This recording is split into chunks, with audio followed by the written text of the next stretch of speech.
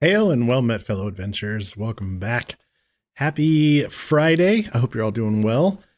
Tonight, we're going to be playing some more Disco Elysium, the final cut.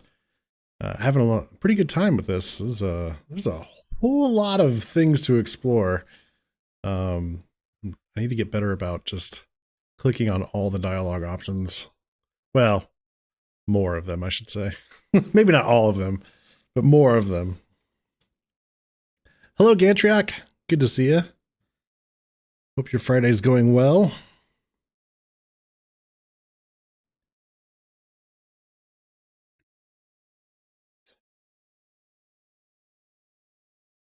And we dig in. We're going to try to get into the harbor today. We'll see how it goes.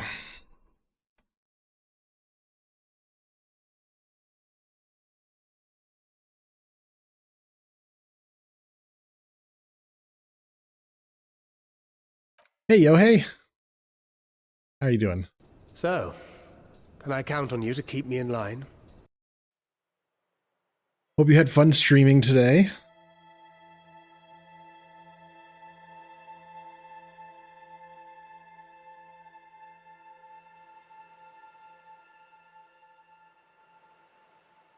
You're not one for role reversal, apparently. Oh, well then. oh my.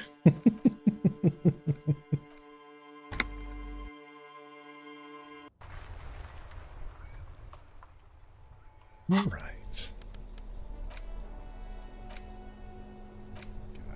So what's this? Land, Empire, and Empathy.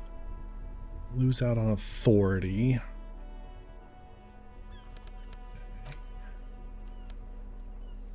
We get logic, but lose out on authority. Okay. Not entirely sure logic is necessarily needed right now.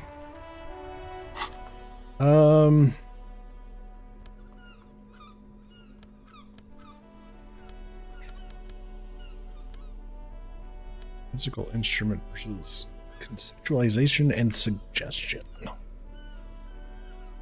Savoir-faire.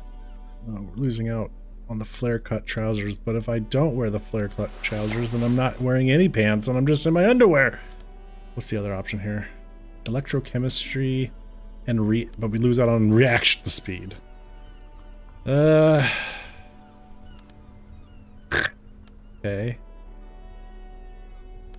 Shoes doing for us? Composure. Lose out on savoir-faire. I need to get some more clothes options.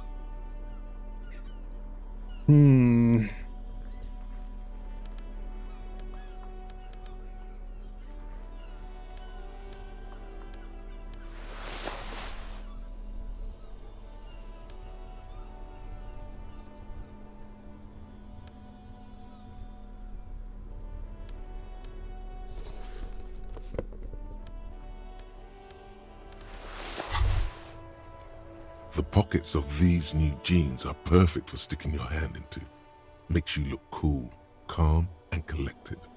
As your hand enters the pocket, your fingers brush against something, soft yet crinkly.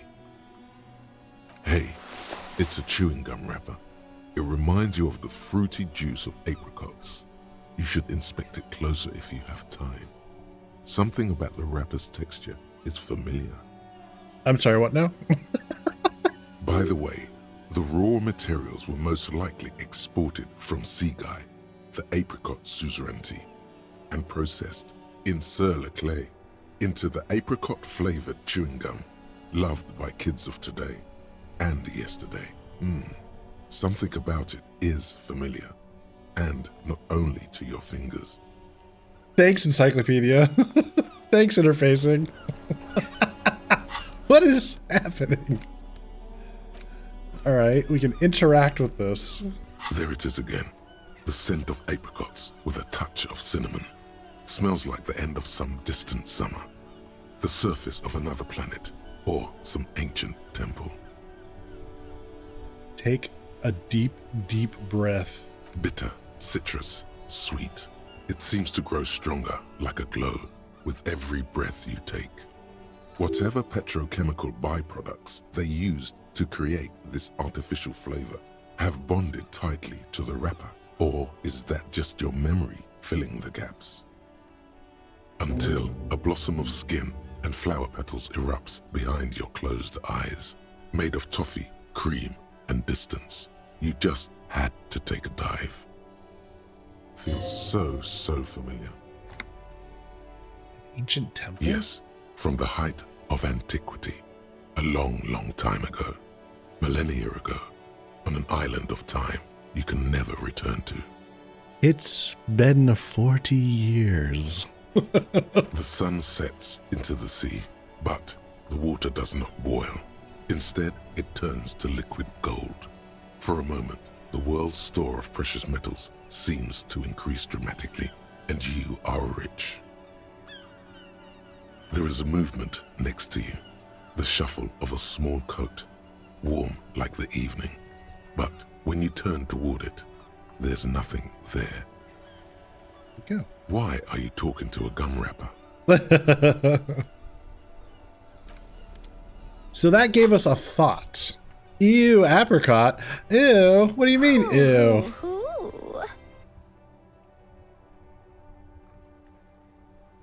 Living in the past, -1 reaction speed. You found a trace of entity who's been stalking you across the plains. The Gloomstalker, the conglomeration, the shadowy organization behind your downfall, possibly connected to the dreaded X something. Granted, it is impossible to determine its true identity, but you can remember where you first smelled its treachery. Yes! Use the Tutti Frutti gum wrapper. Reconstruct the day you first breathed in her untrustworthy atoms. Oh, great. So this is about our ex-wife, ex-girlfriend, whatever. Okay, cool. Do I want to internalize that? One of the most disgusting things, like olives, ruins anything near it. Wow. Oh my. You know, for me, I think I enjoy most fruit flavorings. Most. Not all. But.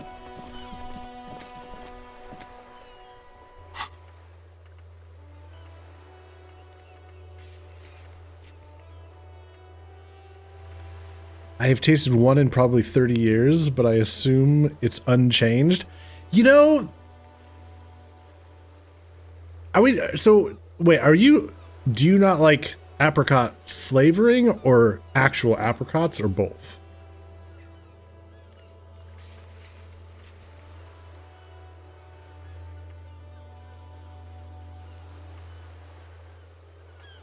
Both? Okay. Yeah, you know, you might given that it's been so long, you might give it another try just to see. I can't tell you how many times I've been like, I don't like this thing, and then I try it, and it's because after it's been a long time, and it's like, oh, well, it's not as bad as I remember it, or it's not as, you know, I actually find that I like it, you know. I don't know. If you get a chance, give it a whirl again, just to see, you know, our taste. I swear to God, our taste buds change over time.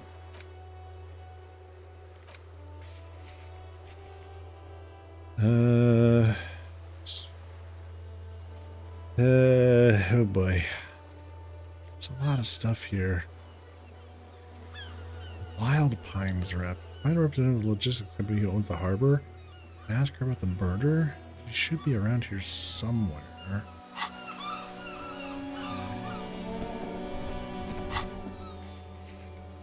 You are here.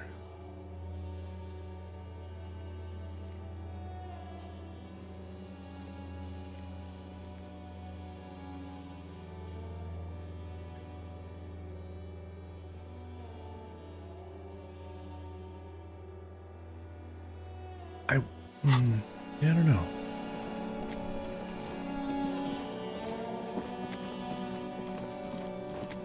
Wait, who's this? Huh?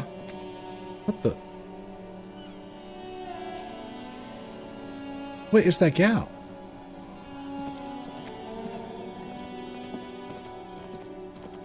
Wait a minute.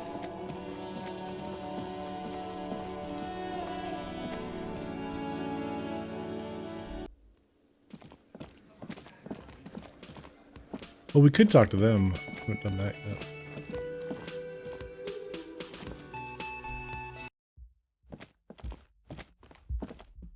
The door is closed. We know she's home. The door is closed. Try the this handle. door can only be opened with a key or from the inside. Okay, knocking again, much harder. Still nothing. The lieutenant gives you a quick glance. He doesn't like where this is going.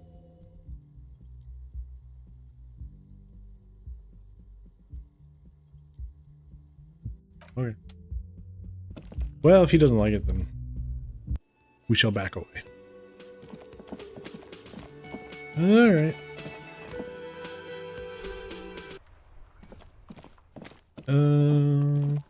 Where was...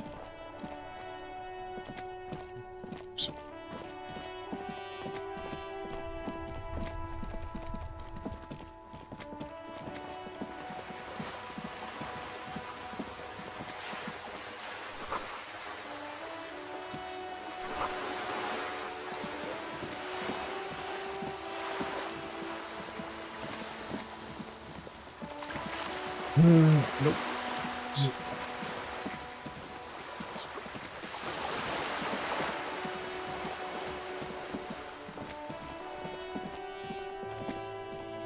Just an ordinary wall.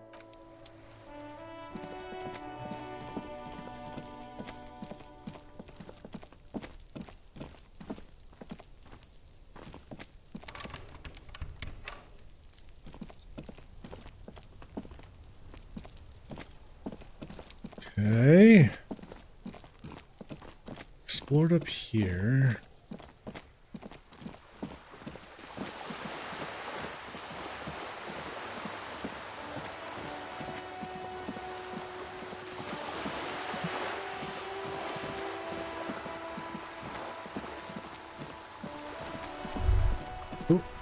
There. Working class drunk. You know what this means, right? Hey, son. Cracked it. All in a good day's work. Thanks, Authority. What did I crack exactly? What do you mean, what did I crack? Look at how working class that drunk is. The missing husband. Yes, and you found him. Now go and tell the working class woman. Protect and serve, recruit. Didn't she repeatedly tell you her husband isn't missing though?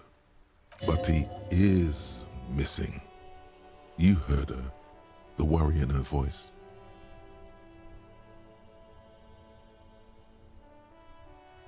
I'm only making a fool. This doesn't add up. I'm only making a fool of myself. Do marriages make any sense?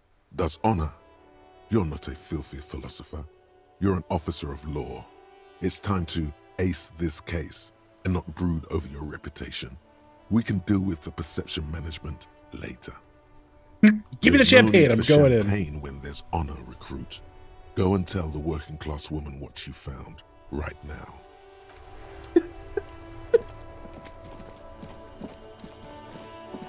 Okay.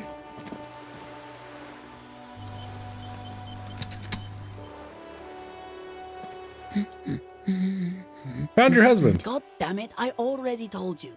My husband isn't missing. Well, I found him nevertheless. I'm Very back well in. then. Where is he? Point to the working class trunk down near the sea. Excuse me? I don't follow. There's something else hiding in her voice though. A trace of worry. I found a working class trunk and I thought it might be yours. Right, because working class women come with alcoholic husbands. You know what? Remember, about that what. Never ever say what.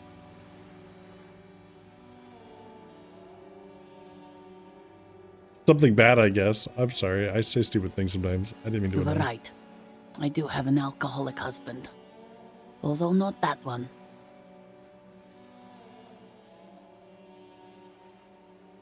You told me your husband's all right.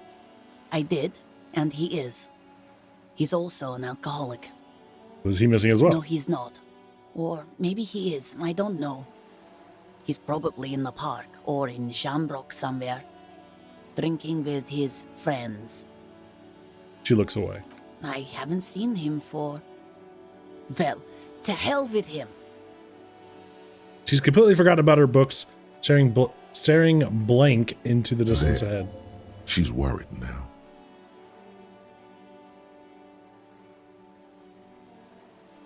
Well, if he's with friends, then he's not really missing. No need to get the police involved. Don't take the case. Don't worry, I'm going to find him and bring him back home, I She promise. sighs, but you can detect a slight hint of gratitude and relief from her face. All right, go ahead. Do you have any questions? Yeah, what does your husband look like? Honestly, not that different from you. She eyes you from head to toe. So let me guess, he's like a late-stage alcoholic then. That's one way to put it, yes. No offense. I'd also add he's a little bit chubby. I see. What else? What else? He was wearing a dark brown leather jacket with a bright blue inner lining. The lining is hand-sewn. I made it myself. She sighs, her voice slightly quivering when she adds, It's his cool jacket. God knows it's too cold to run around in this, but he refuses to change. Who cares about the cold when you have your cool jacket to wear? You can completely sympathize. I can. I get it. I even tried throwing it away once, but he just dug it out of the bin.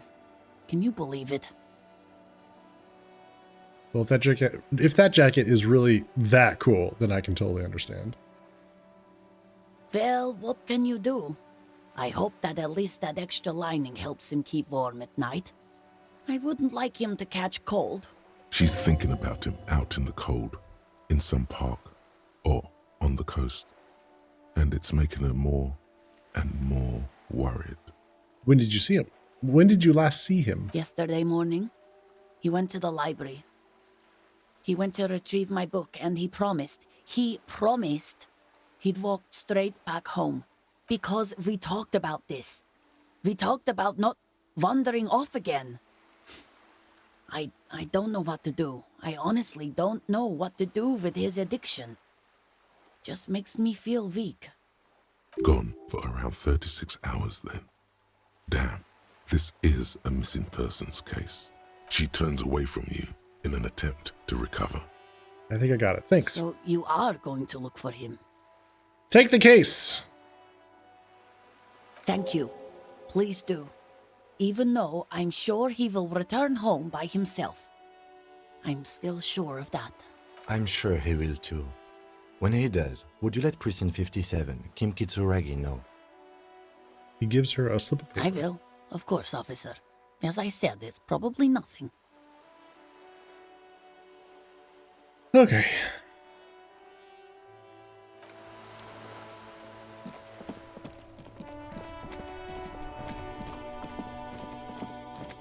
Add another task to the list.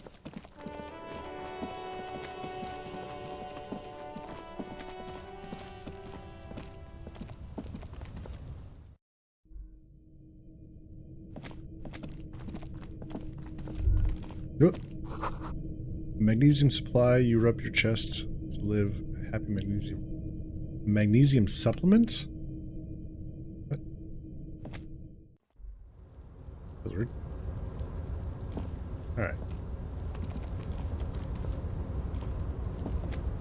Oh, interesting. Wait, what is this? Where are we going? Alright, come on. Move your arse.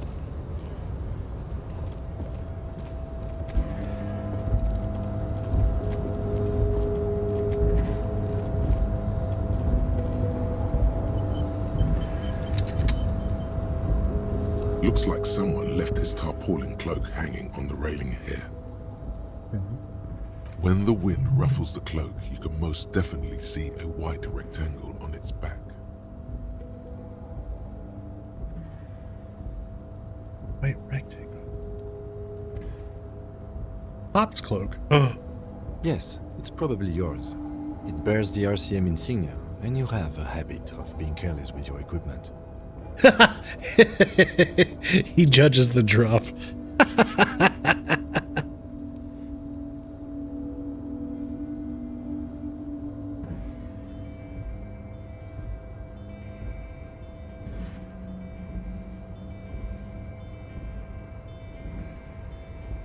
You could probably make the jump. You look like you've done some track and field in your day. Make the jump. Good thing that cloak's mine. Should I go for it? Jump? Look around. The wind is aggressive up here. The lieutenant looks at the enormous crane towering in the distance over the container yard. Yeah. The look in his eyes is a mix of the engineer-like interest and the wonder of a 6-year-old seeing a horse for the first time. That machine is a Kvalsund 1020 HK. Ah. Is it? Kvalsund makes a lot of heavy equipment, but this is phenomenal, even for them. But I digress. We were focusing on your cloak here. He looks at the sad piece of fabric flapping in the wind. Okay. Do you think this cloak is mine? Should I go for it? The cloak? I do think it's yours, yes. As to whether you should go for it? He looks over the ledge at the cold pavement below. Well, it doesn't seem too dangerous. 2 meter stops. Whenever you're ready to do it, I'll be right behind you. The cloak looks like a bag of goodies floating in the wind. Who knows what its pockets may hide? I was under the impression we are on our way to meet the king of this castle under siege, Evrard, one of the people we're interviewing. This way we may be able to get around his henchmen. Or it could be that we are just exploring. He's thinking you've forgotten where you are again. Subway Fair? I don't have enough points. Let's see. Wait, Subway Fair. I am at a -1. If I take the shoes off.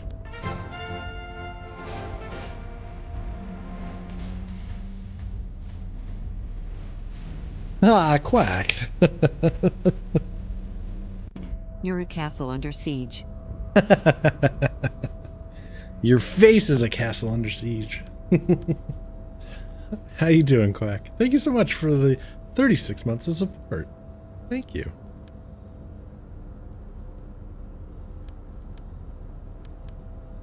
I wonder if reaction speed will also help. Chemistry, interfacing.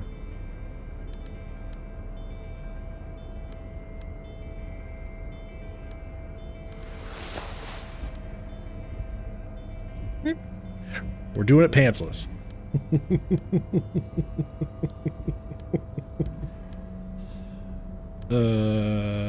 Alright, I better save the game. See if we can get this. Seems important. That one actually kind of makes sense. The tarpaulin cloak with possible RCM markings is still caught on the railing. 28%. Alright, here goes nothing. Oh, that didn't seem good. That did not seem good.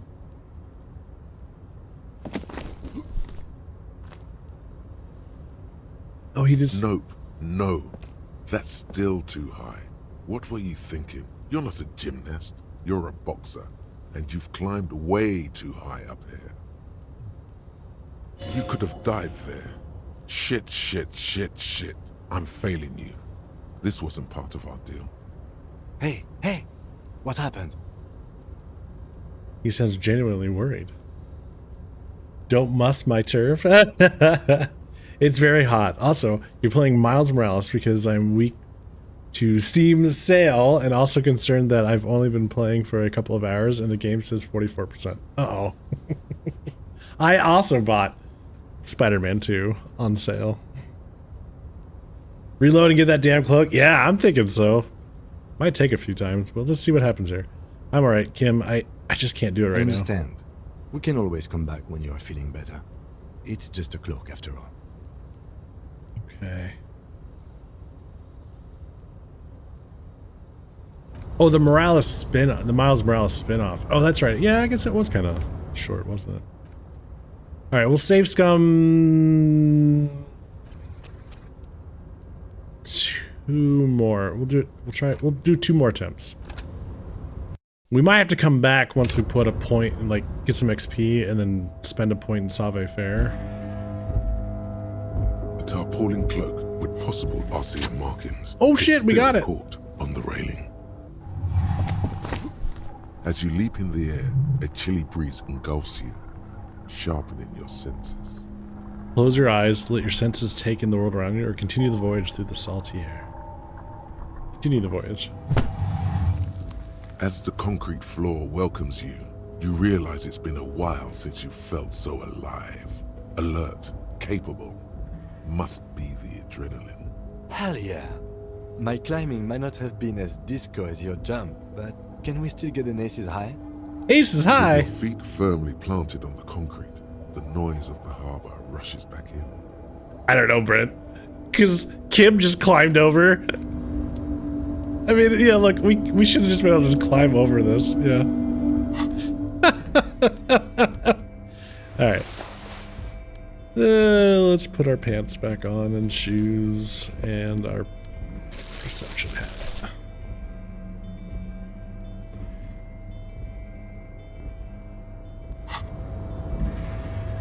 Save that. Hell yeah. You want to buy Spider-Man 2, but it's still a little pricey for me. Also, I couldn't resist Ratchet and Clank being 30. Oh, nice. All right, let's see what our reward is here. We have the RCM Patrol Cloak. We get +1 to Spirit Decor and +1 Shivers. Oh. So what is... Oh, this would be in place of this jacket. Ah. Ooh. +1 to Shivers, huh? Alright. Got our RCM cloak.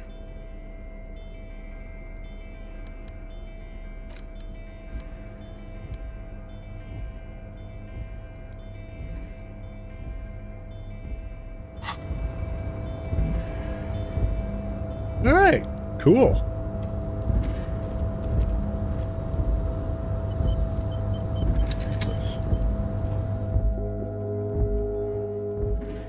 Oh. We're Hobocop, and we don't climb things, we hobo jump! Because the pantsless wonder don't fucking climb, apparently. Yeah, right? Also, you want to finish Miles Morales 2, before 2, and if I have access to both, I probably won't be able to resist since I saw you play. Oh, okay, okay. The radio is emitting strange buzzing sound. Okay, what is this place?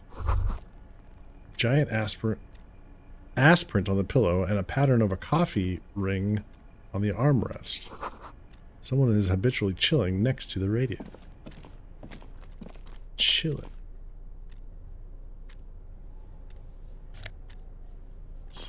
A book. Use it on... Okay, I found a book. The leading intellectual organ of Martinez communism offers a radical perspective on a range of contemporary issues. The front of this quarterly journal features a large satirical portrait of the late King Friesel. From the sides of his head, a pair of white antlers spread to the corners of the cover. Why Friesel? Because Friesel was incompetent, foolish, and cruel. In short, the embodiment of everything the communards wished to overthrow. It's satire, you see.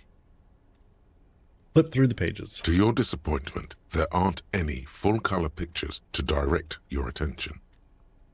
Just column after column of closely set text, interrupted occasionally by little doodles in black and white.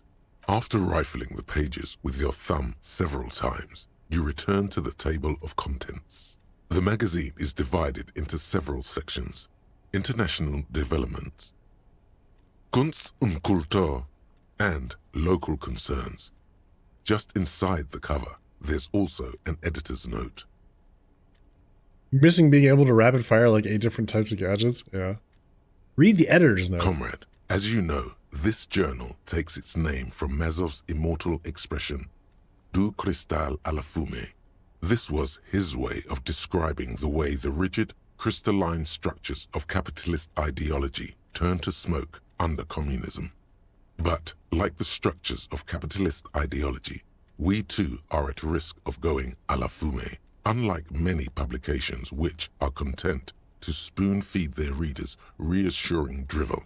La Fumée is committed to telling the radical truth, even when that truth may drive away potential subscribers. Only 4 issues in, and it sounds like they've already alienated their readership. So please, if you value our radical Mazovian perspective on contemporary politics, culture, and international affairs, please consider subscribing today. Yours in struggle, the editors. Damn, I think this is a communist magazine. What do you expect? It was laying around the office of the Debarders Union. They're probably bankrolling the thing. You flip back to the front of the magazine. The table of contents unfolds before you. International developments? This section includes a long, tedious critique of the latest round of free trade negotiations between the EPIS nations and the Free State of Semenine. You also skip over an article about heavy fuel oil smuggling along the Mesk-Messina border, something about bear wrestling in Samara, book riots in Yugograd.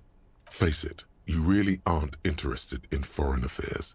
You're not even sure where most of these countries are. You flip back to the front of the magazine. The table of contents unfolds before you. What is Kunst and culture? It takes a moment, but gradually it dawns on you that Kunst und Kultur must mean arts and culture. Why they decided to title this one section in Volda is beyond you. It evokes a sense of recognition and fellowship among those privileged enough to understand. As you leaf through this section, you come across several reviews of recent radio plays, as well as a brief artist spotlight featuring a local artist identified only as CS. The main feature, though, is a long essay titled Tip Top Tournée, a critical Mazovian perspective.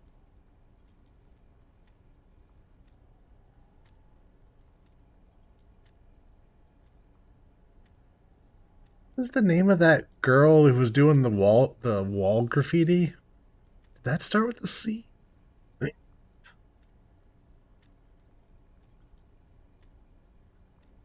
Tip Top Tournée is an inter-Isolari racing series, mostly known for its high speeds, ludicrous sponsorship deals, and high death toll. In Revachol, it's held quadrennially on the prestigious Zero Carousel racing circuit. Let's read the profile of CS. Christian Stewart? This so-called artist spotlight is really just a brief Q&A, made all the briefer by the subject's evident hostility to her interviewer. Oh, I think it is the same gal. All right. You think you're settling in for a relaxing recap of the most recent season, maybe sprinkled with some nice anecdotes about a few of the more colorful drivers. Instead, you find yourself skimming a 10,000-word feature about all the politically problematic aspects of Tip Top Tournée. Where to even start?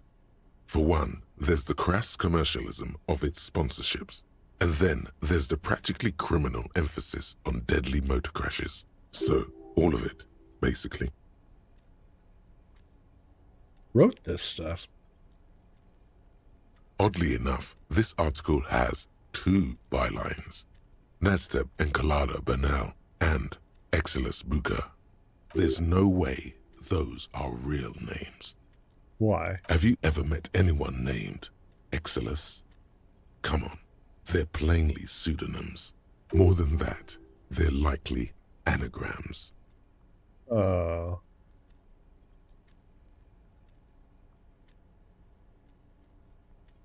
Under capitalism, the article says, every pursuit has its price. Every pleasure, even one as elemental as the joy of racing others around a track, is reduced to an advertising opportunity. Thus, the so-called tournée becomes a competition between increasingly meaningless brand signifiers. Your discount laundry detergent racing against a pack of Astra cigarettes, or even a fritter. But then you can see them And that crash. precisely is what's problematic about it. Were it not for the promise of random, spectacular violence, audiences would quickly lose interest. Oh, I see. We're talking about NASCAR. At the end of the day, it's the destruction of these 750,000 real races that you're really watching for. You're right. I really am just in it for the You violence. see, one cannot avoid the conclusion that Tip Top Tourney is simply the apotheosis of spectacular entertainment under capitalism. Or WWE. There you go.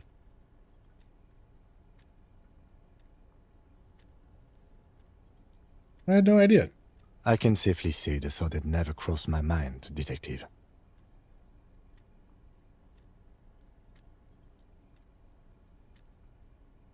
Too bad. I thought I liked it. You can still like it, Detective. Just because a couple of fools wrote an article doesn't mean it's true. If I had to wager, I'd say they've never even seen the inside of a motor, much less a motor race. I take whatever they write with a large grain of salt. You flip back to the front of the magazine.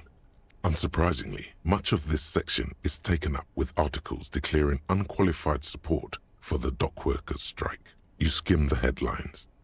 Paint the harbor red and white. Martinez tames the wild pines. A city in revolt. Finally, there's a brief article by the writer, G. Martin, accusing the owner of the Capeside Apartments of illegally attempting to evict certain communist tenants simply for not having paid their rent.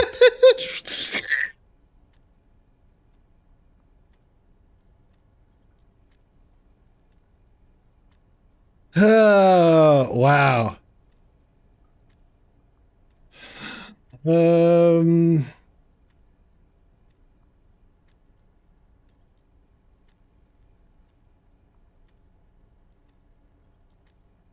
Would it be better for everyone if labor and capital could reach some reasonable accommodation? According to these editorials, there can be no accommodation with the forces of international capital or their mucilaginous allies in the coalition. Why do communists love puerile insults?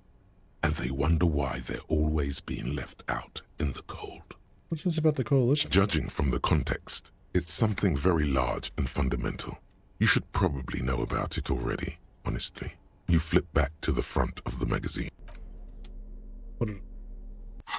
Okay, what else we got here? Got a file office cabinet. The drawers seem to be locked. Left the coffee machine on.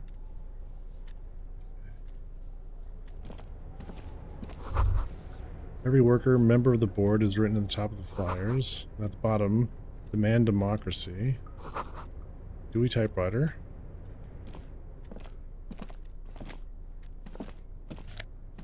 Postcard.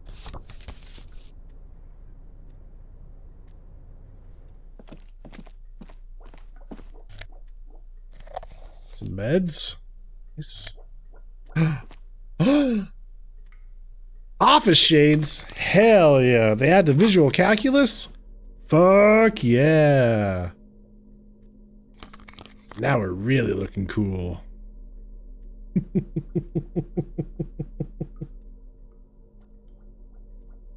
Wait, I gotta see. Oh yeah. Oh yeah. Damn cool.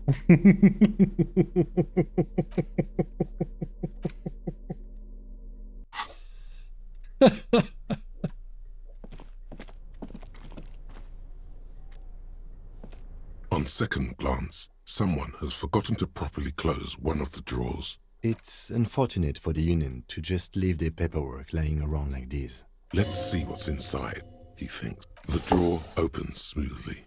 Inside is a well-organized selection of brown folders. Browse through the folders. Hundreds of documents containing logistical data. Two kinds of transactions stand out. Materials coming into Revachol from the outside world, from Muindi, Grad, and even Ilmara. and the same materials being handed over to companies inside Revachol, Coulon, Coal City, La Delta, and Jamrock are listed among the many districts where the imports are being sold. Anything interesting? It's hard to make sense of this thicket of company names, dates, quantities, and percentages. You try to focus, but the lines are getting blurry. The drawer slides. Do you think this is going to be important? That we're going to need to save scum it? Or should we just try it once and move on? Stands steady as ever, and the unlocked drawer slides out to greet you. Your face looks like those fake glasses and nose. What? If I ever saw you in my office, I'd have you thrown out. Save scum everything. All right. Whatever's hidden here is hidden well. Concentration isn't enough. Only a trained accountant with a background in logistics would be able to really make sense of it. However, there is a little handwritten note stuck on the side of the drawer. It appears to be a to-do list written in large, uneven capital letters. Remember, Leo, Everard's shoes, special whirling borscht, water Everard's plants, sweep office floor, more banners. All items on the list have been crossed out and the note itself is crumpled.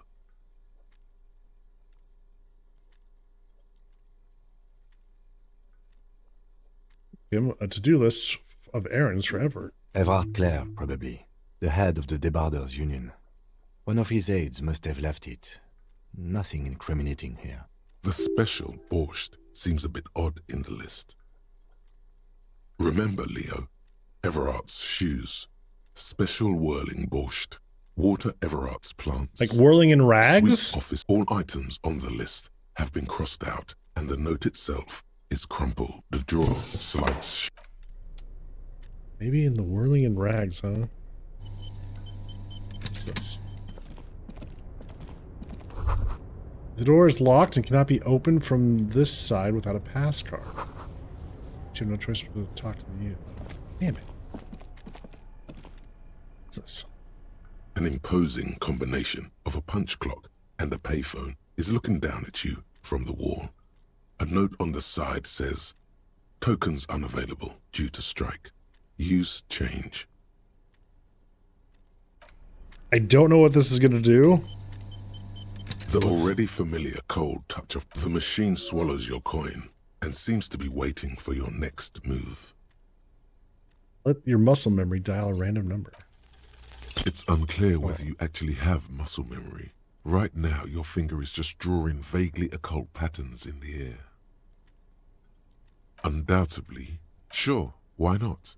Muscle memory is a tricky thing. Okay. Go this way.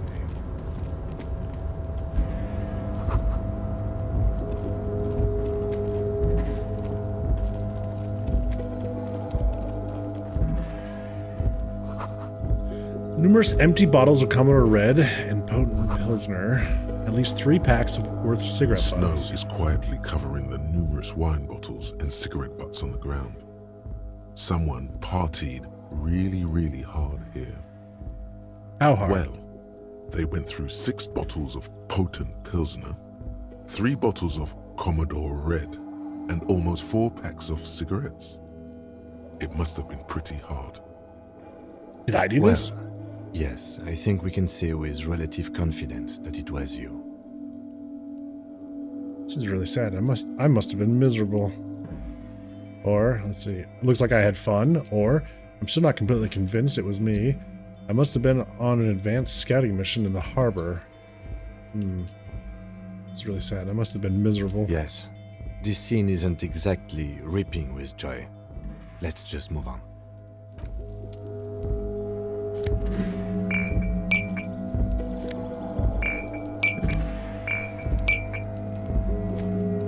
Get some of our cash back. Clean up some of our mess.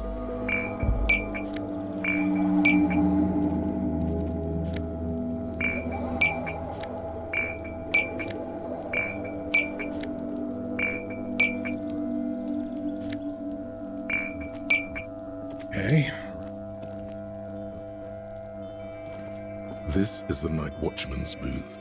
The name on the door reads, René Arnaud. Brain, you're an idiot. You a useful idiot? No. Listen, it's okay to take a few minutes to yourself. Sit down and have a breather. This is where... If you must. But please hurry. We are pretty easy to spot up here. Nothing incriminating catches your eye. The cabinets are clean and their sparse contents meticulously organized. There's a framed photograph on the table. Take the picture. It's a black and white photo of a young couple out in a street fair. The man, René, is dressed in a Royal Carabinier uniform. The girl is young and very pretty. She is smiling playfully at the camera. René looks like he's about to smile. This photo must be tied to some good memories. Why did you take that picture of René?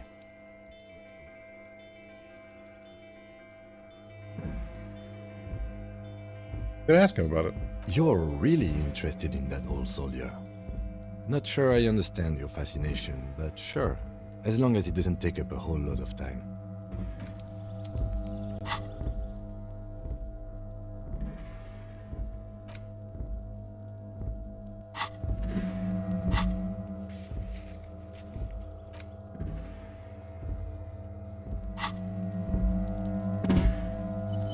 I wonder what sitting down would do. This is the night what the chair is not as austere as the rest of the booth. A thin grey pillow is attached to the seat, secured to the stiles by black ribbons. Breathe deep. Stale air floods through your nostrils. Not a single mote of dust floats inside your lungs, though. The Search for a inside little of the something, booth something to help is you out. immaculate. The drawers are empty, save for old timesheets and receipts. One small box, however, does hold some cheap painkillers. They are slightly out of date. Kim, would you mind if I help myself to some meds? I'm not here to tell you what to do, detective. Take the painkillers. Oh wait, read the side effects. Oh boy, where to start? Elevated risk of dementia, mini strokes, Prophet's disease, sudden death, What? hair death, erectile malfunction, critical flatulence, watery blood, black mucus, uncontrollable weeping, increased sensitivity to La Opera, inoperable joint disorder, total spinal collapse. Maybe this was a bad idea. Yeah. Maybe we won't take You this. stand and exit the booth. Oh, damn. Oh.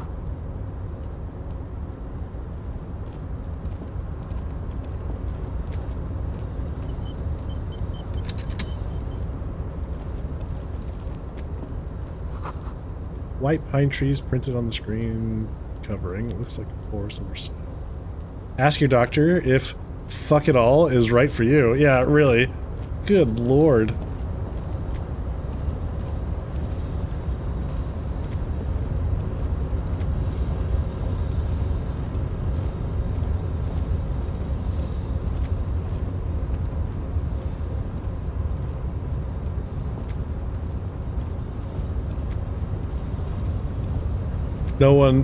No one likes L'Opera anyway. Downs the whole thing. Wow. You see faded industrial letterings on the platform. Hey, Chillinator. A pretty funny internal monologue moment. We were reading the side effects of some out-of-date painkillers that we found. They're a pretty long list of bad side effects. So we decided not to ingest them.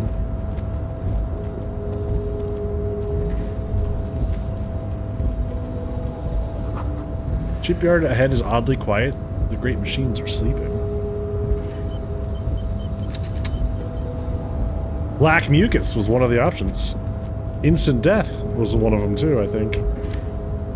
And erectile malfunction. They said erectile malfunction, not erectile dysfunction. Malfunction. I'm curious to know what the difference is, but not curious enough to try it. To find out. Malfunction is worrying. Yeah, that entire list was worrying. The musk of oil and rust comes from the chasm in front of you. It smells like blood.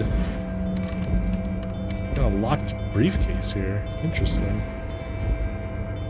What's going on here? Industrial-sized thermos. Smells like burnt coffee.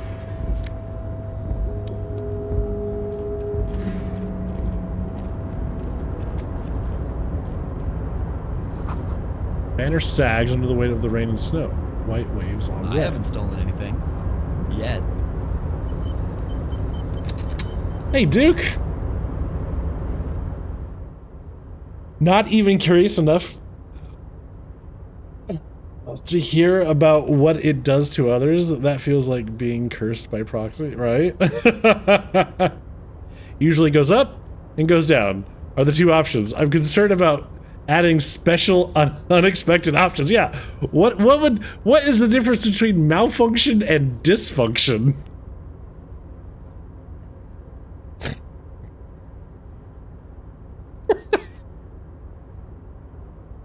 Oh boy. Container, container, I'll turn you nice and red. Container, container, put the logos on. The least harrowing of the side effects was increased sensitivity to the opera. Well, Doc, that's when things went the thing went sideways. Don't you mean things went sideways? It wasn't a metaphor. The lyrics to this container song are being made up as he goes along. The accent is so thick, it's impossible not to notice he's Ubi, from the vanishing peninsula of Ubisund on Muindi. What the fuck did you walk into on this? We found expired pain medication, and before we decided to take it, they let us read the side effects. And one of the things listed in the side effects was erectile malfunction. So we were trying to figure out what would be the difference between erectile dysfunction and erectile malfunction. Container, container, used to be Wild Pines. Container, container, now belongs to Everard. The tiny man is engaged in his work and doesn't notice you. Hi. Everard, Everard, Everard, he looks after everyone. Huh? Well, hey there. How can I help you, mister? The look in his deep blue eyes is as sincere as you've ever seen. Kind of makes you feel like an arsehole for no apparent reason. I see you are not a union man, mister. Did you get lost? You're not one of them scabs, are you? What is it with you people and scabs? I mean, I don't personally mind. Folks is just folks, you know, and folks gotta eat. Just some of the other guys don't look too kindly on the scabbing kind, if you know what I mean, mister. You're...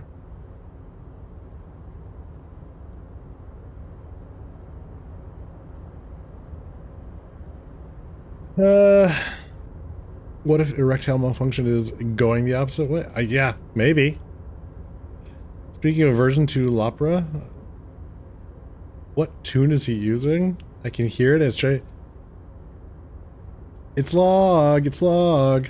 It's good, it's great, it's bad, or something like that. It kind of sounds like the beginning of the log song. Kind of.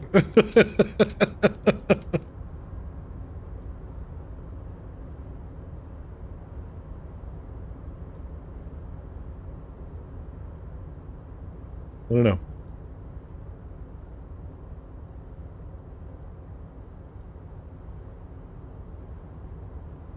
It's the container over there. You're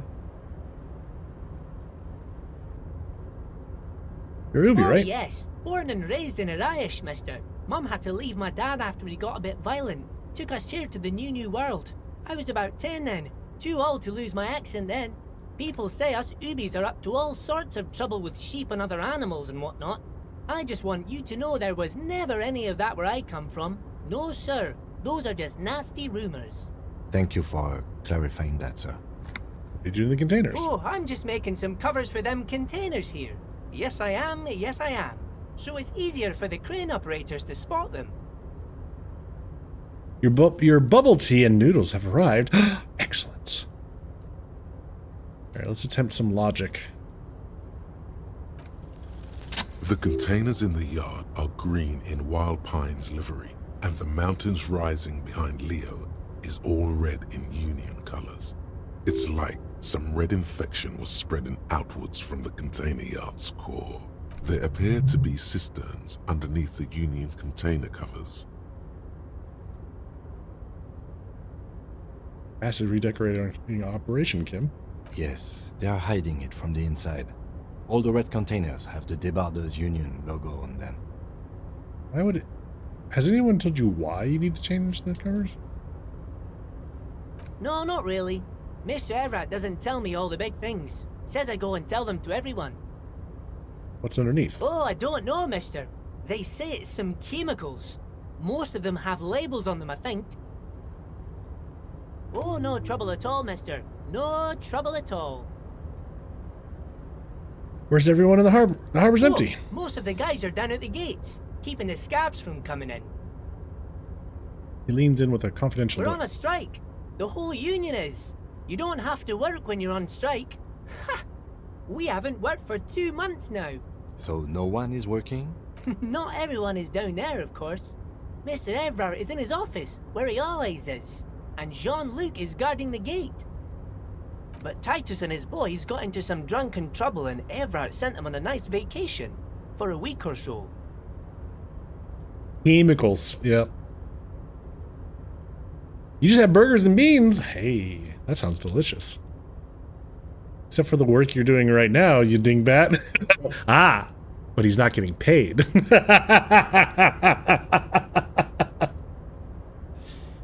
He's volunteering his time for the union. Let's see. Get into some drunken trouble and ever sent them on a nice vacation for a week or so. What kind of trouble did this Titus and his friends get into? Whoa, I'm not really supposed to talk about that. That's union business. He smiles and leans closer. Him and his boy stirred up something in town. Probably drank too much and got into a fight or something. I heard Mr. Everett telling them to take some time off. But what did they actually do? I guess the boys got a bit too rowdy and had to let out some steam. I don't really know the details. That's just how boys are, you know. I haven't been in a fight since I was in middle school. Easy, Leo. Let's keep this on the hearties. Looks to you for assistance. Look at him. It's not going to be anything useful anyway. Don't fight it. Better to go with the flow. Too, Roddy. Leo, what kind of fight did they get into? Did they kill a mercenary? Let's hear about this. Better to go with the flow? Oh, wait. Rhetoric. Look at him. It's not going to be anything useful anyway. Don't fight it. Better go with the flow. Let's hear about the fight you got into. I remember I was the runt of the class. The bigger boys always used to pick on me. You see, I had a bit of a temper back in the day.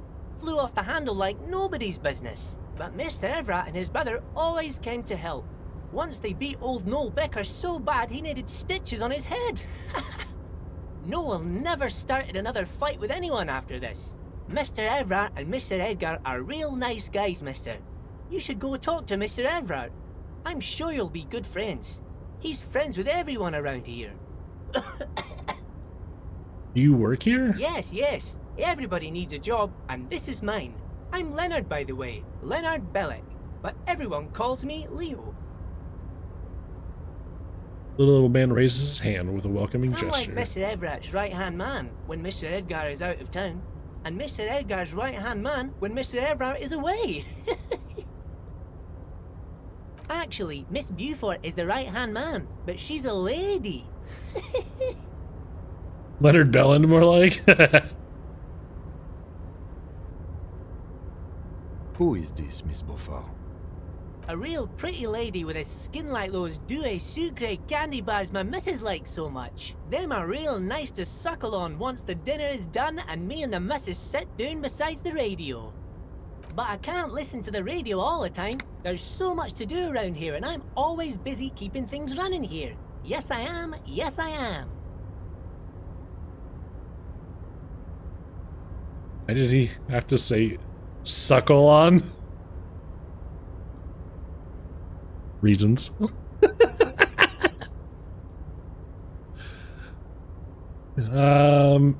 Who's the Miss Beaufort you mentioned? Oh, Lizzie. She is a real sharp tool. Mr. Everett put her through some fancy school and everything, east of the river. 4 years she was gone, and when she came back, she was all fancy and lawyerly. He respects that word. That's obvious. But she's a real nice girl. Grew up in this here neighborhood, knows everybody and gets along with everyone. Real pillar of the community one day, I'm sure. For a fraction of a second, there's sadness in his eyes. If me missus and me was to have a child, I'd be real happy if she turned out like her. But she can't have kids. Oh. Dr. Lemaitre said so, and she knows about such things.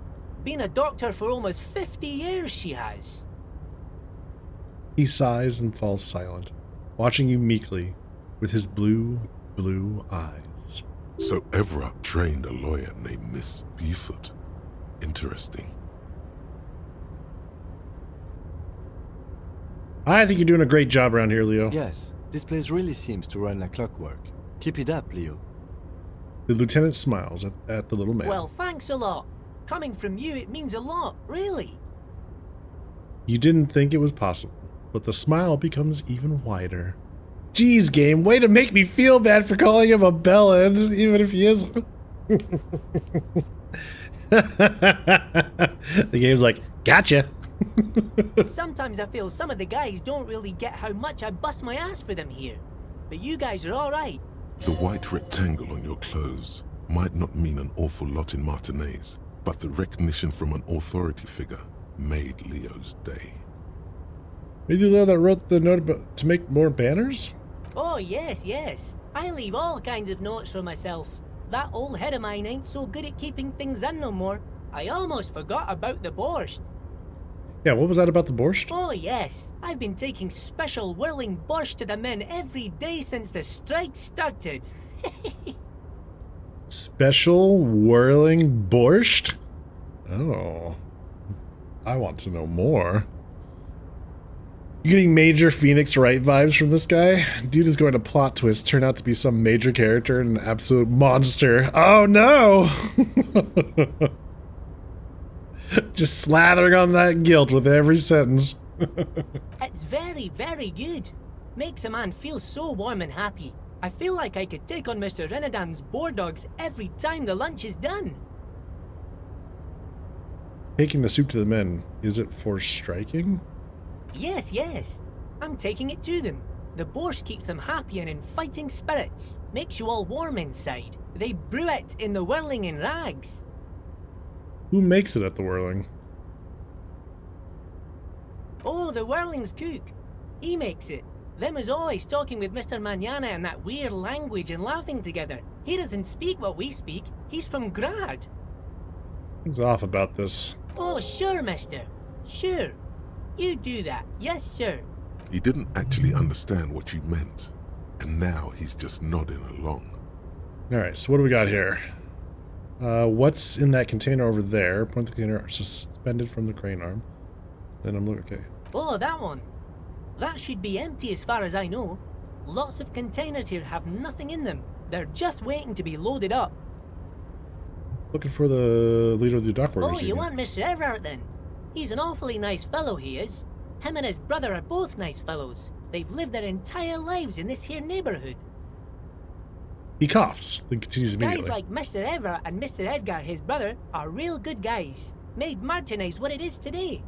Mr. Everett and Mr. Edgar and I went to the same school we did when we were boys. Oh. Where can I find him?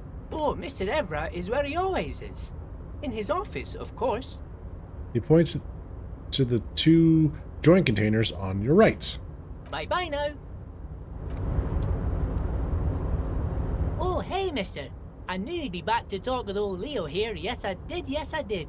It's like Lady Larice said when she opened a bathhouse in the basement of my apartment building.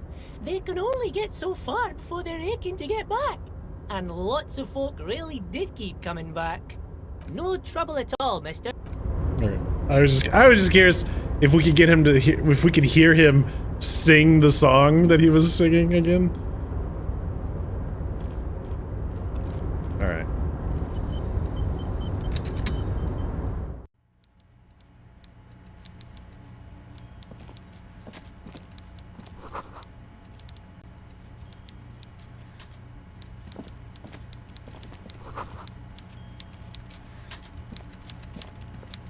Oh God.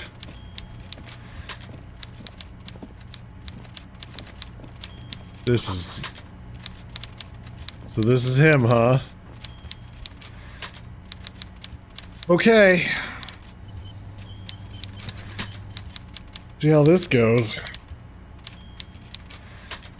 Before you is a walrus of a man seated behind a large desk. He looks up from his work, not the least bit surprised to see you.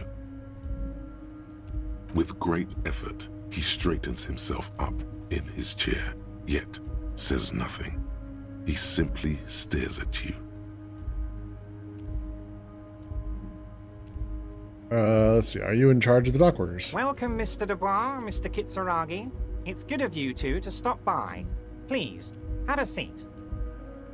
He gestures to a tiny chair opposite of his giant desk. I'm Everard Clare, head of the Debarders Union here in Martinez. And relaxes into his chair and continues. I'd offer you my hand, but unfortunately my health prevents me from getting up. You understand? He looks extremely comfortable. The tiny folding chair, on the other hand, looks like a torture device. You go ahead, detective. The lieutenant nods at you, then the chair. Whatever he has in store for you, it can't be good, he thinks. I'll do my best. Forget about that. What's with this Dubois stuff? You're getting some seriously bad vibes from that name.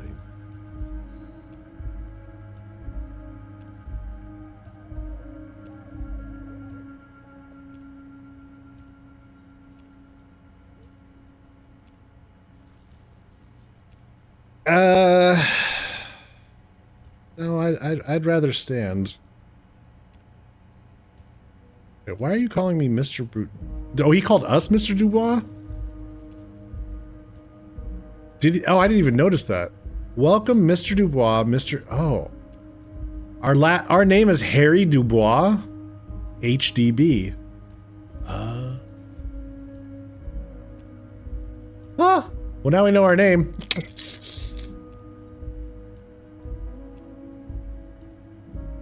Why are you calling me Mr. Dubois? Please, Mr. Dubois, let us converse in a civilized manner, as equals. Take a seat. I insist. It's nothing. Yes, that's probably right. It's nothing. Forget about it. Filter it out. I don't sit. It's kind of my thing. Very well, Mr. Dubois. I respect a man with strong convictions. As he nods, his multiple chins move like ocean waves. I, too, have convictions. One of which is that I will not engage with any man who won't face me at eye level. Should you find yourself more amenable in the future, I'd gladly resume our conversation. But until then, I'm afraid I must ask you to leave. Okay. You're no Titan of Elysium, buddy. He's got you in a fork. Sit down or leave. All right. Excellent, Mr. Dubois. I can see that you're a reasonable man, and reasonable men can be of great use to one another. Gives you a sly wink.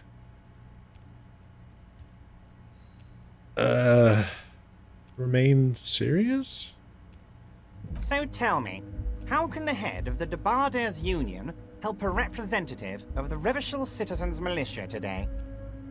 The chair you're sitting on has got to be the most uncomfortable chair in the world. It's violating your backside. What the fuck? Son of a bitch. Oh, by the way, I heard you got a rather rude reception from a certain Lawrence Gart. Some people have no manners, it pains me to say. This should take care of that nonsense. Points to a giant novelty check on his desk. It's absolutely comically huge. It should be sufficient to cover your expenses for a few days and patch over your differences with a cafeteria manager. Go ahead, take it. Wow, that's 25 real. That's good money. You need it.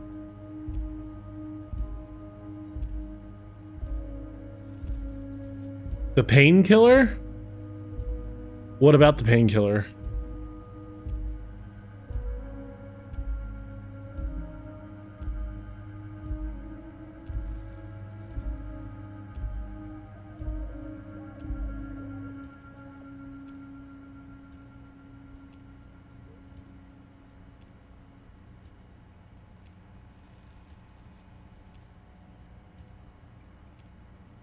Wonder if it would have changed the sequence if you took it, since you could override the chair. Oh, maybe.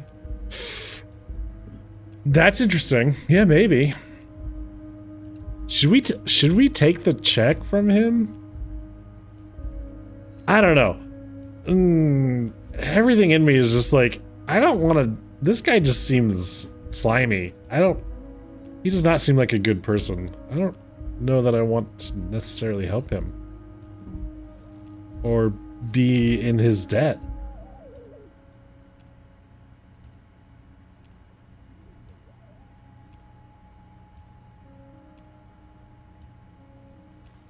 No,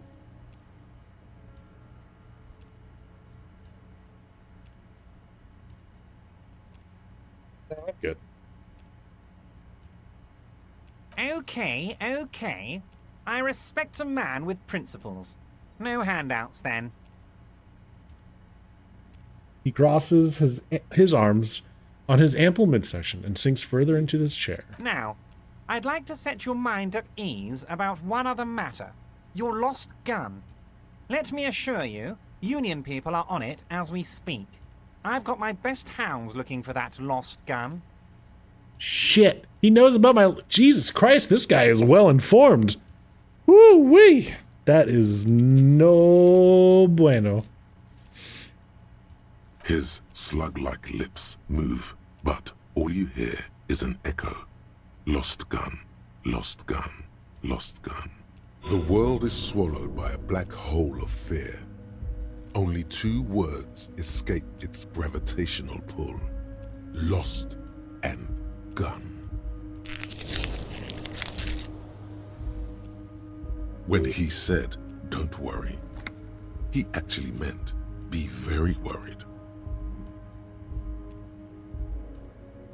How do you know about my lost gun? I know everything, Harry. Right now, I know that you're worried. Don't be worried. Everything's going to be all right. It's not like you left it loaded. You didn't lose a loaded gun. Local children aren't out there playing with it right now, pointing it into their own mouths. It's in a safe place. I just know it. I have a feeling everything's going to be all right. It was loaded. There were 2 bullets in it. You always keep at least 2 barrels loaded.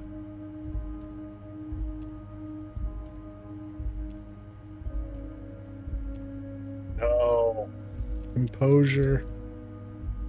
Our composure. Side effect spooks? Wait, what is side effect spooks? A red check and it can't be... Wait, Kim? Officer, we will deal with this later. We don't need Mr. Clare's help with this.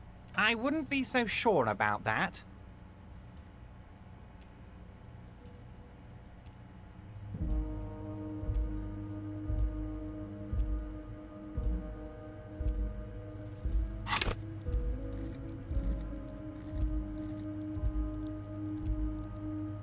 Which one's composure?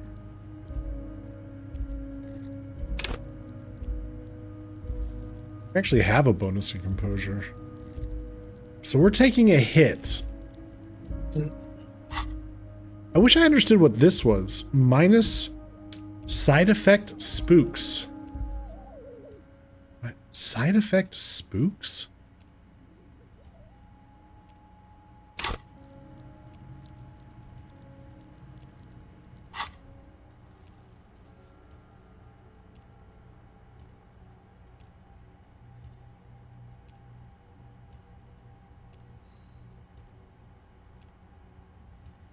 That's that he does the gun isn't, yeah.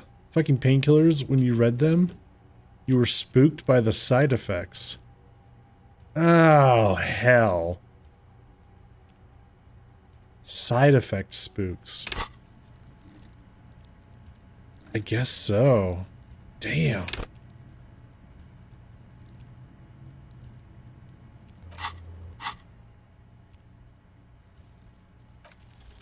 Who does this guy think Oh! you are? Ronnie the Rookie? You ain't worried about no lost gun, or unpaid bill, or... Boxcars! You're the bad cop. You're probably more corrupt than him.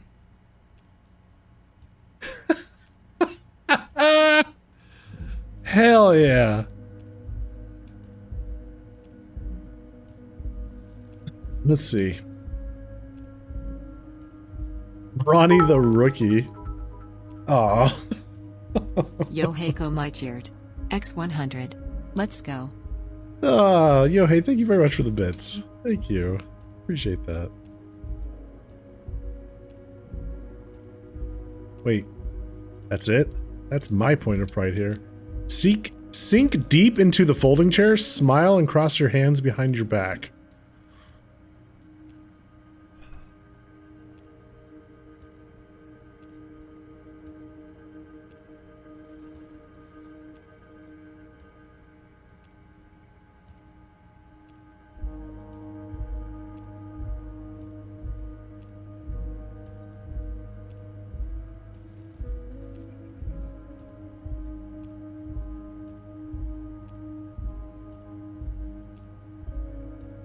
I guess we play into it. The fat man does the same, sinking deeper into his chair than one would think is physically possible. He seems to be enjoying your little display. Good. Now lean in with some corruption. Listen, Everett, pal, we both know what makes the wheels of the world turn. That we do, Harry. Let them say what they will about you and me. We're both born fighters.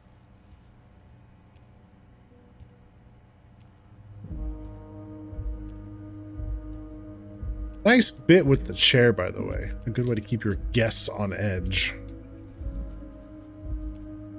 Why, thank you. It's always nice when a fellow professional appreciates your work. That's it.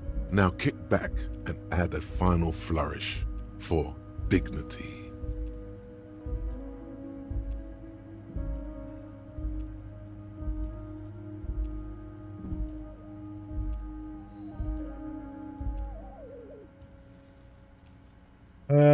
This is a worm's lair, and we both know why I'm here, to help grow your horde. Thanks for your hospitality. Feel free to visit me down at the station anytime. I'm not saying I'm corrupt. I'm rational. Interesting.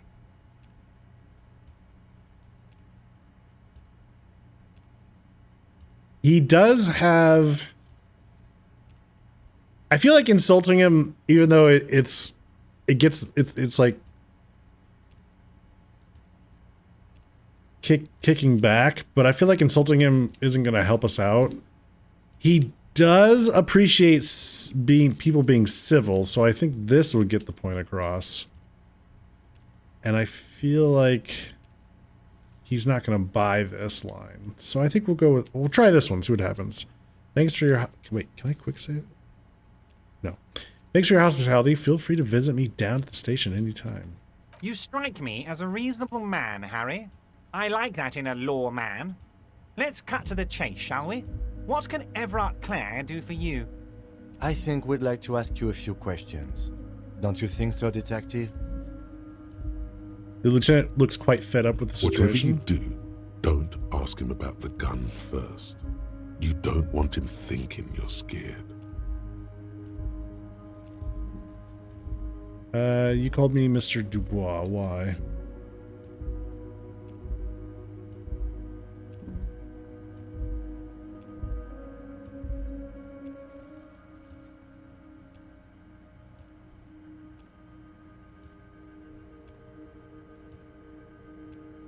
Of course. Let us dispatch with the formalities. You call me Everard, I call you Harry. That's what the hanged corpse called you. Harry. Really, my name? My God, so it's true. I didn't want to believe it, but you are a fantastic science fiction amnesiac cop, aren't you? What are the odds of that? I think the odds of that are very low. It might be a good idea to hide your confusion. I mean, see what his game is first. My memory's fine. I'm just testing you. So good to hear that, Harry. Apparently, my sources were wrong. However, if you did have a spot of memory trouble, I could help you out with my big fat folder. Words flow like a river of honey from his lips. I guess word has already reached him. No matter. No harm done. It's just a brown folder. You can't make out what's written on it. Are you trying to tell me you've gotten hold of some of our documents? The lieutenant inspects Everard over his Mr. spectacles. Kitsuragi, would you mind? Me and Harry are talking about his lost identity right now. Don't just jump to the folder. That's not smart. Shows you're on the edge. Do some probing first.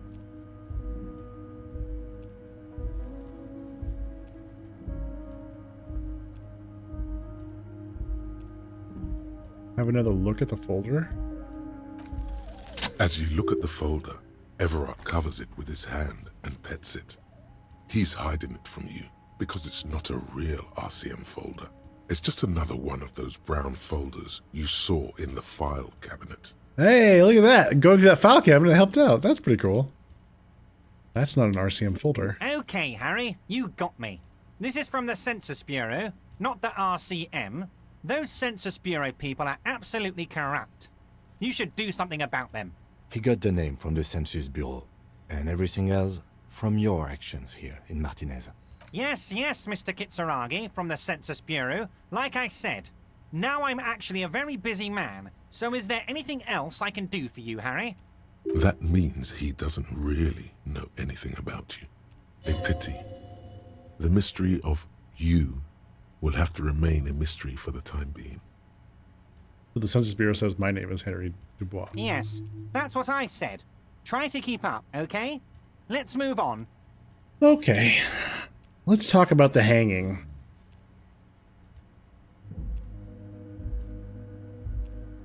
Oh, of course. That's your main thing here. That's why you're in Martinez.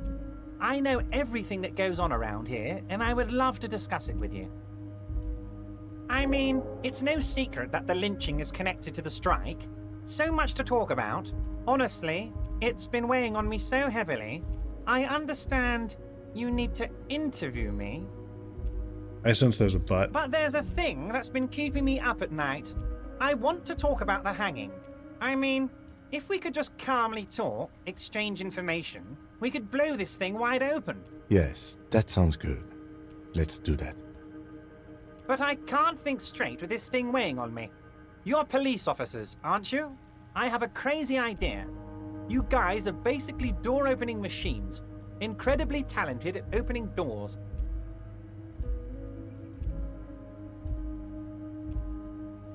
I've opened a few doors in my life. And I'm sure you're going to open this one with flying colors, Harry. This really is very simple, and there's nothing shady about it. An excellent opportunity presents itself, sire. You could win the trust of the arch-liar, pretend to play into his hand. Then, should you wish, bend his efforts towards your own. Okay.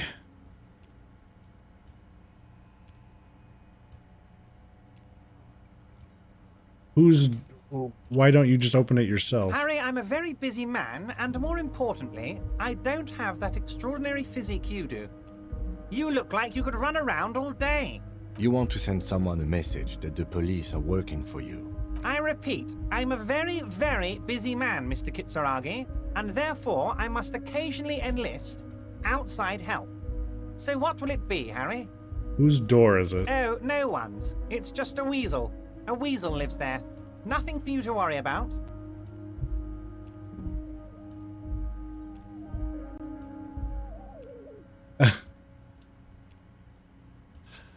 Atoll, hello, welcome in. How are you doing?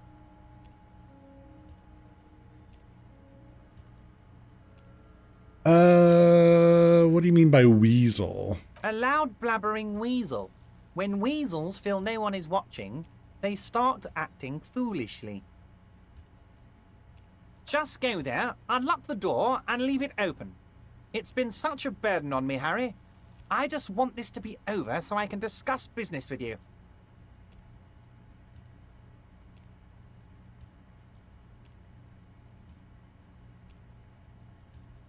That you don't even know anything about the hanging. Harry, my dear friend, I am what people call a local bigwig.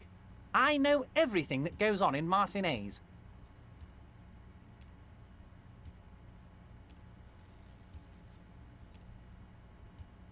Refuse the task. So, wait, it's okay.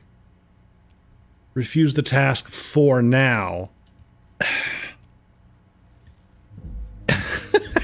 So, this is one of those things, let me guess. This is one of those things where we have to do the thing.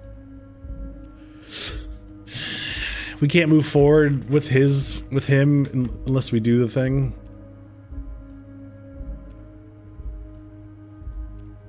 What did Drama say? An excellent opportunity presents itself, sire. You could win the trust of the Archliar, pretend to play into his hand, then should you wish, bend his efforts towards your own.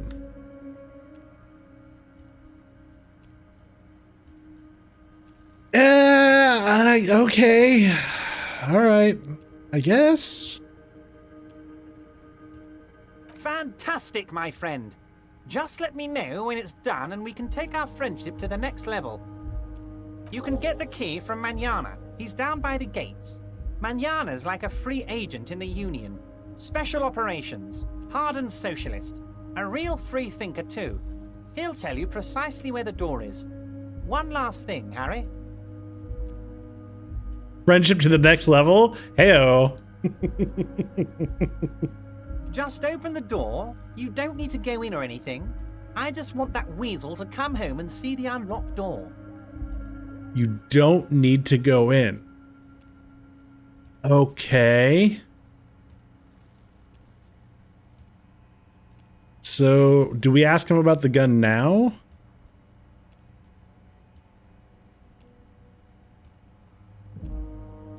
What's the shady brew? I'm looking into your shady brew?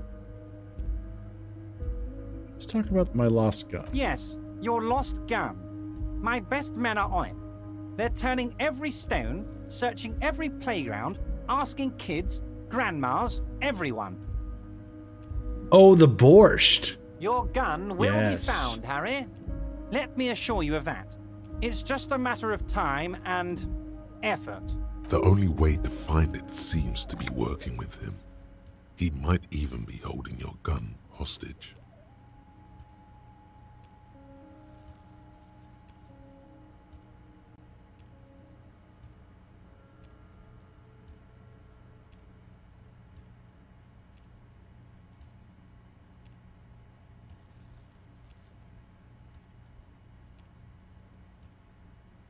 I will not be blackmailed with this gun business. Harry!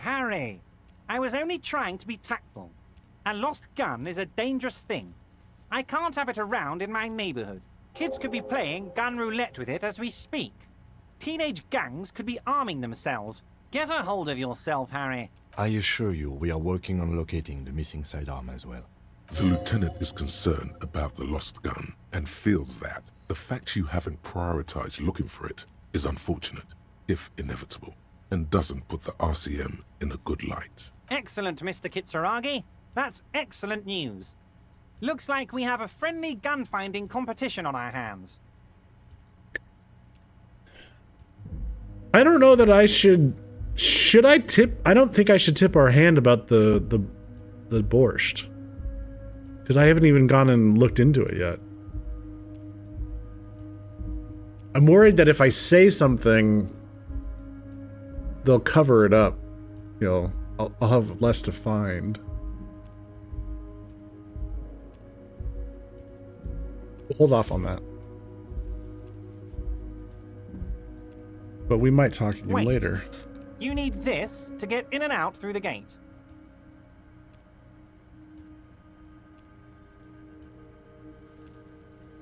I was wondering how I was supposed to get out.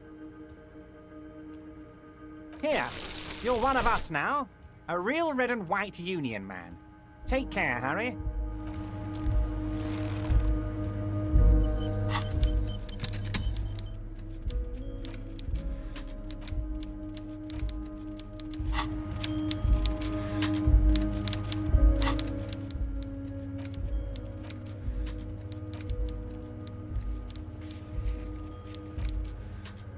Okay. Well, I think I agree.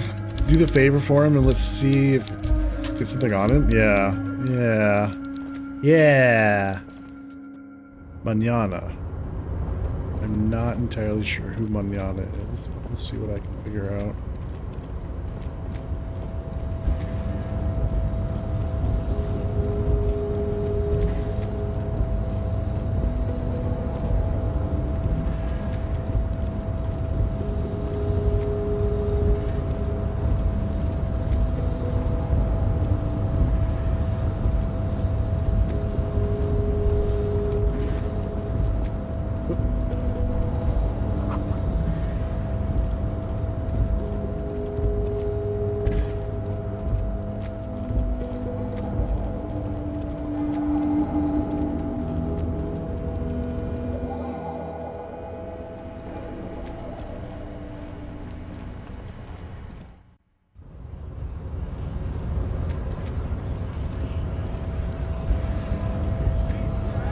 So, how'd you like our harbor?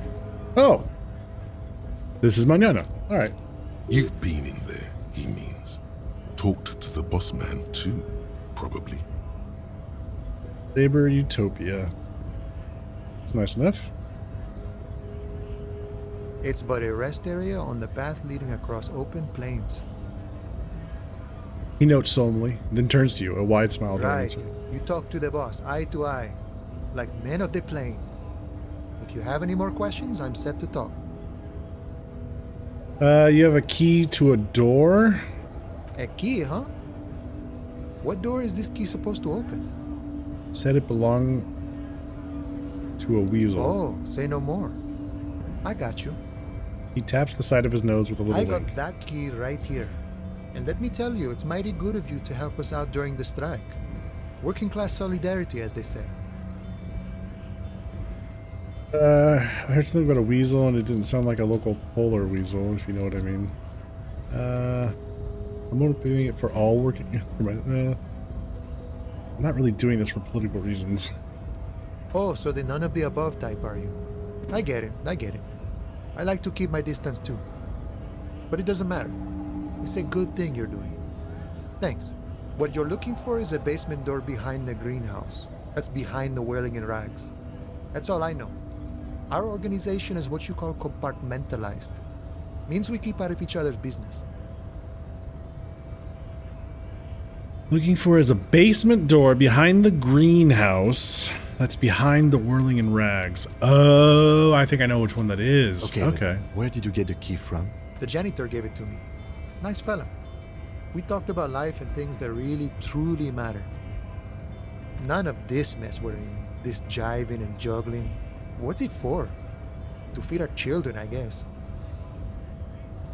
Anything else I should know about this task? This weasel person? When he'll be I'm home? more of a philosophical dock worker. I like to talk about the big picture stuff. Who I am, who you are, what we are fighting for. The man takes a big sip from his flask. It means he's not going to tell you, cause he doesn't know. But he will shoot his mouth off with you now that you're working for Everard. Who he is, and what they're fighting for. This is interesting. All right, why are you striking? We're negotiating our share. Aye. So not for wages or pensions or... This stuff, they already covered.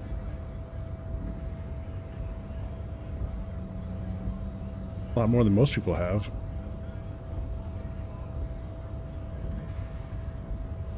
Never grateful.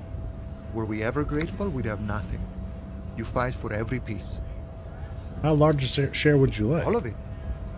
However, right now we want all the harbor workers to be on the company's board, so they could take part in the decision-making process. This seditious talk sounds like communism. Just so we're on the same page, communism is basically wanting to kill the rich people or deporting them to a labor camp in southeast Grad. But don't say that out loud if you're a communist. Are you a communist? The best man ever. What can you tell me about him? I think it's best you make up your own mind now that you've met him. In my eyes, he is a capable organizer and a decent businessman. What does that entail? I guess you kind of get to be the village chief. He oversees the harbor, makes deals with the owners or other relevant parties, watches out for his own. By that, you mean corruption? By heavens, why would he not be corrupt? We live in a harsh and disordered world, see? And in this world, the old man is corrupt for our benefit, and we know it. Appreciate it even. He is, personally, not too lavish. That does seem lavish to me. He is reasonably lavish, sure. That's his prerogative. It's not like you want a saintly demeanor on a corrupt motherfucker. That would be a manipulative illusion. Besides, there are no non-corrupt systems in the world anyway, and moralism is the most corrupt of them all. This man has political theory, and it has not failed him today. Are you a communist? No. I don't think I'm a communist. Seeing something of value and saying I want it all to myself is a much older and simpler notion. No science to it at all. Even a weak child can think it. The only things holding someone back are I can't and I shouldn't. Shouldn't take what's not Then yours. how can anything ever be mine? But that's okay. We don't have to agree. The prairie is wide enough for all of us. You spent a lot of time doing this. Sure, I've had the necessary free time. 2 months. Fortunately, there's always time. The look in his brown eyes conjures up an understanding. For him, having command of his time is the most important thing. It all comes together now. The way he speaks about scabs, his general attitude. He's a follower of a 500-year-old Franco-Nigerian Boyadero code, itself an appropriation of Vespertine cool. That of a noble peasant or a traveling herdsman. True to yourself, independent in your actions, loyal to your friends.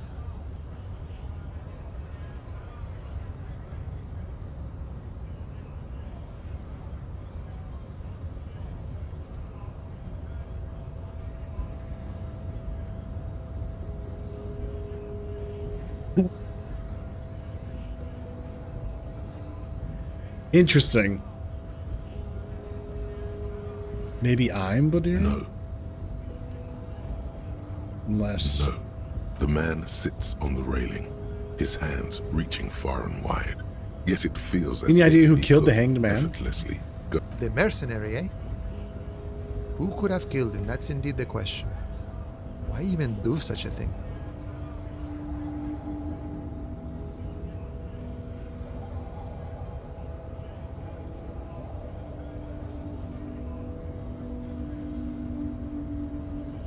Yeah. What a thought! Why would noble workers resort to such a thing? Unless they were pushed, of course. Pushed how? Your dead guy was an enemy combatant. What does that He mean? was an agent of the opposition, attempting to undermine our honorable efforts. Did you kill him? I ain't the murdering type, but that's just me. Large organizations like our union have all sorts of men, with all sorts of skills. He's not lying about not doing it himself. Understood. This has been of limited use. Still, thank you. No problem. I wish the best to you in your search. Sure, I'm glad it's not my search. What's this? We're getting reports of normal, reasonable, temperate, political opinions somewhere in Martinez.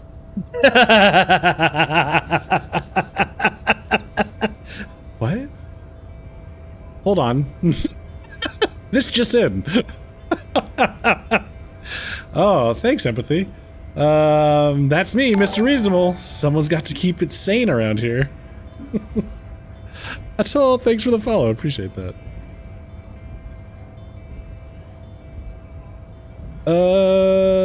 Or you must be mistaken. I'm a real radical. Or this is because I keep saying none of the above to political stuff, isn't it?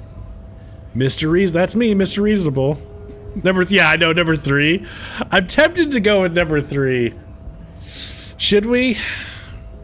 I mean, I was gonna go number 2, but yeah, maybe number 3 could be funny. Hydrate.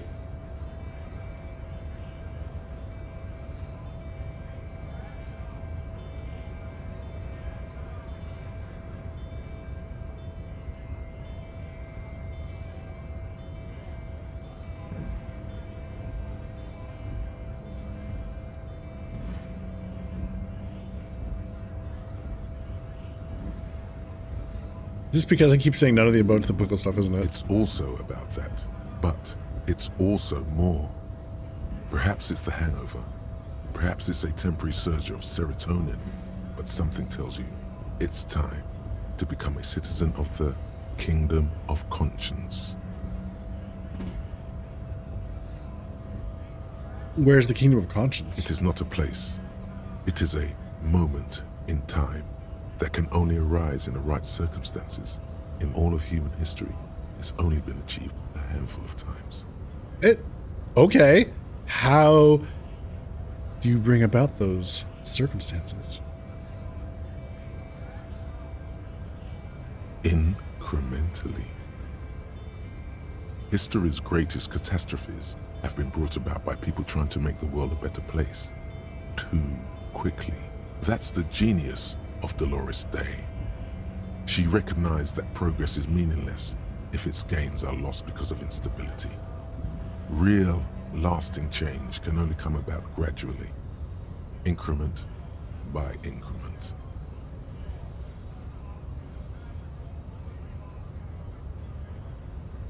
But what about all the things that are wrong now? And then, so we can say, okay, but what's the Kingdom of Conscience actually like? The kingdom is difficult to comprehend, and even more difficult to describe, partly because humanity will need to discard many of the categories that define and limit it today. The Kingdom of Conscience is post-capitalist, post-national. It's also post-industrial, post-ideological, and even post-sexual. Post-sexual?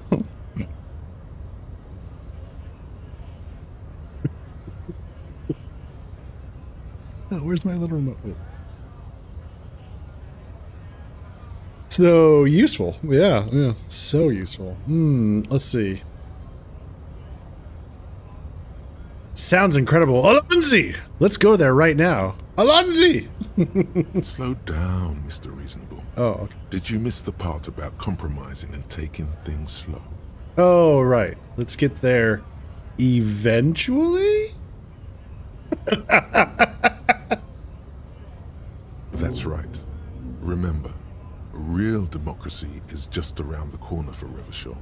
When that real democracy kicks in, a long time from now, we are all going to be so much happier. What is this? Kingdom of Conscience. -2 half-light? And it takes an hour and 25. -2 half-light? What is half-light? Half-light. Let the body take control? Threaten people? So, for about an hour and a half, we're not going to be very threatening. I mean, sure. That's fine. Whatever.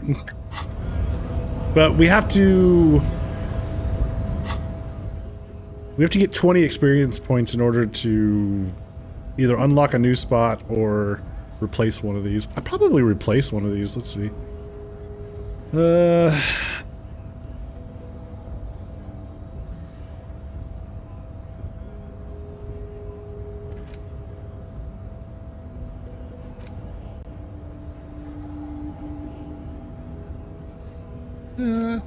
Most of these are alright.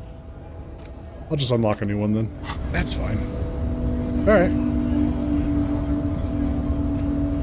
Alonzi! I mean, eventually.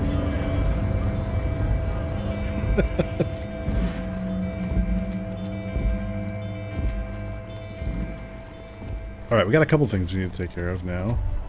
Whoop. What was that? The afternoon sun shimmers off the white on blue police livery of the motor carriage. Do something important? Something murder related? Uh-huh. There's always something important. Uh-huh. Doesn't mean you can't take a moment to admire this piece of machinery. This is a Caprice Kanema, the Caprice Motor Corps follow-up to their highly successful workhorse, Caprice 40, and the answer to the Lum's racing breed, Ferv series. With its air-cooled, rear-mounted 12-cylinder compression ignition engine, driving the rear wheels through a 4-speed manual gearbox, the Kanema is able to reach 100 kilometers per hour in 13.5 seconds and go on to a top speed of 180 kilometers an hour.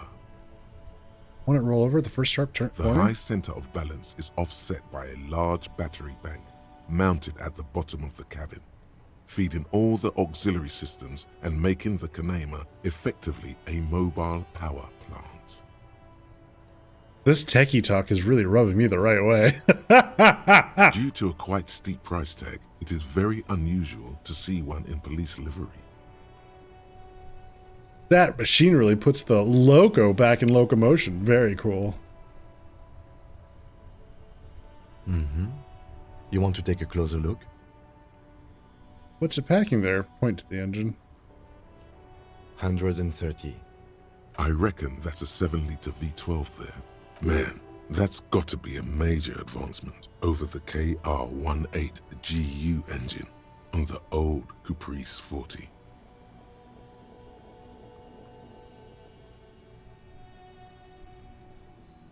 Must be an advancement. Yeah, you know it? The lieutenant seems just the basics. Cast iron block, swirl chamber injection, dual chains driving overhead, cam shafts, 2 valves per cylinder, hydraulic valves, lash adjustment. Yes, that's right. I'm very impressed that you know these things. Fine machine. Yes, an extraordinary machine. Helium headlights would improve the range and quality of the visual field a lot. Ever thought about switching to the helium headlights? Actually, I have a pair at home. Just haven't gotten around to fitting them yet. I need to lay some wiring for the ballast first. Maybe we could do it together. You want to help? Thank you for the offer. That might be fun. Let's do the case first, though, alright? He liked the idea. Yay!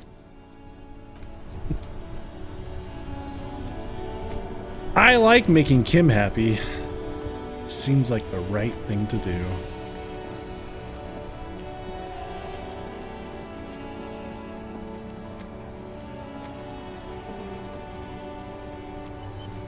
Let's talk to the Vigilance officer, what can this old carabinier do for you? Oh, the antique firearm. Oh, we could ask him about it.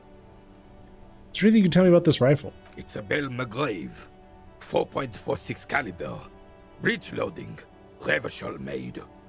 Good weapon, accurate and reliable. This one's inoperable. The bolt spring is missing and the mechanism is jammed shut. Still a beauty. Where did you find her? In a basement there. I'm not surprised. There are probably lots of forgotten wartime weapons lying around here. Back in the day, everyone had something stashed away. As for the rifle, I don't know what else to tell you. These BM-446s are an antique. No one uses them anymore. The ammunition is impossible to find. Oh, the statue.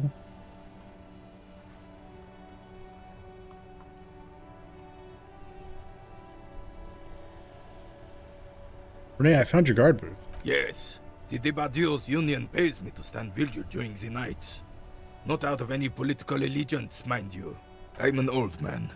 Don't sleep more than a few hours every night anyway, and money is tight. He feels like he has to justify himself for some reason. You must have seen something the night of the murder. Your booth looks right into the yard.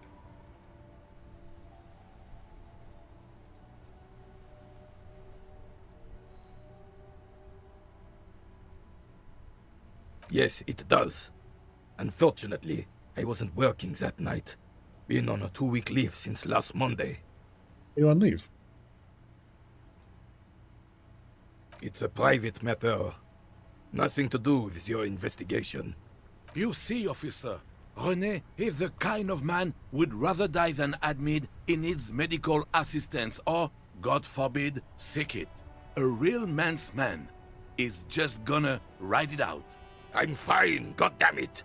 Mind your own business. It's nothing. Just got to cut back on coffee. Who was working on your shift that night? No one. The boss has been unmanned since last Monday. There's no other guard. It's just me. No one has been guarding the container yard since last Monday. Yes. It's not actually an issue. I mean... Look, officers, the container yard doesn't actually need a guardsman. Never had one before me. Monsieur Claire had that booth built specially for him. It's mostly the current. Aw, yo, hey. Thanks for gifting a sub. Congrats to Atoll. Enjoy the emotes. Thanks again, Yohei.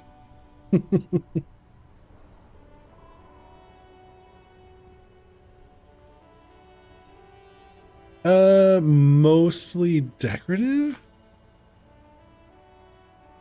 The possibility of someone being in there is enough to discourage any ill-minded individuals. Evrard created this job for René because he knows the Royal Carabinier's pension of honor and PTSD isn't something a man can live off. A decorated Kingsman collecting tear reflects bad on the whole neighborhood. His words. Wait, I gotta read that again. What? Everett created the job for Renee because he knows the Royal Carabinier's pension of honor and PTSD isn't something a man can live off. Decorated Kingsman collecting tear reflects bad on the whole neighborhood. Okay, I see.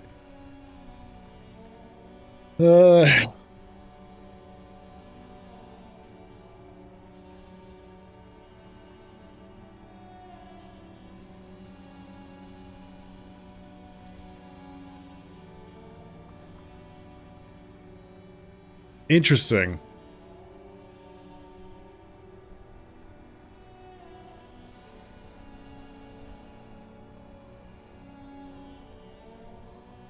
Okay, so the tear bag, he means picking up trash and selling it. You know, like the bottles and whatnot.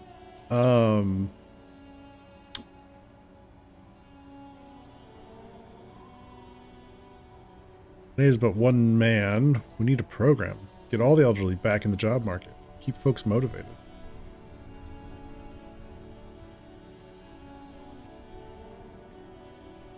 I don't know about, I'm not going to say Everard gets it.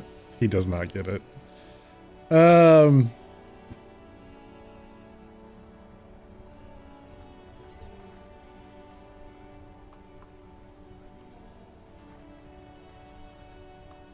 I don't know. What do you guys think? What should we reply with here? I'm kind of leaning toward either 3 or 4. I don't know.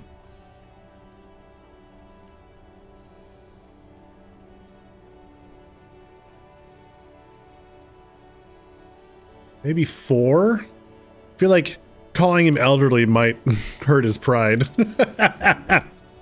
He is a proud soldier. I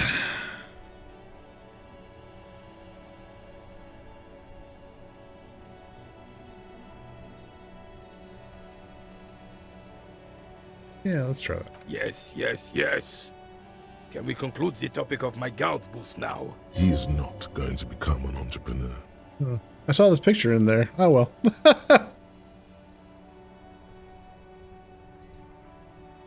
I saw the picture in there. You were in it. You looked happy. Who's the girl? She is nobody. This is none of your concern. And I refuse to discuss my private affairs with the RCM. The lady is Jeanne-Marie Beaulieu, and she sure as hell wasn't a nobody.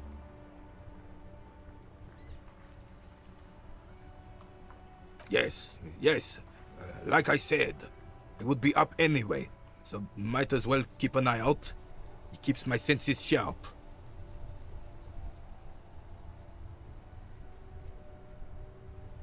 Getting better at this. Thank you for your time. We have a skill point, so I say we unlock this and we internalize the hell out of this. The Kingdom of Conscience. see what this gets us. Heartache is powerful, but democracy is subtle. Incrementally, you begin to notice a change in the weather. When it snows, the flakes are softer when they stick to your worry-worn forehead. When it rains, the rain is warmer. Democracy is coming to the administrative region. The ideals of DeLorean humanism are reinstating themselves. How can they not?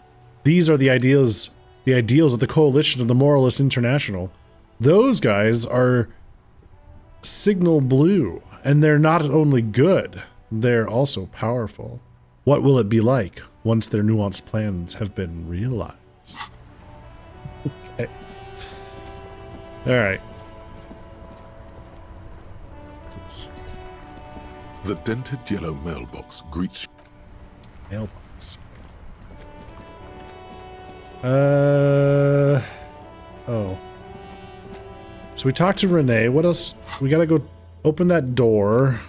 Right. The borscht. Ah, yes. Let's go have a discussion with the cook.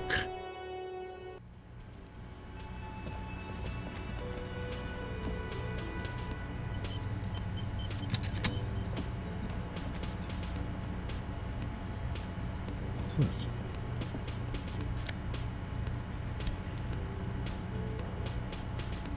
Okay.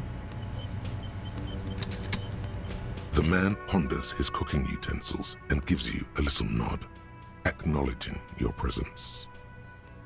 You said you're friends with Manana. Is that true? The mention of Manana gets his attention. He smiles and delivers a whole slew of unfamiliar words and lively gestures. Then he falls silent again. They're friends. Okay. What's in that borscht you're making there? The man says a couple of sentences in that strange language of his and then seems to wait for you to speak. I'm pretty sure he asked you a question. He doesn't know your language. You can just say something cool in return.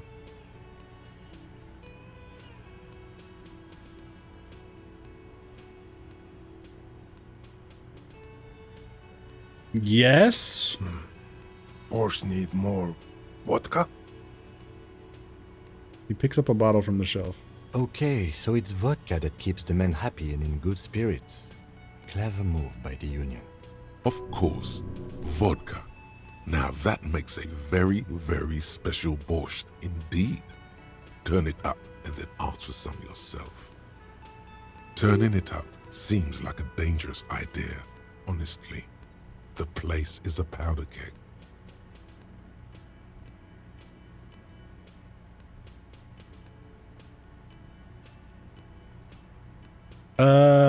Yeah, no. No vodka. The cook gives you a long, disappointed look, then turns the stove off and seems to wait for you to speak. Okay. So did we complete that? We did. Okay. So they're spiking the borscht. Got it.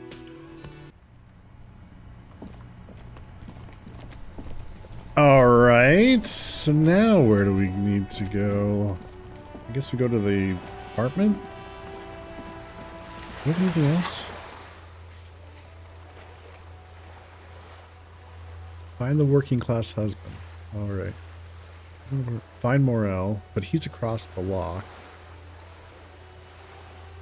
Wild Pines rep. We haven't found the Wild Pines rep.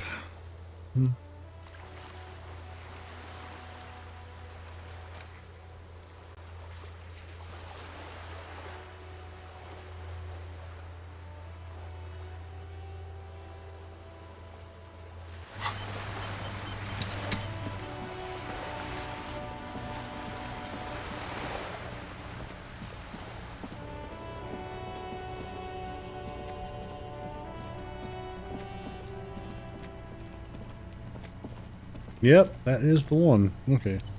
Well, let's save it, and let's see what happens. This must be it. The basement door is weather-worn. The copper nails holding the upholstery in place have turned green from sea air, and there's a knocker shaped like a lion's head. Press your ear against the door. The leather upholstery is worn and rough against your jaw. You don't hear any movement. In fact, it's oddly silent in the yard around you. No birds chirp. Carefully knock. You knock silently. The upholstery muffles the sound. No response comes from the apartment. I guess no one is in. The lieutenant looks uncomfortable. Lieutenant, what's your opinion on this task we're undertaking? Let's be honest.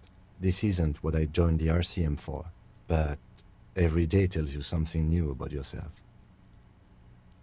Apparently, working with the local union boss to get info on an investigation is not something I'm squeamish about. So you don't mind if I unlock the door? I mind that the local thug is using the RCM for his busy work. But if this gets us to the bottom of this hanging, then I'm willing to look over it. On the other hand, we could just leave and tell Evrart we opened the door. No one seems to be tailing us to see if we actually did it. Lie to Everett. That's also an option. Yes. Presenting a fabrication is known to get results here and there. You took this task. You make the call. The door is right here. You can just open it and be done with this. Besides, if you never open it, you're never going to find out what's behind the door. Interesting. Hey, Commander Shadow. How you doing? Wait, so what's... So you have the key, the door behind the greenhouse is... Okay. Or you can lie to Evart that you opened the weasel's door. Okay. Alright, chat, what do you think? Should we do it? He did, so here's the thing. Well, maybe we made a save. Maybe we'll go look inside and see if we can find out some information. We could always reload it and then lie about it.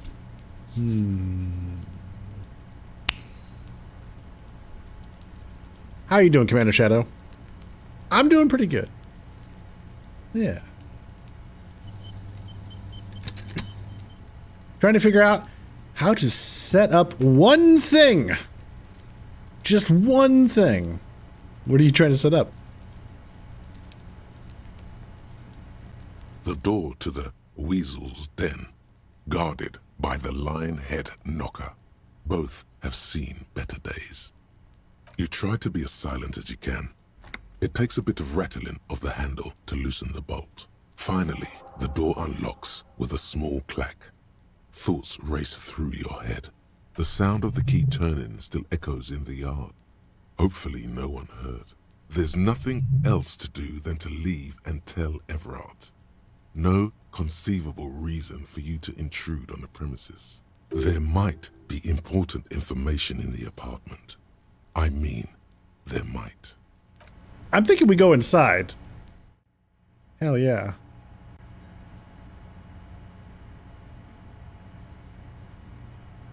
Grab flashlight.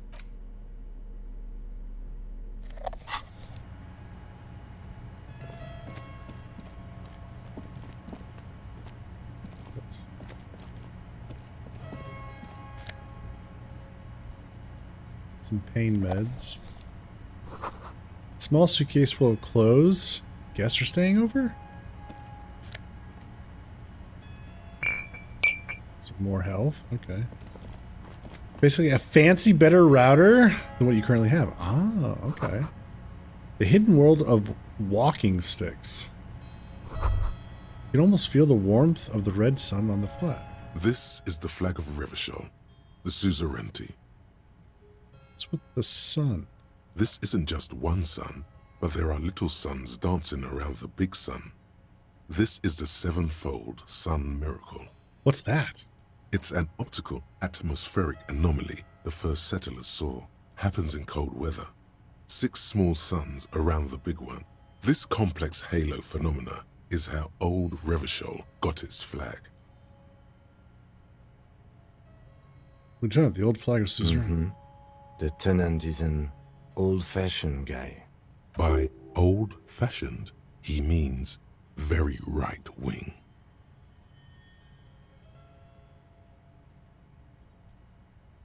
Don't battle. The flag doesn't seem to mind. It's just a colorful fabric with a sun sewn onto it. Like all feudal flags, it looks like a children's drawing. Okay, so who is this guy? Whoever lives here admires fair-haired fantasy heroes with big muscles. Oh. Well. Might try to do it tomorrow if I am having some problems. Gotcha.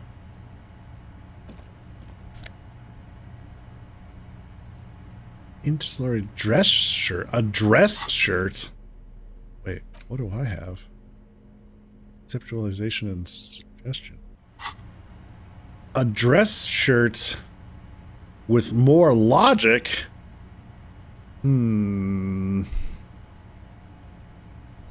Okay. Smell of disinfecting the room. Smells like chemicals. A row of mugs sits on the shelf.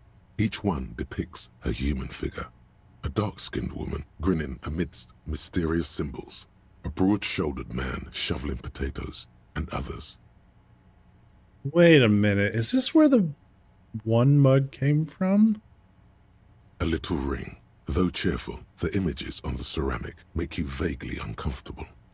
There's something disdainful in the way the curves and lines of the bodies were drawn. The images betray a lack of interest in human beings.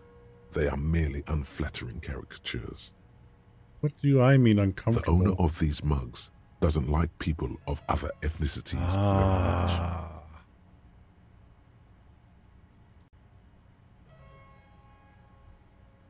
They think what they want. Okay. Good to know. I have no typical asshole. This person is unhappy. The lieutenant picks up one of the mugs, then puts it back down with a look of disdain. I'm beginning to feel better about breaking into this man's apartment. Whip out your yellow man mug and compare. Yes, your broken mug friend would feel very much at home here. The same humor, the same mocking lines. There's the missing tin soldier. Whoever lives here might have used the Whirling's container to dump his trash. And now they've drawn the ire of the Union. The plot thickens, as they say. An interesting little clue. Let's see where this goes. Clues have a way of magically connecting to other clues down the road. At this point, I can call your buddy that gave you the router. Oh, there you go. Perhaps you should break into apartments more often. You really think it's the same person who put the dead man's clothes in the trash? Who knows? I'm not expecting too much from this clothes in the trash lead either way. It might turn out to be some random local matter, but still, a nice coincidence. You could ask Everard who this person is once you're done here. Alright. Alright, I don't feel so bad about stealing from this asshole. Now, we've got a nice dress shirt. Conceptualization. And Logic.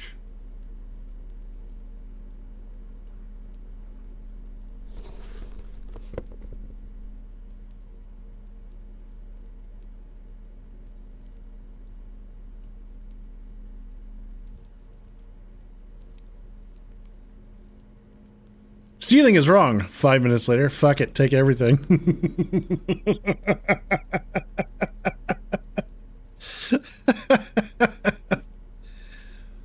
Whatever, man.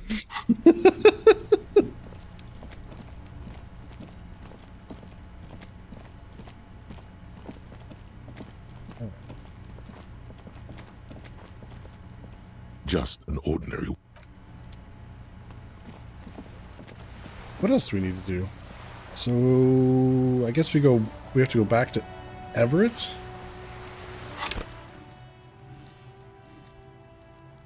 At some point I probably should put a point in conceptualization.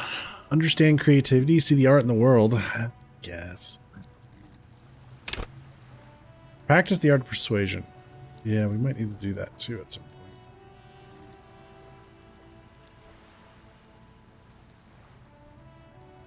Yeah.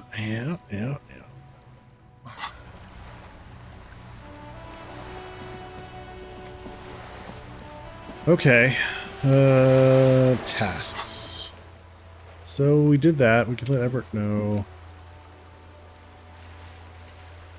You take everything that isn't nailed down if people don't attack you for it? Oh yeah, exactly. Yeah. He makes a good point.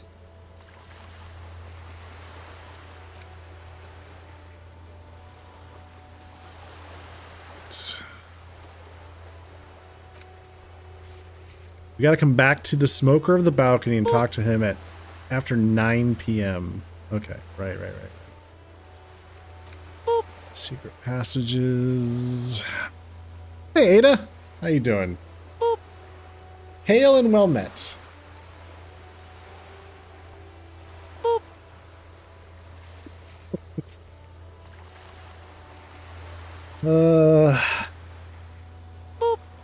We have to figure out, the tattoos. I'm not sure who to talk to about the tattoos.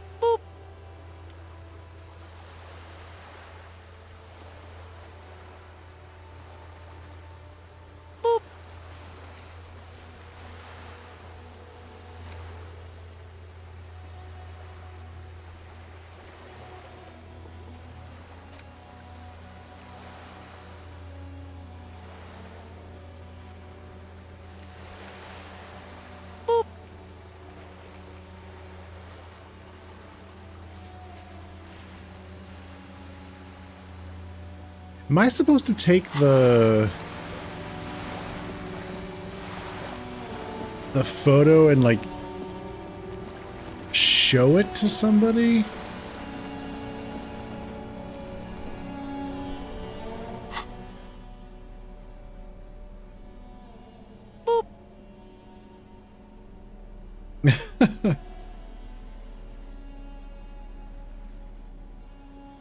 You've got a hamburger. Excellent.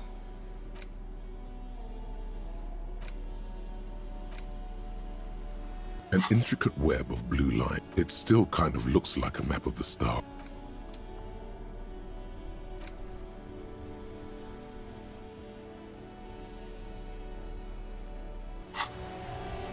Okay, so we don't...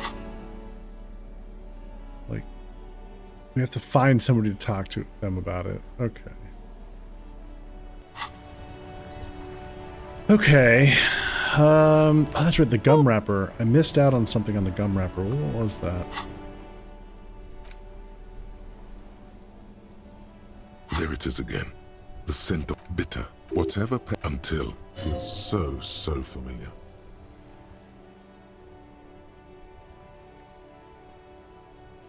The sun's... there is a movement next to you. Why are you talking to a gum? Yes, from the bitter. Whatever petro until a block feels so familiar. And there's something about... did I mess up on that?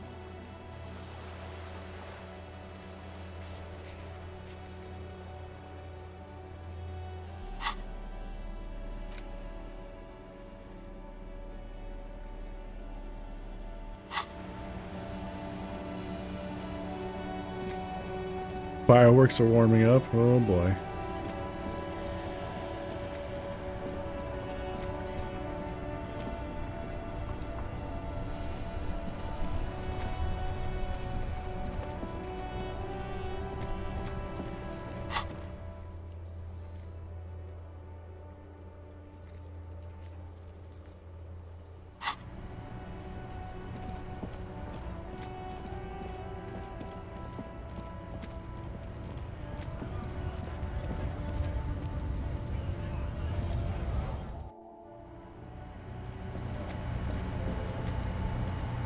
The tear machine stands in the... Your bottles clunk into the...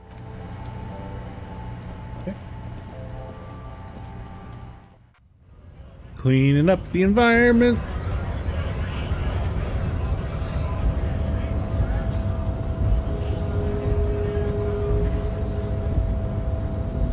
Oh yeah. Better grab your puppy. Your doggo. An old man to watch the fireworks with and no doggo to watch over this year for you. Give her extra pets for me. Oh.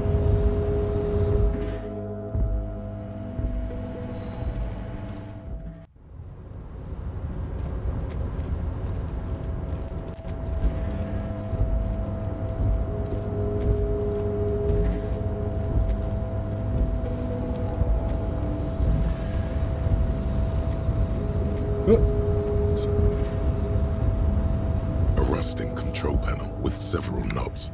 2 buttons marked Marche and Arrête are faded with use. It seems to control the large crane above. A container is attached to its hook block. Marche. On. Arrête. Off.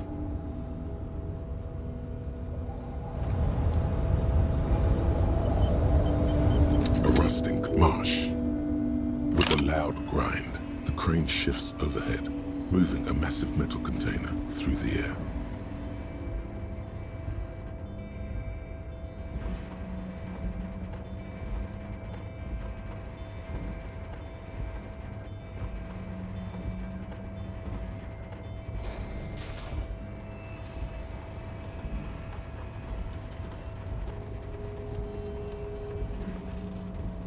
Well, that seems precarious.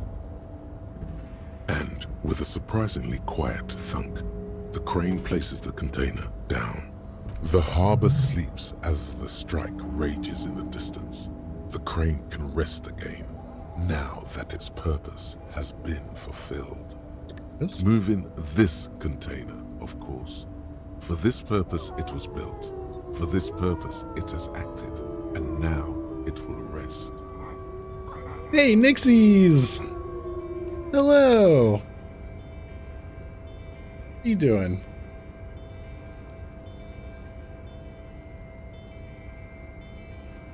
How was Overwatch? Thanks for shouting out. Thanks for shouting out, Nixies. Brick Betty, welcome in. Thank you for the follow.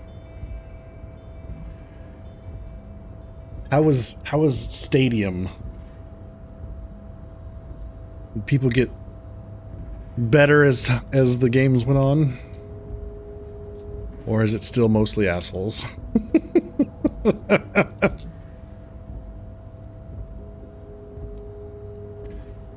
Infuriating 0 out of 10, would not recommend. Good fun. Ages like milk. So, back to Baldur's Gate.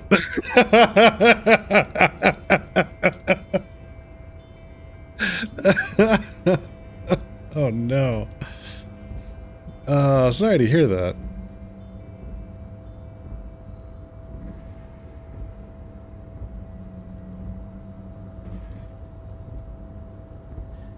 So what is the games? Did get better? That's good. What is Stadium? What exactly is that? Is it like a new game mode or something?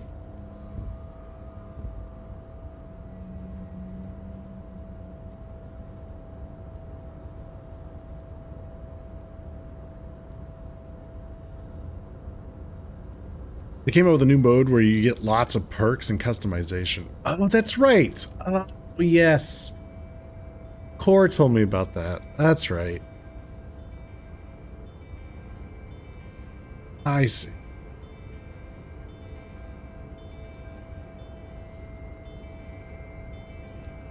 It's what Overwatch 2 should have been.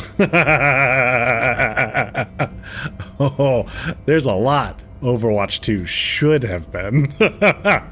And yet, it is not. I can't see how that was worth the ruckus, except for seeing the crane in action, which I admit was satisfying. Au contraire, mon frere. Now we get to poke around in this precariously placed container. What more could we want? Well, welcome in, everyone. My name is Gigolian, and tonight we're playing Disco Elysium, which is a very interesting RPG. You basically have yourself, but you have three main ability scores: your intellect, your psyche, your physique, and your motorics. And then you can spend skill points in each of those categories. So it's yeah. It has been very fun. The writing is fantastic. You wake up as a cop who doesn't remember the last 3 days of his life because he went on a very heavy drinking binge. And you were apparently sent to investigate a murder. So, you know, immediately you arrive and get to drinking.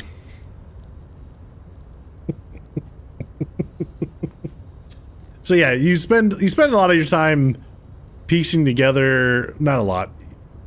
You get snippets of what you did over the last 3 days while trying to solve the case. You've got a very, very neat partner that you've been matched with for the case. Yeah, it's been pretty fun.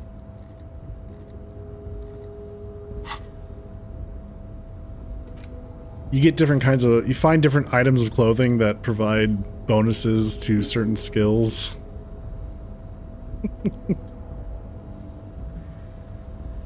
Apparently, fingerless gloves are really good at helping you with drugs.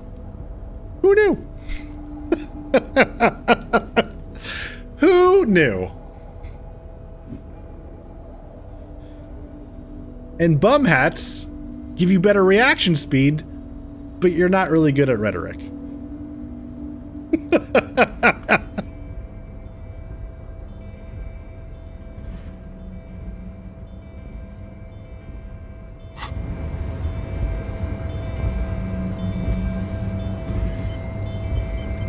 Side note, the only word I can think of for what Overwatch 2 should have been is canceled. Ha ha ha! Nice. And casino dealer hats give you better perception. That's right, they keep the sun out of your eyes. You got better perception. Before you stands a cargo container, just one of many in the yard. I think there's something special about this container. Is this like your thing with that wall again? Maybe. I can't tell. I think we should investigate further. You do? Because I don't. What? Why not? There are a million containers here. Why are you fixating on this one? It was just hanging from a crane. I don't know, Kim. It just feels special. It's a cargo container, detective. Just like all the others. He doesn't even look... We are not here to interact with containers. We are here to talk to the Union, right? Knock on the door. Reply. The knock produces a hollow ring of metal. Doesn't sound like there's anything inside the container. You attempt to turn the handle, to no avail. The doors seem to be mechanically locked. Thank you for the lurk, Nixies. And thank you for the raid. To your left, the lieutenant considers your actions with some puzzlement. Rhetoric? Been in the world for 2 days? +1.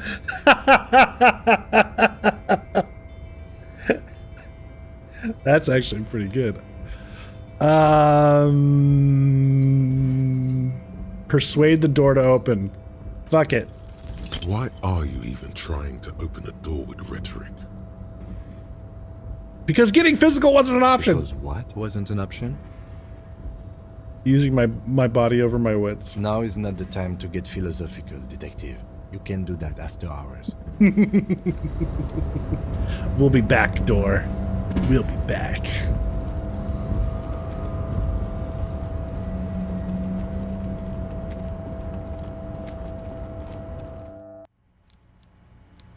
Okay.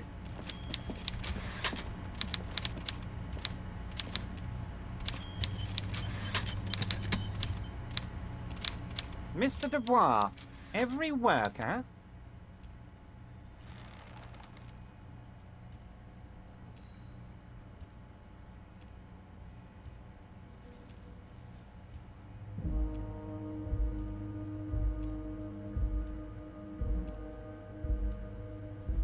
Every worker a member of the board? That's right, Mr. Dubois. I see the socialist democratic fervor now burns in your heart, too. How can I help you today? Okay.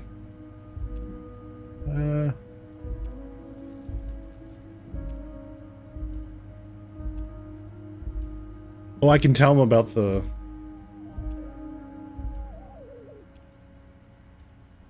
turns out the strikers were being served an alcoholic brew. I stopped this madness. I don't know what that means, Harry, but I love it. I love your initiative. Knowing you're out there keeping things running lets me focus on the big picture stuff. Don't even tell me what was going on. Alcoholic brew, stronger, stopped it, strike.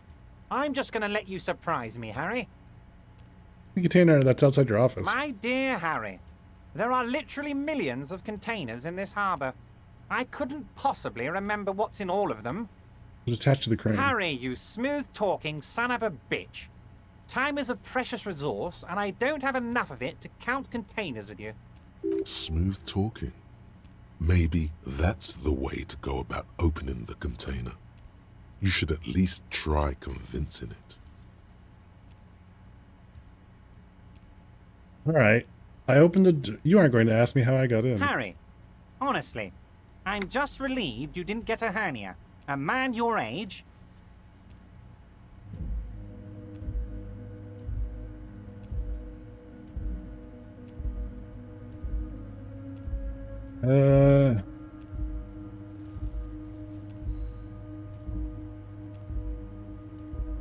I, too, am surprised by the resilience and athleticism of this tool I've been provided with. You did look like you were gonna collapse and die when I told you about your lost gun. Anyway, I assure you, I am a very well-informed man. Information reaches me before I even get the chance to request it. I opened the door, you asked me, can we discuss the murder now? I'm very glad to hear that, Harry. One question. You didn't actually happen to stumble in and see what's inside the apartment, did you? He's trying to figure out if you're lying.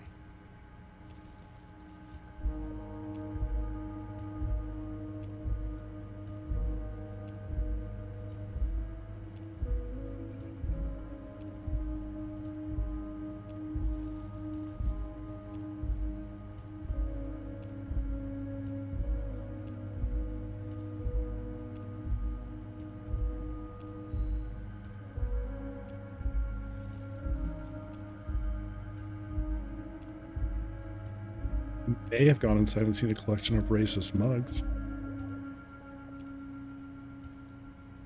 Just as I thought. Culturally antiquated mug collection. What a weasel. Pissing on Everart's Rainbow Coalition. He was testing you, and you succeeded. Now let's get down to brass tacks. It's time for men like me and you to figure out who's killed who and why. Real police work is gonna start happening now. I promise you, Harry, this is gonna be good. The mug collection I mentioned was in the apartment. I found a similar mug in the trash with the hangman's clothes. Racist mugs in the trash and in the apartment? You guys are just light years ahead of me. I have so much confidence in the ability of your organization. I'm relieved you're doing this and leaving me to do what I do best, helping people, with the power of politics. Yes, yes. Do you think this weasel is somehow connected to the murder? Oh, no. I don't cross paths like that. All I want is for you to succeed in your investigation. I would never complicate things for you. Oddly, it seems to be true. But this weasel might have cleaned up after the killers. Believe me, Harry, he's a nobody. Just your basement variety nobody. Can't imagine him being connected to a high-caliber case like this, but he does live nearby. Maybe it's a pedantic weasel. Fascists are known to be neat freaks. I feel like a real detective right now, Harry. Am I getting this right? He imitates bashing something with an imaginary baton. Say nothing. Of course, Harry. Stoic silence. I like that. Very befitting a police officer. I'm not a real detective. You are. So the lynching was strike related? By How? now, I'm sure you've figured out who the dead man was working for. The bad guys. Wild Pines. Sent to scare us. Another violent measure of the top hats against us flatcaps. Harry, this strike is the culmination of many, many mistakes made by the Wild Pines group. They tried to shut the strike down by sending in armed mercenaries. You mean our victim? A security contractor? Can you imagine that? Workers standing in peaceful protest, united in the spirit of fellowship, and they send hired killers to mow us down with machine gun fire? He performs a motion as if spraying bullets from a machine gun. I'm talking beasts, hardened killers from proxy wars in Yisut, Semenine, Saramoritsa, you name it, they've done it. Raping, killing, burning villages, killing little children for the Senorita Pineapple Company, Harry. Everything they did there, they brought over here. They want to turn Revachol into a third world slum. Honestly, the only thing they didn't do is kill the village elephant. Go on. Now, I haven't personally witnessed the brutalities out there. I have the luxury of staying in my container, you see. If I need to go somewhere, they just move my container. They move the container? Yes. I'm an old man, Harry. My legs aren't what they used to be. They lift my office with that big crane. It's actually very fun. You should try it. But enough about me and my fun container. The killers the company hired, I think there were 3 of them. All hardened commando types. One of them got downright suicidal, getting drunk, violent, a little rapey. Even their own negotiator couldn't control him. That's your boy, the one who likes hanging out and trees. Oh, jeez. What makes you think the Wild Pines negotiator can't control them? Harry, what you need to realize is, we dock workers are not pushovers. We got grit, Harry. This whole neighborhood does. Push us hard enough and we push back. And when we do, we push to kill. Who exactly did the pushing? There's a militant wing inside the Union. A group of people whose duties don't involve manual labor, but peacekeeping in the neighborhood. Making sure everything runs smoothly. That sounds a bit like organized crime. They're like you guys. Idealistic people who want to make sure bad things don't happen. And if they already have, well, punishment must follow.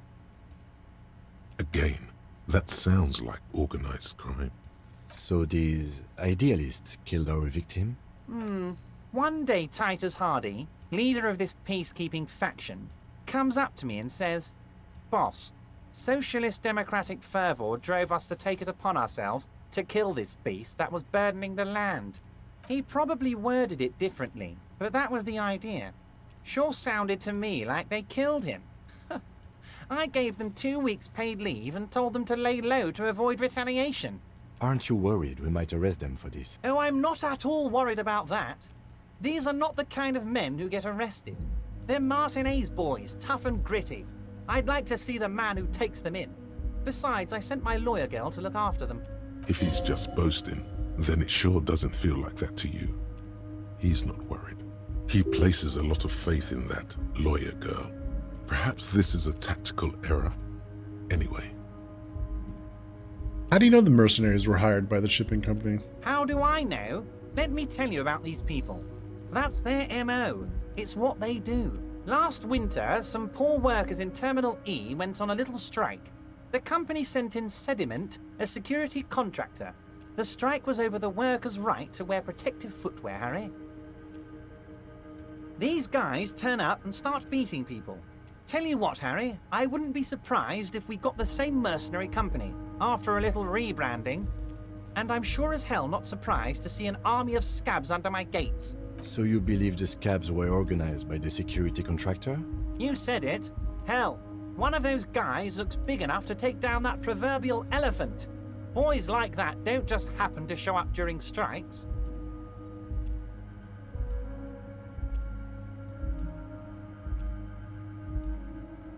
Of course, you're always one step ahead of me, Harry. I'm no genius. I'm in this position because people like me. The lawyer girl? Oh, Liz is a bright one. I paid for that law degree myself, thinking it'll probably turn her all fancy. But hell, Harry, she came back a firebrand socialist. Sometimes she scares me with her zeal. Tell me about Titus Hardy and his crew. Oh, they are simply fine young men, all 7 of them. Exemplary union members, always working to advance their position in the local socialist democratic movement. Core members. Old Theo used to run them, but things really kicked into gear when Titus took the reins and named the group after himself. Gotta love his initiative. Interesting. Who's second in command? They're almost all of them great guys, born leaders. Whatever happened, I'm sure they only had the best interests of Martinez and Revachol in mind. Work with them. Hell, interview them. But don't fight them. They really are just like you. Men who like beer, women, and some order on the streets. Can I find them? You know what, Harry? I got a feeling they're gonna show up in full force tomorrow. The lieutenant marks something in his notebook. Can you ask the Hardy Boys to cooperate? But of course, it's the least I can do for my good friend Harry. I'll do it right after we've concluded this talk. When you meet this Titus, tell him about this. See what he has to say. Also, Harry, here's 5 real. Why are you giving it to me?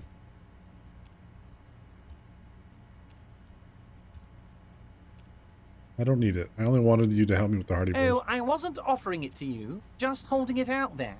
But I'm willing to share information. Was there anything else? Was it a good talk? I'm not sure we made much headway here. I was hoping we'd bust the case wide open. Heck, I even wanted to tell you what I really want to achieve with the strike. I don't know what happened, Harry. I wanted you to feel like Mr. Martinez. And of course, I also wanted you to find your gun. But it's like I can't completely trust you. Yet. Yet? Yes, Harry. It's like I can't fully trust you if you're not a man of the left. I want to, but I just can't. A man of the left. So you have to be a social democrat. He's been hurt too much in the past by men who aren't social democrats.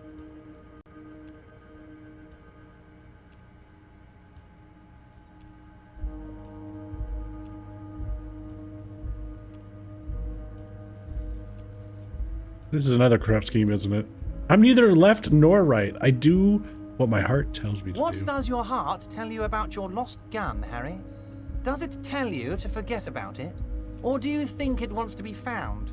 I think it's lonely and cold. I think it wants to be found, and I have a proposal for you. Oh boy. And what would this entail? Once again, I require nothing unethical or illegal of you. You just need to get 2 little signatures on this piece of paper, and then mail it to my accountant in La Delta.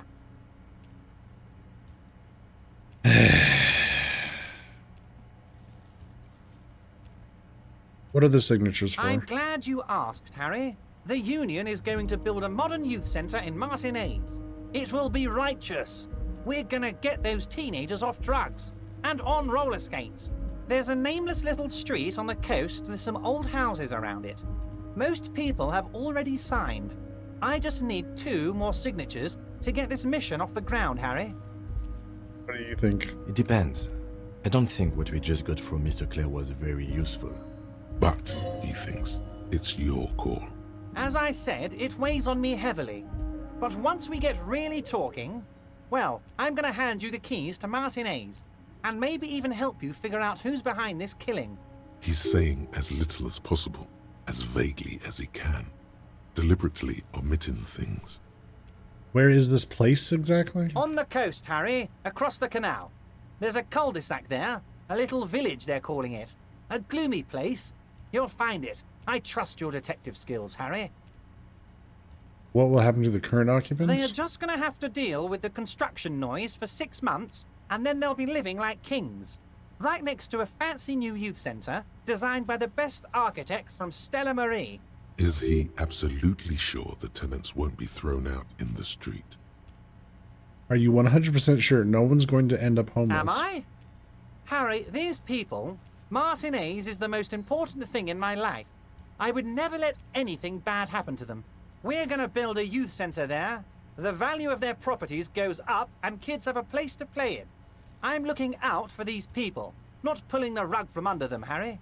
I'm looking out for all of Martinez, not just the harbour.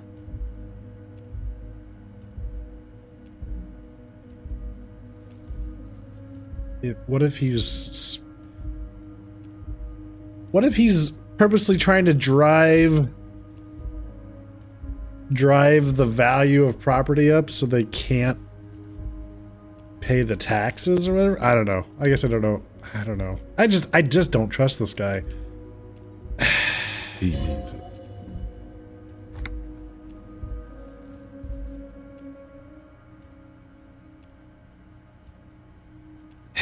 Fine. You bring joy to my heart, Harry. Such a pleasure to be working with you. Here. You need to get signatures from Isabel Sadie and Lillian Carter. The cul-de-sac is right past the pawn shop and across the canal. I hear there is some trouble with the waterlock, but they should fix it by Wednesday morning. Once you have the signatures, mail this to 13022 La Rocca in La Delta. Then we can talk about your gun.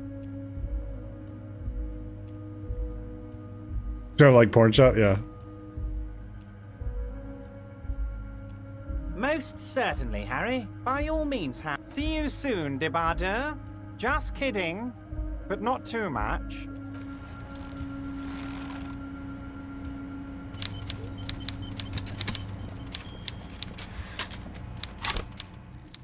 Oh, we got a level point. Or, yeah, we can level up. Okay. White You envelope. take the legal documents out of the envelope. A 12 to 40 month construction period and the zoning plan in the addendum. Try to find a loophole? Hell yeah. Alright, hang on.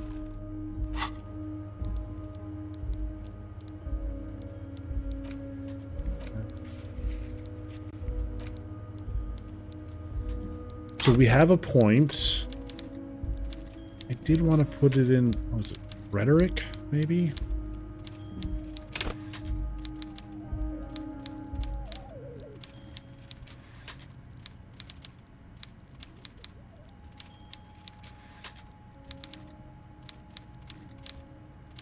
All right, hang on. Let's see. So this is going to require us to do out of the envelope. A logic check.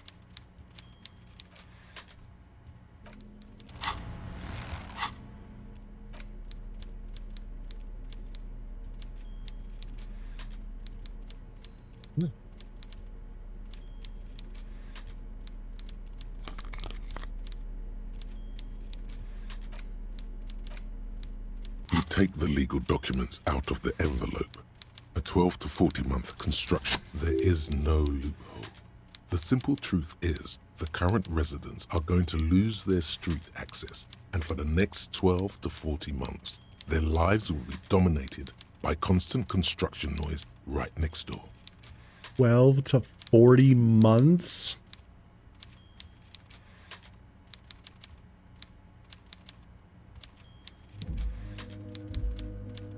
Okay.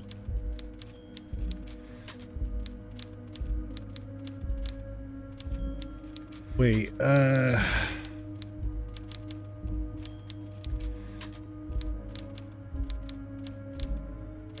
of this. Once the construction starts, it'll probably take a few months, a year maybe, for even the most stubborn occupants to get tired of living like this.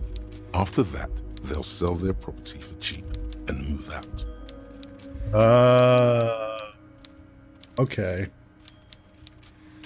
Kim, can we do anything about I this? should have seen it. Evrard probably has eyes on us, but we could try to get other people to sign this instead of those listed. Or you could forge their signatures yourself. By the time he finds out, we'll already be gone. That's true. Yeah, I should have gone outside. Yeah, whatever. Hey, cowboys! How you doing?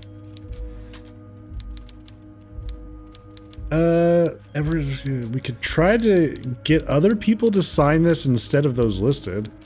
Or you could forge their signatures yourself. By the time he finds out, we'll already be gone. However, we'll need access to the coast before we do anything. Evrard won't believe you got villager signatures if you can't even get to the village. You can try a forgery as soon as we can cross the waterlock. Okay, look at the zoning plan. The youth center cuts into the ocean like the bow of some great modern ship. Apparently, it's going to cover most, if not all, of the street and the square between the existing houses. It's 3 stories tall. It's going to be awfully close to the already existing buildings, almost wall to wall, practically integrating them into the youth center. This is either an ominous or cool architectural choice. Hard to say. My money is on cool. Looks like a cubic pyrite.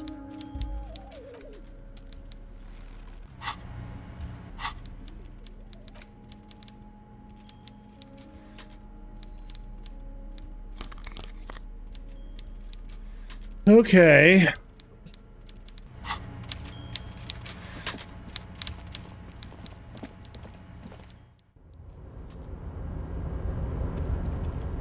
How's your evening going, cowboys?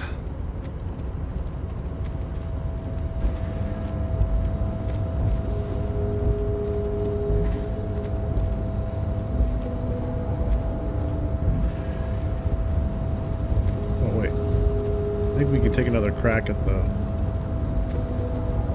We got a point to spend. We can take another crack at this. You're back before the cargo container. Its drawer has not lessened since you were lost. Yeah, well, I wanted to put a point in rhetoric anyway, so let's give it another try.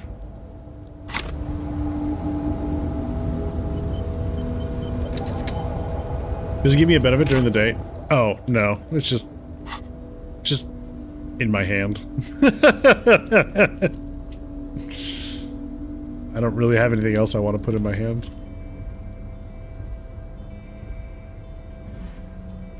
That's all. You're back before the cargo container.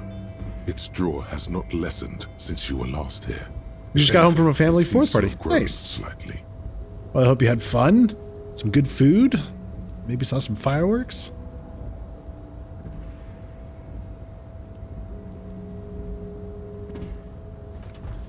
And as it's always been, it's impossible to open a container with rhetoric. Maybe. Surprise.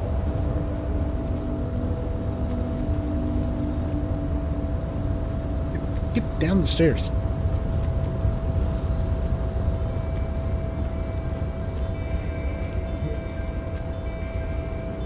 Go up the stairs. Thank you, game.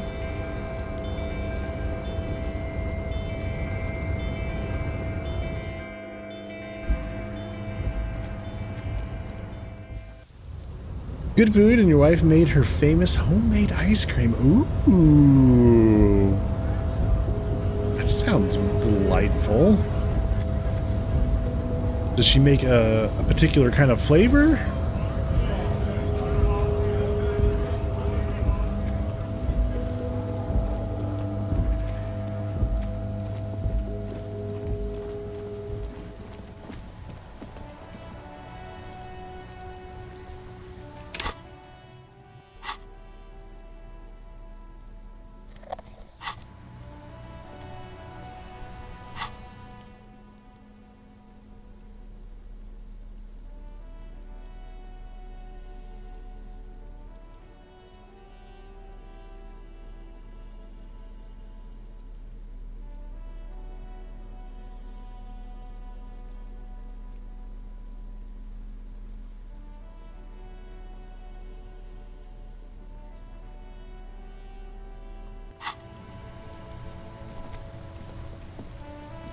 Vanilla with pure Mexican vanilla. Ooh. Does sound fancy indeed. Lovely. Wonder who's who here.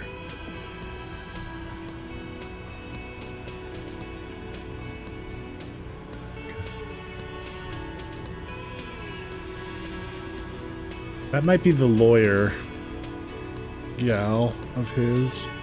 Okay. I need to get up and take a break. Also thought I'd go take a peek at some fireworks. So I'll be back in about 10 minutes.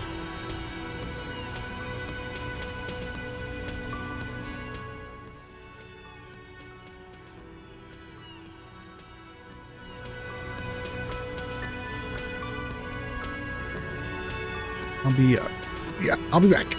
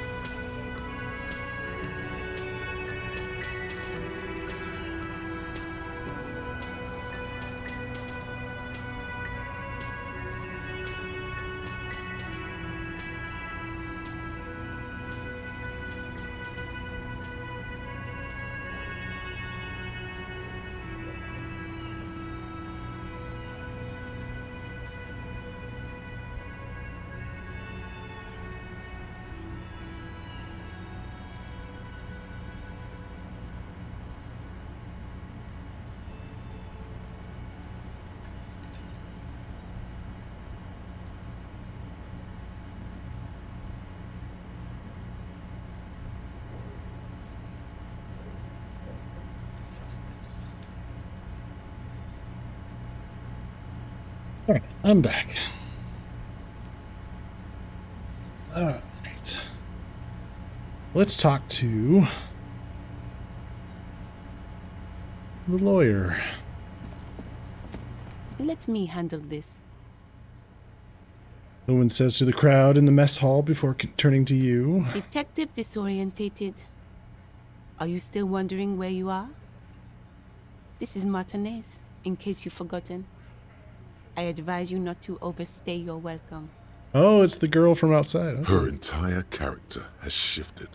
This young woman is cold as ice. You're the gardener.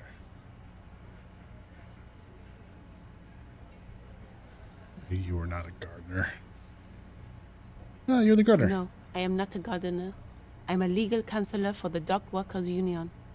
So let's get to it. You're looking for Titus Hardy? You think he has information that will help you? Maybe he does. That's Titus. Talk to him. But know this. I'll be keeping an eye on you. No strong arming. Nothing official.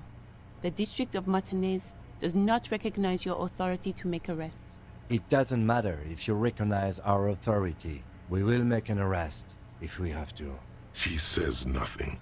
Her glare speaks for her. Could this be the Miss Beaufort that Easy Leo mentioned? The one Mr. Everard sent to law school?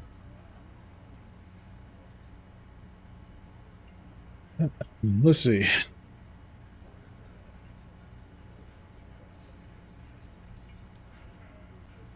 Are you Lizzie? Elizabeth? Miss Beaufort? I suggest not wasting time on trivial pleasantries and focusing on why you are actually here. Titus Hardy.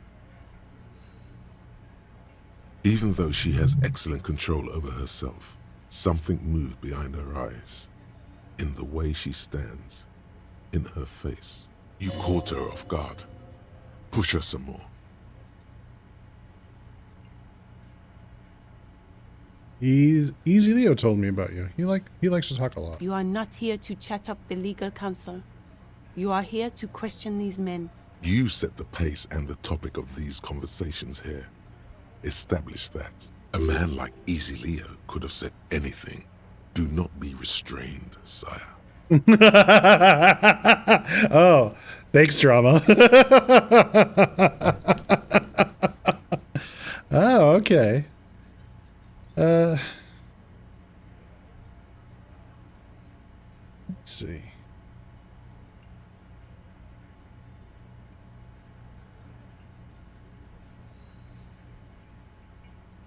He said you were in debt to Mr. Clare.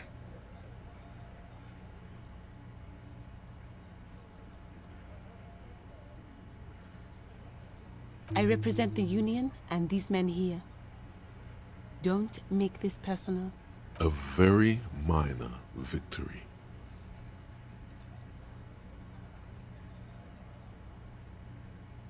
What if I want to talk to you and not Titus? What you want is of no significance, officer. Don't test your authority. In Martinez, you are no one. Why are you so aggressive? Aggressive? You make your living enforcing violence. These people are just dock workers. Just dock workers? Do dock workers spy on the police? We let you off easy, miss. Don't think it will happen again. We've talked to Everard Clare. We know who these men are. The Union's militant wing. Listen, you moral intern lackeys. You're a mob, enforcing the unlawful privatization of Revachol.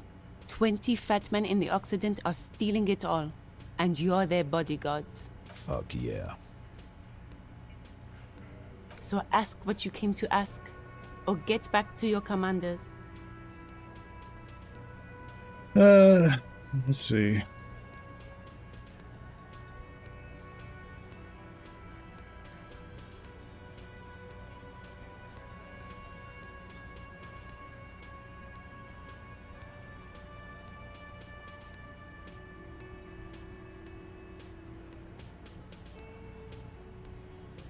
Right. I liked that. Good start. Let's take it a step further. Armed uprising. What are the Union's plans? Look, a comedian. Do your job. Ask your questions, then get out of Martinez. Strange. It's as if people don't believe a cop could be a socialist revolutionary. You're rolling Like all I this. already told you, I'm a legal counselor. All right. Hey. Yes? Who, me? Yes, you. Word on the street is you're ready to start building communism again. What? How come there's a word on the street? You keep saying things like, down with the bourgeoisie, eat the rich, sodomize the landowners, impale all people who have more than 25 real in their pocket, literally murder all human beings regardless of their political beliefs. That kind of stuff. I haven't said anything like that. Okay, not in so many words, but don't deny it. You're about to rip off that mask of social democracy and reveal the monstrous seven-eyed lamb of global communism that will devour and masticate mankind. Everyone can see that. So tell me, do you have any questions before we fire up the big communism builder? Or do we get right down to it? What's this communism even about? Failure. It's about failure. Failure? Yes. Abject failure. Total, irreversible defeat on all fronts. Absolutely vanquished. Beaten. Curb stomped and pissed on. Until you came along. You will reverse the fortune of the workers of the world. What? You alone. Against every living thing. Against every human alive. 800 trillion real in the hands of an impossibly well-organized ruling class. Towering city blocks of bankmen who have the ears of prime ministers. Million-headed armies of nations and the love of your own mother. You against the atom, the charm and the spin. Where the whole world failed. Matter failed to bend to human will. Human will failed to get out of bed and tie its laces. You alone, single-handedly, will rebuild the dreams of the working class. You are the last communist. Now get to work, comrade. I don't think so. It's too tiring. I don't have it in me. I'm beat down and broken. Very well. I guess no one will build communism then. Tell the working man it's over, unless anyone has objections. No objections. It's mathematically impossible to achieve a classless society. Everyone knows this. Anyone? Anyone else? There's no one? There's no one.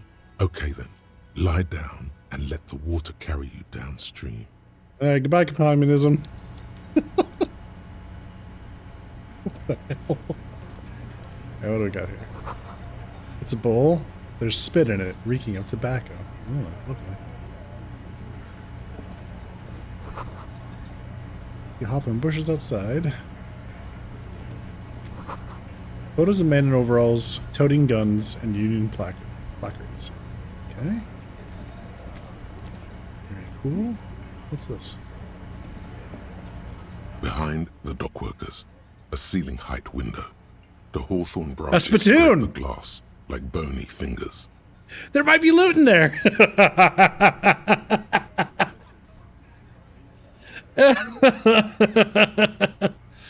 Oh, man. Maybe we should check it out. You see 2, maybe 3 bushes grown into a single thicket over a period of circa 50 years. It takes time for a hedge like that to form. Wind? There's a little slide panel up there to let some air in. No need to open it in spring. It's still too cold outside. One can't see into the Union box from the yard outside. That hawthorn is too thick.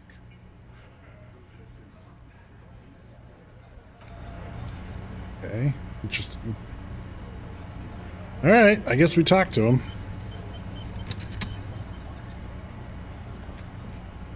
This is where you say your bit.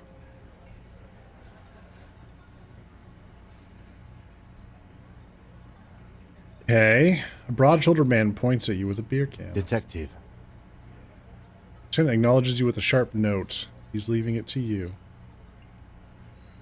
We need to talk about the man hanged out back. Or don't say anything yet. Ooh, don't say anything yet. Hey, dipshit. You hard of hearing or something? The boss man's talking to you. Do not let their squeals disturb your serenity. These are but simple peasants, sire.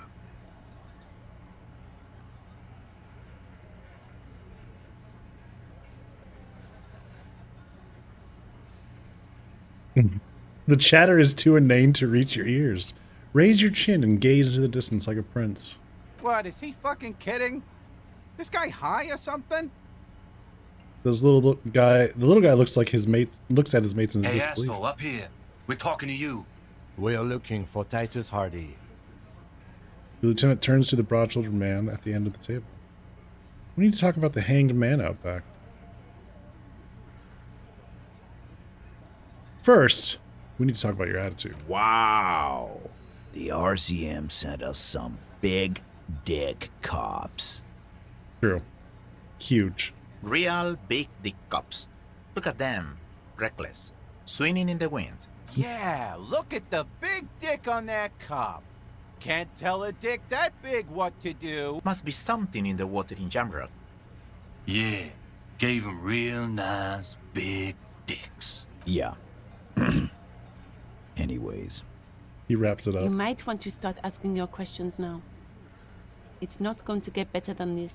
Do a head count first. Connect these men to the tracks you saw in the yard. Chances are they're going to match. Ah, okay. Scan the room. Starting from the right. Boot size 44. Blonde man. In his 30s. Overbearingly masculine. Sitting on his right. Standard working boots. Size 45 or 46. Eldest in the room. Probably mid-50s. Smoker. Quiet. Let's continue the discussion about Detective Schlong. Across at the other table. Hobnailed working boots. Size 43. Gang tattoos. Mesk or Sarah Mauritian. In his late 30s, early 40s. He spent his youth in Villa Labos, a housing project in the Jamrock quarter. There were incarcerations, hard to say what else. The ink is fading. And then, standard working boot, steel reinforced toes, size 46. The big dick, wide at the shoulders and lean at the hips. Rugby cap, fingerless gloves, and numerous scars. A little under 40. The emblem on his vest says Rowing Club. A little patch below it reads T. Hardy, Captain. In the far corner, standard working boot, steel reinforced toes, size 44. 40-something, non-alcoholic beverage in hand. You squint. Is that a plectrum? On his neck. Forget it. It's not important. Let's call this one the musician. And the little guy? Size 41, with the light step. Not a child, after all. An older man with a rat face, mean, watery eyes, and 2 front teeth missing. In the middle, heaving and wheezing. Big guy. Boot size 46, deep marks. Probably carried the victim over. He, alone, is 130 kilos. Add the man in armor, and you could easily exceed 220. In conclusion, these 7 are the actors on the crime scene. The footprints were theirs, but there's a discrepancy. One of them is missing. The odd soul. Exactly. You've stood there for about 4 seconds, not saying anything. Hit them with questions. Where's the 8th Hardy? The fuck is with you, fella? Found 8 sets of footprints, but there's only 7 of you. Where's the 8th Hardy boy? What are you talking about, madman? There's no 8th Hardy boy. There's 7 of us and we're all here. He sizes you up. Or what? You want to be the 8th Hardy boy? We ain't hiring. He shakes his head. Actually, boss, we've been talking and we think she could maybe... Shut the fuck up, Glenn! I do the talking here. Now what the fuck do you want, cop? It has to be good. if he won't let you pursue it. Looks like the lieutenant thinks so too. So let me get this straight. There is an 8th Hardy boy. It's a she, and you don't like us talking about her? That's right. We're not talking about this. This is a private Hardy Boys matter. Nothing to do with your shit. End. Is it her? Was she there? You're not cops here. Don't go digging around if you don't want a bullet in the back of your head. I'm watching you. Your ears are off on that voice actor. Yeah?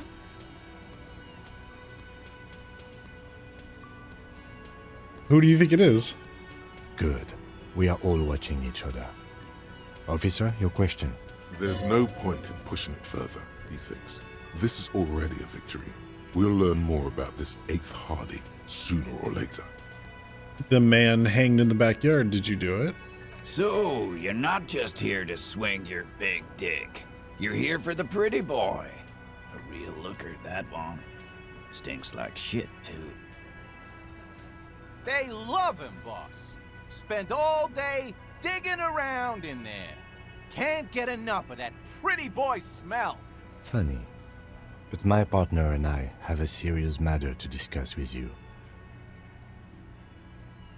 We have spoken to the head of the union. Evrard? And what did he tell you? That we killed him? That we took a cargo belt from the harbor, went out back, and used it to hang him? Because we did. All of us together. I hope he told the story straight. I hope he told it well. So you just confessed to murder? Goddamn right. No. These 7 honest men have equally come forth. They told you what happened so that you don't waste any more of your time. All 7 together. They're diluting responsibility. It's an anti-arrest tactic.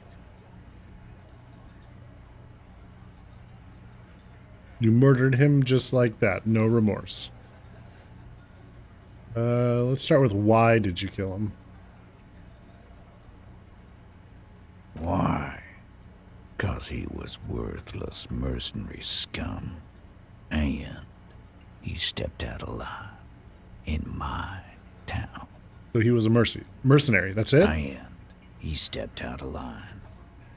What kind of mercenary? The kind that shows up when you start a strike. The experienced kind, too. Had Kohoy and Semenine written all over him. Ex-Oranese Special Forces. A live grenade. Right here in our bar. This one has a special gripe with him coming here. I can't prove it, but I know he was sent by the Wild Pines. They hire merc shit like that. Story of every strike from here to Samara. How do you even know he was in Special Forces?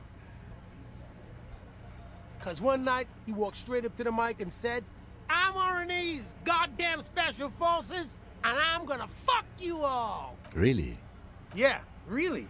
Had a gin and tonic up there, sang some RNA's paratrooper song, and said he's gonna fuck everyone. We couldn't believe it either, but he fucking did. Right there.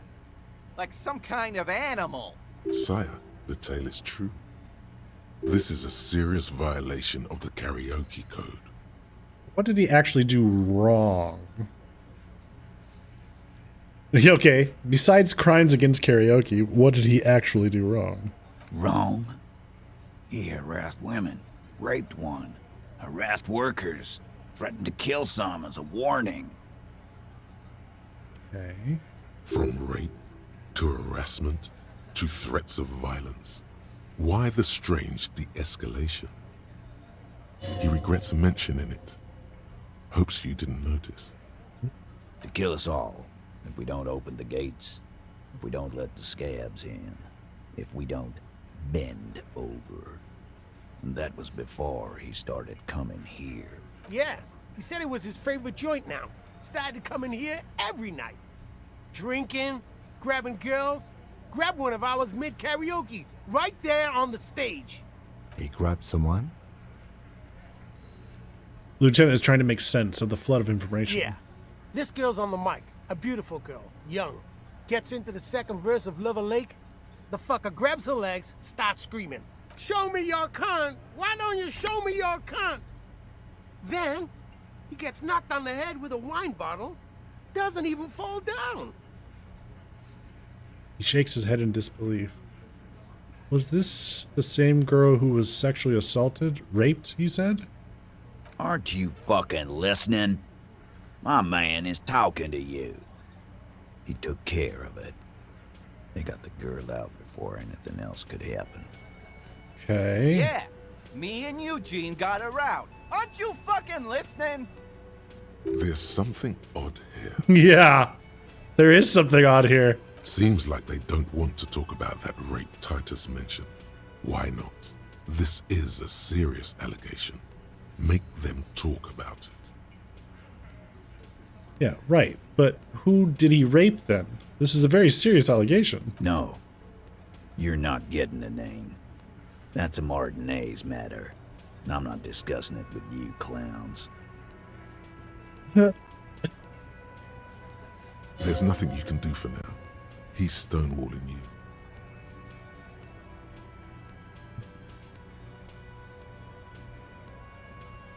you. You murdered him just like that, no remorse. How many people have you sent to the Shays? Ever felt remorse for them? Chaise électrique is the method of capital punishment in Revachol under the Coalition. During the suzerain's reign, it used to be the firing squad. Or send them to Reunion to rot. For 20 years. For life.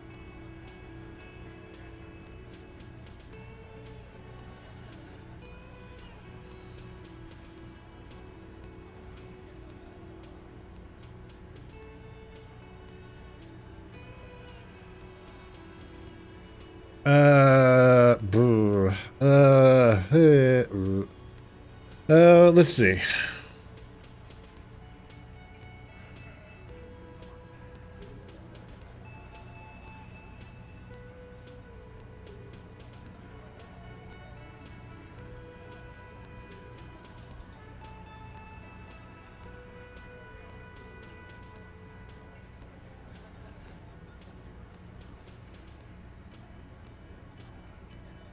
It's different. We enforce the law. You just kill people. But you like see, a law, lawman, is something people agree upon. And here in Martinez, we agreed that this man had to die. This isn't something he came up with on the spot. It's his standard reasoning, a product of many years of being Titus Hardy. So who called the shots that night? Yeah, hang on.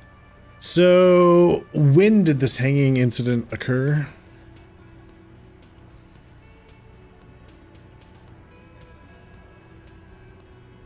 You don't have to answer any of his questions. I know, Lizzie. Relax. We killed him last Sunday night. Seemed like a good way to end the week. How long had you known the victim? Known him? We don't associate with scum like that, asshole. Yeah! Who do you think we are? Quiet. He came around about 3 weeks ago when that Pines cow first sailed into town. Happy? By the Pines cow, you mean the representative for Wild Pines? The shipping company you are striking against? No. I mean the Pines cow. The stupid-ass cow they sent in to fuck us over. But you know what? He rubbed his chin, pretending to mull it over. Why don't you ask her about the pretty boy? I'm sure she has interesting things to say when you ask her hard enough. That's enough insinuation for today, Titus. Officer, your interview is drawing to an end. Don't waste your last questions. All right. How did you kill him? We hanged him up by his neck until he got real still. Wasn't that obvious, copper? Didn't they teach you anything at the cop school, idiot? The autopsy showed there were no ligature marks. His hands were not tied. Can you explain that? Look, I'm not gonna play 20 questions with you, capo. I'll say it again. we killed him. Yeah, I knocked him out. Came up behind him and clubbed him in the back of the head. He went down like a sack of sand. That's right, lawman. And then we hanged the fuck. Make them a bit more uncomfortable first, then see if it all adds up.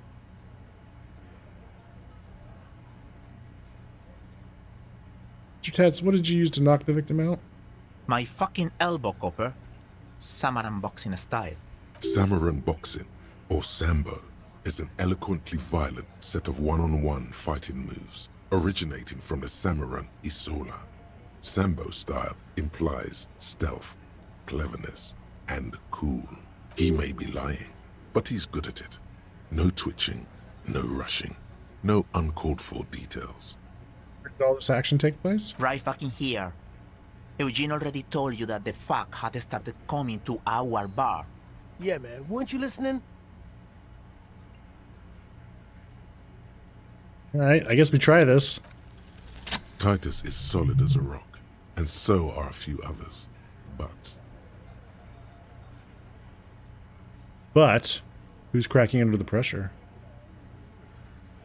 Who's solid? Elaine, who looks like he might be Titus's right-hand man, the least antsy of the bunch.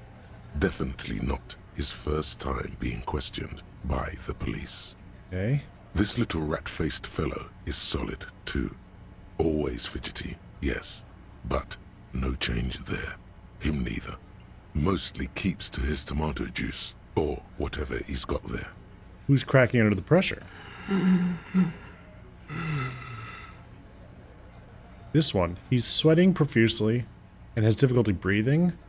They've smartly kept him out of the conversation thus far. Definitely the weakest link in the chain. Turn to the big guy. You having trouble breathing over there? Hey, you. No. He looks up, startled. His forehead's shiny from sweat. A few coiled locks are peeking out from under his warm woolen hat. Of course he's having trouble breathing. Just look at how fucking fat he is. And next to the big guy bursts out laughing. Fuck off, Shanky. Angus is a powerful guy. All muscle. Keep your eye on this powerful guy. Sooner or later, he's going to break like a piece of twig. There's something you're not telling me. And fuck you, too, Copper. Picking on Angus like this. We're done with this schoolyard shit. And just so you know, he doesn't have trouble breathing. His all-muscle comment wasn't sarcastic. He's genuinely trying to look out for Angus. This one is a stone wall. You won't get more out of them about the night of the murder. Not yet. Like what, Copper? Who called the shots that night? Are you deaf? There will be no singling anyone out. You can't arrest a Hardy boy without arresting all Hardy boys. Do you think you could do that? Do you think you could arrest them all? A trick question. Don't let her lead the conversation.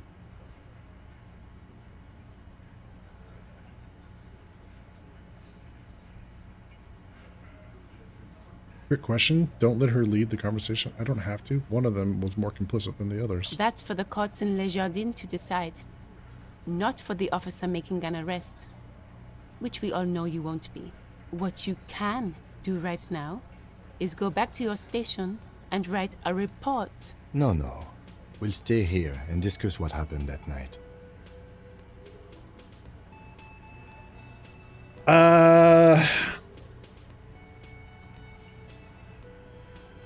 I feel like this one is going to be a problem.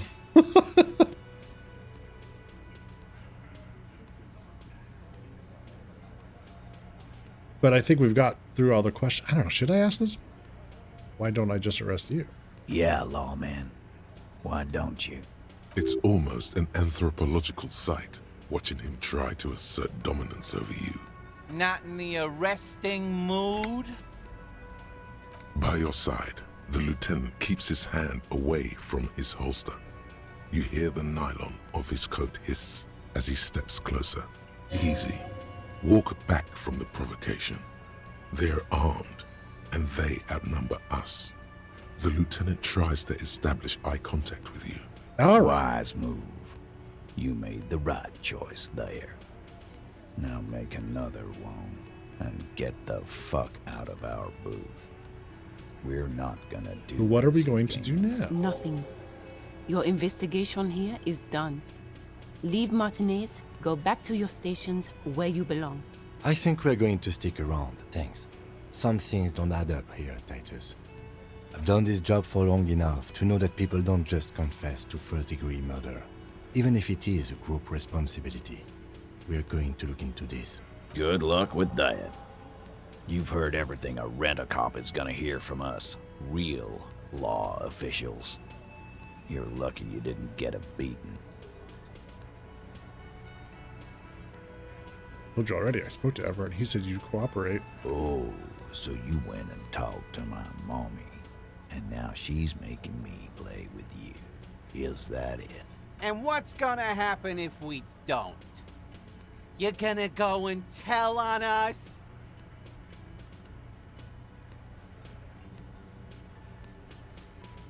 Very mature, guys. Everett sent word, right? Yeah, I heard him. Now fuck do you think I'm doing here? You'd have your ass handed to you if it wasn't for the boss man's word. Let me state this very clearly, Capo. Hello, officer. I'm Titus Hardy. But having Everard back you up like that did seem to have some effect.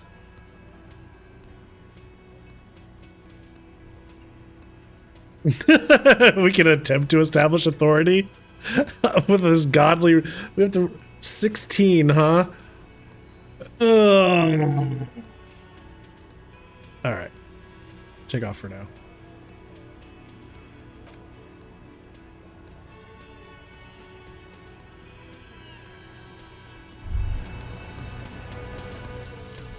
Kingdom of Conscience.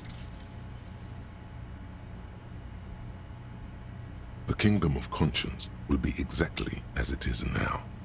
Moralists don't really have beliefs. Sometimes they stumble on one, like on a child's toy left on the carpet. The toy must be put away immediately, and the child reprimanded. Centrism isn't change, not even incremental change. It is control over yourself and the world. Exercise it. Look up at the sky, at the dark shapes of the coalition airships hanging there. Ask yourself, is there something sinister in moralism? And then answer, no. God is in his heaven. Everything is normal on earth. Hey, white kid. You here? I am almost 4 hours late. Hey, no worries. Happy to see you. So by internalizing this thought, we get moralist dialogue options heal +1 morale. The learning cap for volition is raised to 5, and the learning cap for logic raised to 5. Okay. Interesting. So we have to prove our authority, huh? Am I wearing something that's minus authority by chance? No. We have to prove our authority to the... Interesting. How are we gonna do that? Your whole outfit is a -2 authority, but I digress. How dare you? How dare you, sir?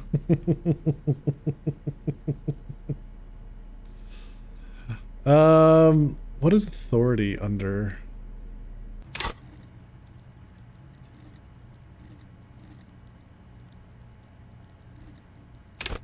Okay, it's under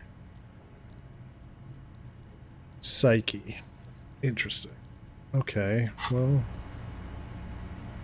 what do we do? Gotta get the signatures, but we have to get across the lock, which doesn't happen until tomorrow.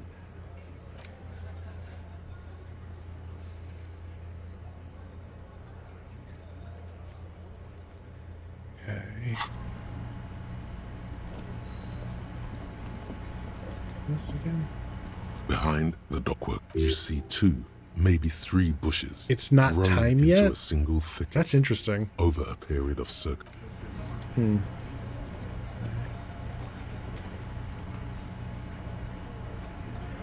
So he's the only one we can talk to.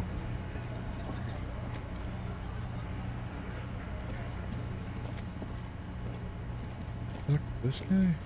No.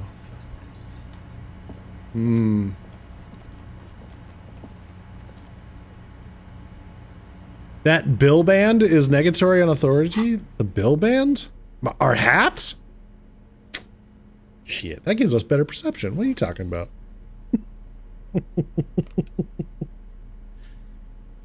Those extra eyes on the top? We can see better.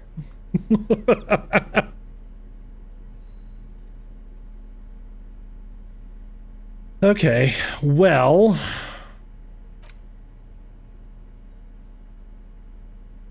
do any of these things add to authority? Takes away.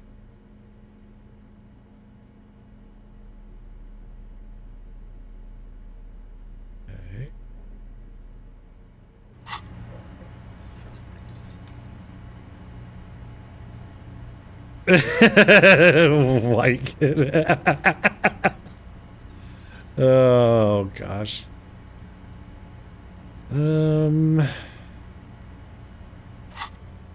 Let's see. I don't know where the Wild Pine rep is though. She should be around here somewhere. That's true. Who is the Wild Pines rep? I might have to look some of these up. What am I forgetting? Wait, we have something to do at 9 o'clock tonight. I know that much. Go talk to the smoker. I haven't figured out how to get past that door in the kitchen. Keep searching for the collar. It says this might take some time though. Okay. I haven't figured out who to talk to about tattoos. Yeah. Hydrate!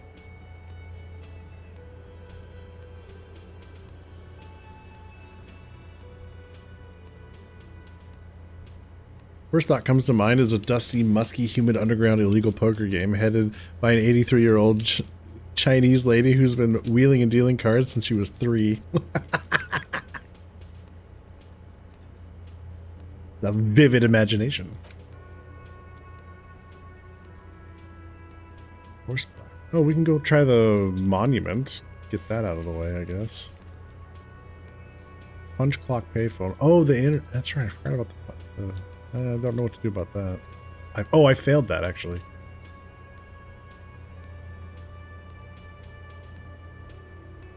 We could try rhetoric again with him, huh? Okay. And the punch clock payphone.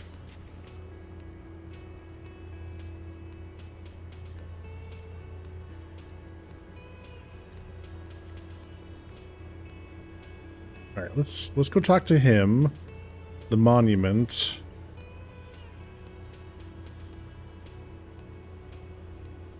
Sleeping dock worker.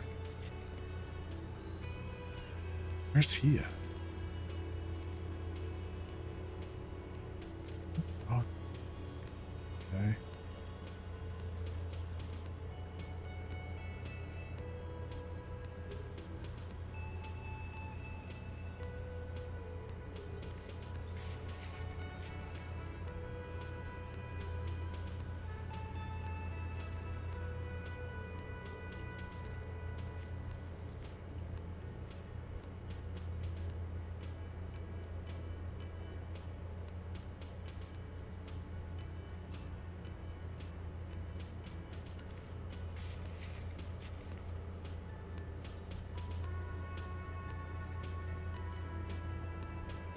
Okay, so let's go this way.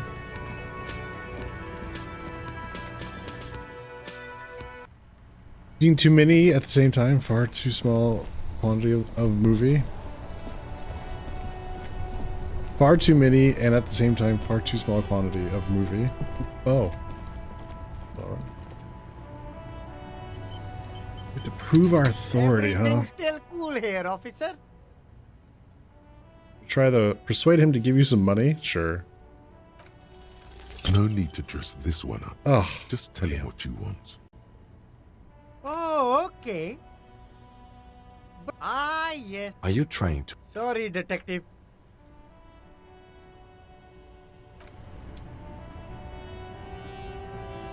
I just want to see where this goes.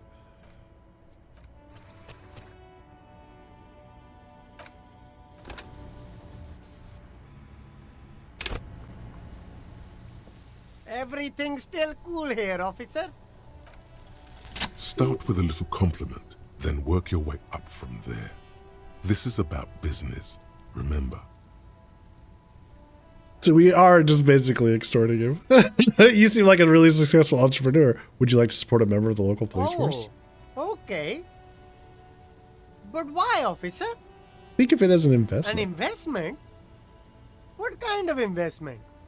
It's an investment in me, a highly experimental human being. My risk-reward ratio is insane. I'm not going to confiscate this humanitarian aid that you're reselling.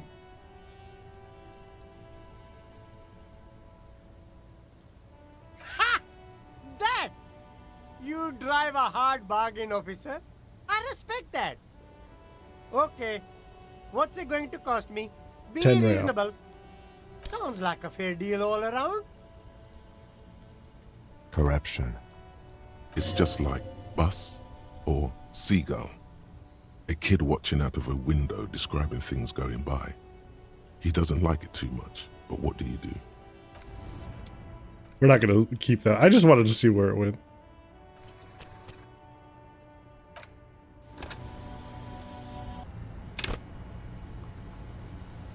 The Dr. Evil, $1 million. Yeah, Everything's still cool here, officer.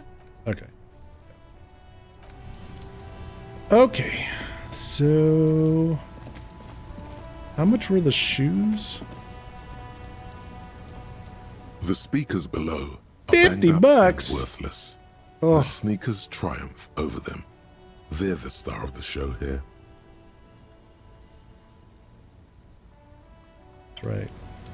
50 bucks. Okay. Alrighty. And then we go look at the statue.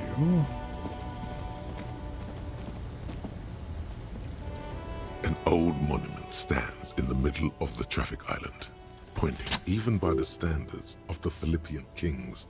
Old sumptuous Philip was known for his profligacy. In what way? Well, he blew through the whole national treasury, starting the decline of one of the penultimate century's greatest superpowers, the suzerain of Revachol. His own maladministration foreshadowed the fall of the monarchy.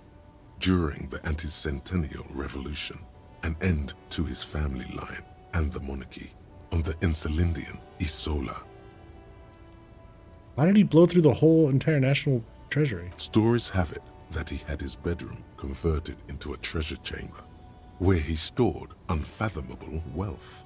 Krugerrands, bars of gold, ornate weaponry, armor, and various chalices. He called it the Sol Aurum. It was obscene. There were whispers he slept on a huge pile of gold-dipped feathers, like some obese dragon, instead of a bed, like a normal person.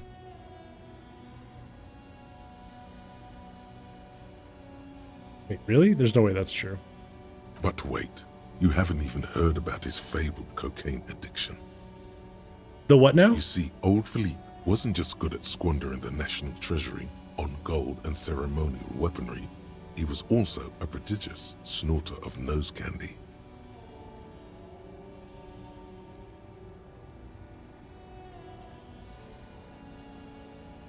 Okay. This is a lot to process. His Majesty's courtiers said it helped him connect with the higher realms. Loaded druggie? That's what the revolutionaries said 150 years later, right before they emptied out the royal mausoleum and dumped His Majesty's mortal remains in the Insulindian Bay. Where is he buried now? Beneath the cold waters of the Insulindian Bay, thrown there by the revolutionaries after they cleaned out the royal mausoleum. So, what happened to the statue? The original was blown apart by communards, then further damaged during the landing of the coalition's airships during the turn-of-the-century revolution, when Martinez was leveled. Most historians think the coalition's hasty landing may have ultimately saved the statue. If the communards had more time, they would have reduced it up to even finer pieces. Who restored the monument? Some years ago, a group of liberal, artistically inclined individuals, designers mostly, thought it would be ironic to restore the statue of the most wasteful ruler of Revachol in the poorest part of the city. The statue is supposed to capture the moment it was blown apart, like an instant frozen in time, a rare butterfly trapped in amber, floating on a sea of shit. That's such a bad idea. People in Martinez tend to agree, as do many prominent art critics and thought leaders with more nuanced social awareness than the young ironists.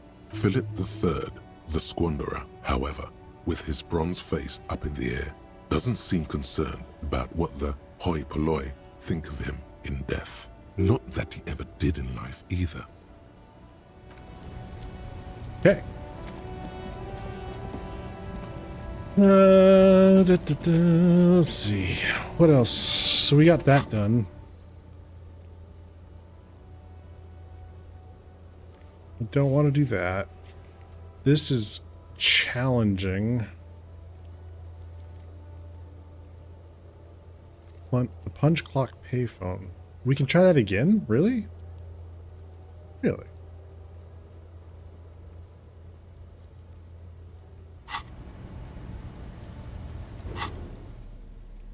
Was it interface? Sorry. Interfacing. Okay. What do I have for interfacing?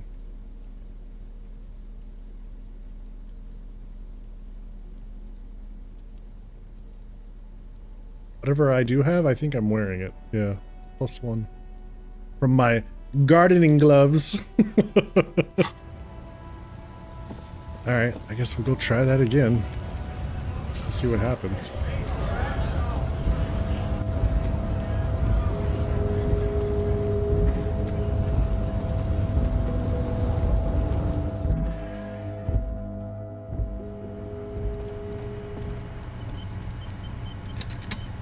The already familiar cold touch of plastic welcomes you as you pick up the handset. Oh, we get +2 because we heard our name finally. Okay. Your fingers run over the dial pad. 005. That's the dialing code for Revachol. 4952. And a moment of hesitation before entering the final numbers. 993. Calling. Calling. Still calling. Then. Video Revachol, 24-hour video rental. You rent 8 and 10 millimeter film for home use. This is Lummy. How may I help you?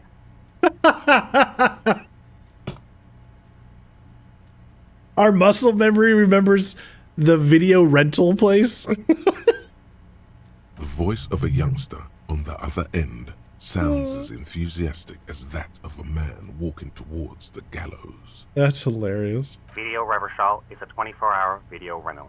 We rent 8 and 10 millimeter film for home use. This is Lummy. No, I mean, what is this place to me? Sir, I don't know. It's a video rental. Maybe you rent videos here. Do you know me? No. Why did I call you? Maybe you called to extend your rental period? Do you need to extend your rental period? My name is Harry Dubois. Do you have anything on my name? Let me fire up the machine. Dubois. Dubois. Here we are. You haven't rented anything in 5 years, but you still have a copy of Blue Ocean Hell from November 46. Whoa, not a fun film, that one. What kind of film is that? Ugh, It's not an easy watch. After the death of his daughter and subsequent divorce, Ziemsk immigrant Egidius Wojcik tries to come to terms with the onset of dementia. Oh my god. No wonder no one's been missing it. Still, it would be great if you could return it to us. We're on the corner of Voyager and Main. The call is terminated by the other party. You're left with the discomforting sound of the disconnect tone. Huh. Okay. Learned a little bit more about ourselves. Whew. All right. Sleeping dock worker, physical instruments. Sleeping dock worker. Physical instrument. Where did I see a sleeping dock?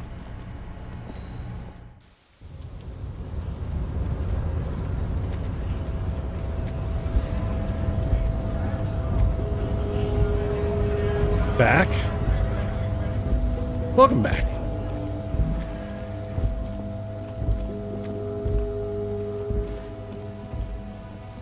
Got her to hang out with that. Aw.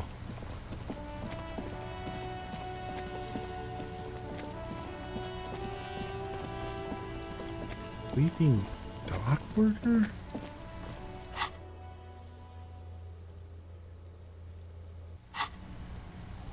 Might be here.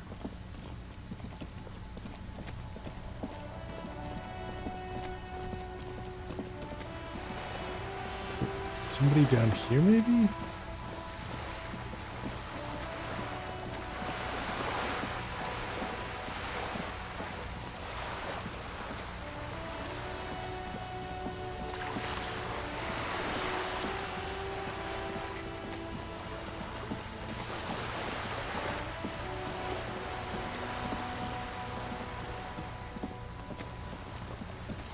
Here. What did I think about it? There was a guy, wasn't there? I never talked to this guy. Oh, yeah. Oh, is this her? Did I just completely forget to go back and talk to this person? I guess so. A striking woman leans against the cabin top of her sailing boat, smiling as you approach. Her green raincoat glistens with droplets. A silk scarf is tied around her throat. Good afternoon, officers. I'm Joyce. Joyce L. Messier. I represent the board of Wild Pines, the owners of the harbour. You gentlemen must be from the RCM. She steps closer and holds out her hand over the railing. Joyce L. What does the L stand for? Shake her hand. I'm glad to see you here. Her grip is tight and cold. Like steel. There is strength there. If she wanted, she could sink her nails deep into your skin. I was dispatched to handle a strike, not a lynching. Anything I can do to assist the RCM in this matter, I will, gladly. That is good to hear, madame. My colleague will take the lead on this interview. I should let you know that he is recovering from an unusual medical episode. Very unusual. But I can assure you of his ultimate competency. There's a trace of irony in his voice. Mischief, even. The lieutenant is hatching some scheme. He's trying to signal something. He wants you to play up your condition. Oh. How interesting. I wish you a swift recovery. In the meanwhile, you have my full cooperation, and the full cooperation of the Wild Pines group.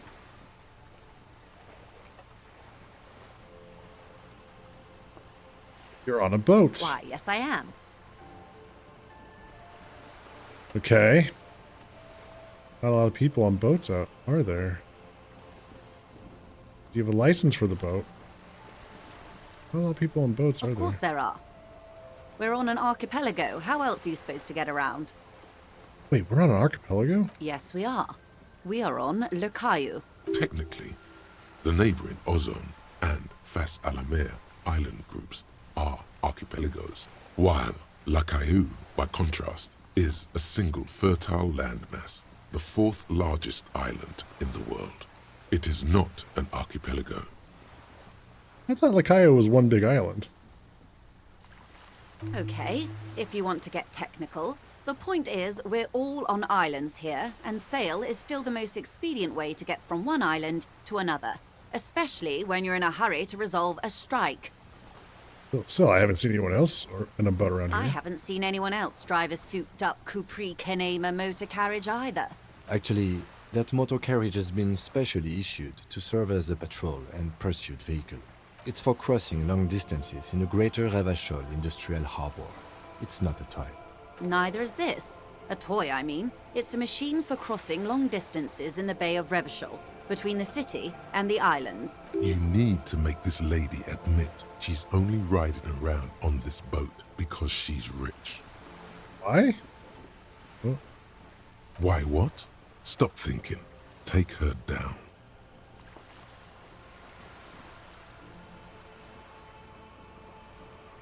I need to nail her Before for this. you do, it might be pertinent to ask a few more questions. Learn whatever you can about this boat of hers. Does she have a name? The boat? No. It is called Cor de Leyte 19 because that's the type of sloop it is. Kind of boat. It's a pleasure craft, a 19 pacer. It also happens to be rated for Category 1 racing. Though these days I mainly use it for business. How do you like My it? sloop? I like it a lot. It's the eel's hips, baby. I'm enjoying this part of the interview. It has so little to do with the murder we're investigating. I really do, the lieutenant thinks. Is she thrown off yet? He's looking at the woman, assessing her. Do you have a license for this boat? Officer, I assure you I'm a highly qualified pleasure craft operator. The crowns of her teeth are porcelain, white as the boat's hull as she smiles. Her nonchalance might be related to something called the Wayfarer Act, a law that says she doesn't need a license. Sly fox, you're not aggressive enough to harass her further on this. Talk about the economics of this boat you're on. Oh my, the E word.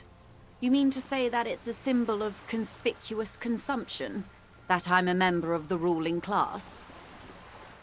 Precisamundo! Class wartime, baby. No, it's a symbol of our subjugation to foreign capital. The bad kind of. Or, let's see. Symbol of conspicuous consumption? Exact. Detective, may I remind you that Mrs. Messier is a professional negotiator? Then what does that say?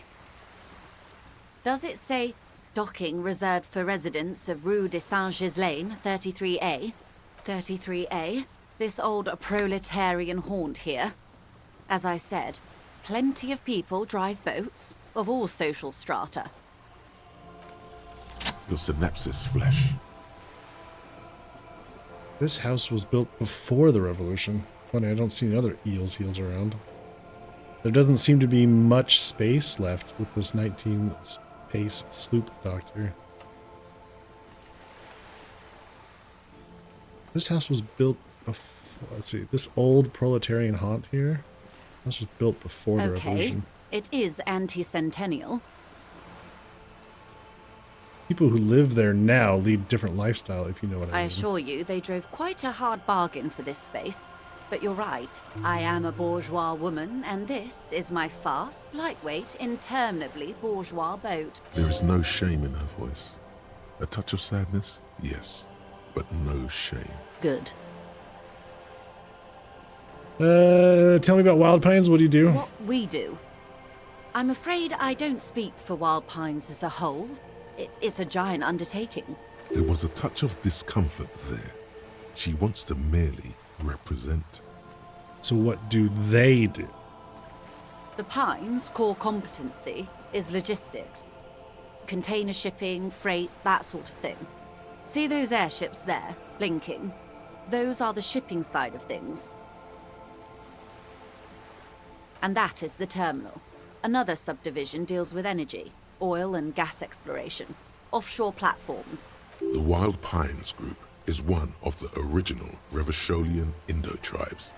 companies awarded royal monopolies by the king, the suzerain himself, centuries ago. The king is long gone, but several of the Indo tribes remain. Who are the other Indo tribes? Baptiste, Elysium, an unknown entity known as Brightest Star. Good company, it seems. Why, thank you. How much money does Wild Pines have? I'm not at liberty to discuss the company balance sheet, but I can tell you that last year, the company booked more than 20 billion real in revenue.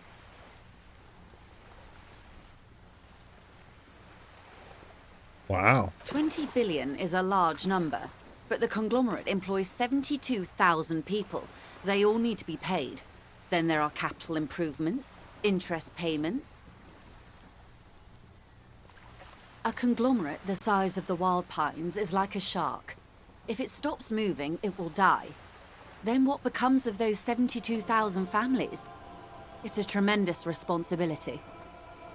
How can get all these They billions? started as an exploration and cargo fleet conducting trade between the Samaran and Insulindian Isolas 250 years ago, when pine ships explored the South Seminese and charted Lomantang on behalf of the suzerain. Centuries of care, deliberation, and madness have gone into this endeavor. Vessels pass through the great unrest to re-emerge with apricots in tow. The logic of the system is totalizing. It's taken everything from its employees to build it. Well, it helps to start out with a royal monopoly. You know more than you let on. Certainly it helped, but most of the original Indo tribes have failed or been absorbed. To survive, Wild Pines had to grow and adapt. No suzerain did that. What does a huge system want with a... What does such a huge system want with a place like this? You mean aside from being the terminal's legal owners, who are responsible for moving 8% of the world's cargo?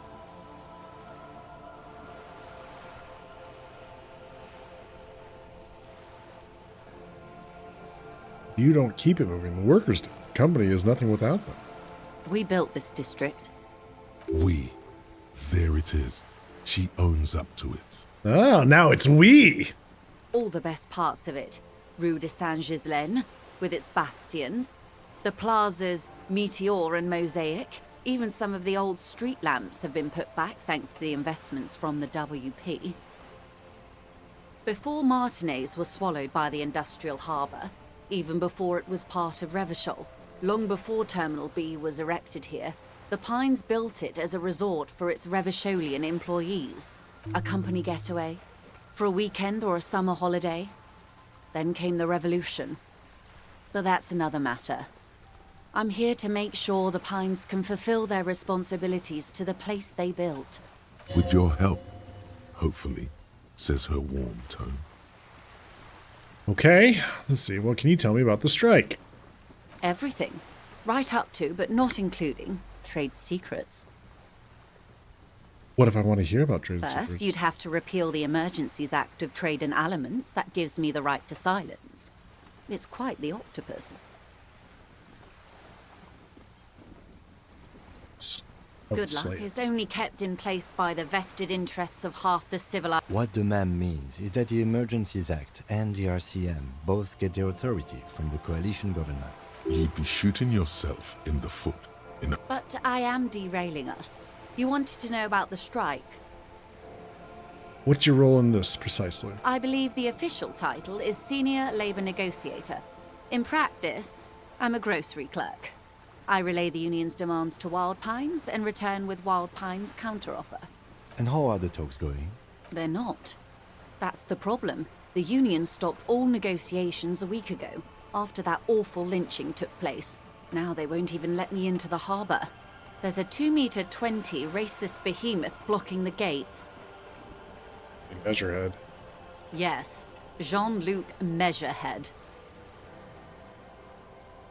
How were the talks going before the Let's lynching? say I was not making the kind of progress I'd hoped for when I first arrived.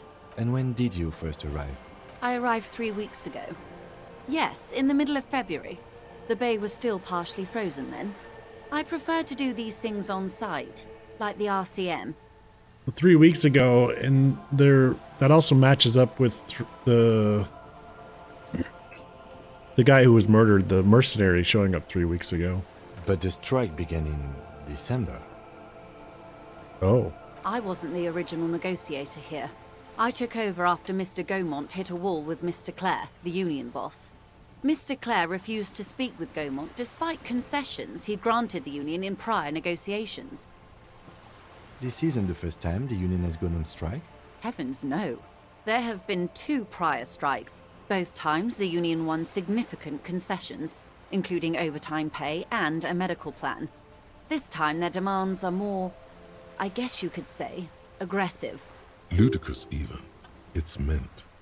What happened to just Gaumont? Mr. Clare told him to... how did he put it? Fuck off, midget. Gaumont is short of stature, you see.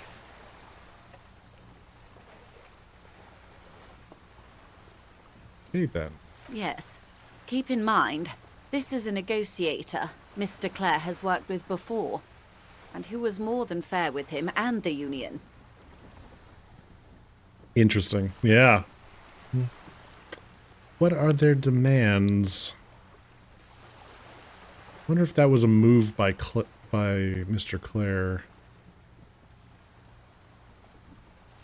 There are leaflets everywhere, and banners. What did they say again? Oh yes, every worker, a member of the board. Most of the workers probably don't know what that means. Over-aggressive commie posturing. Seems like they have no idea. They have no idea about business.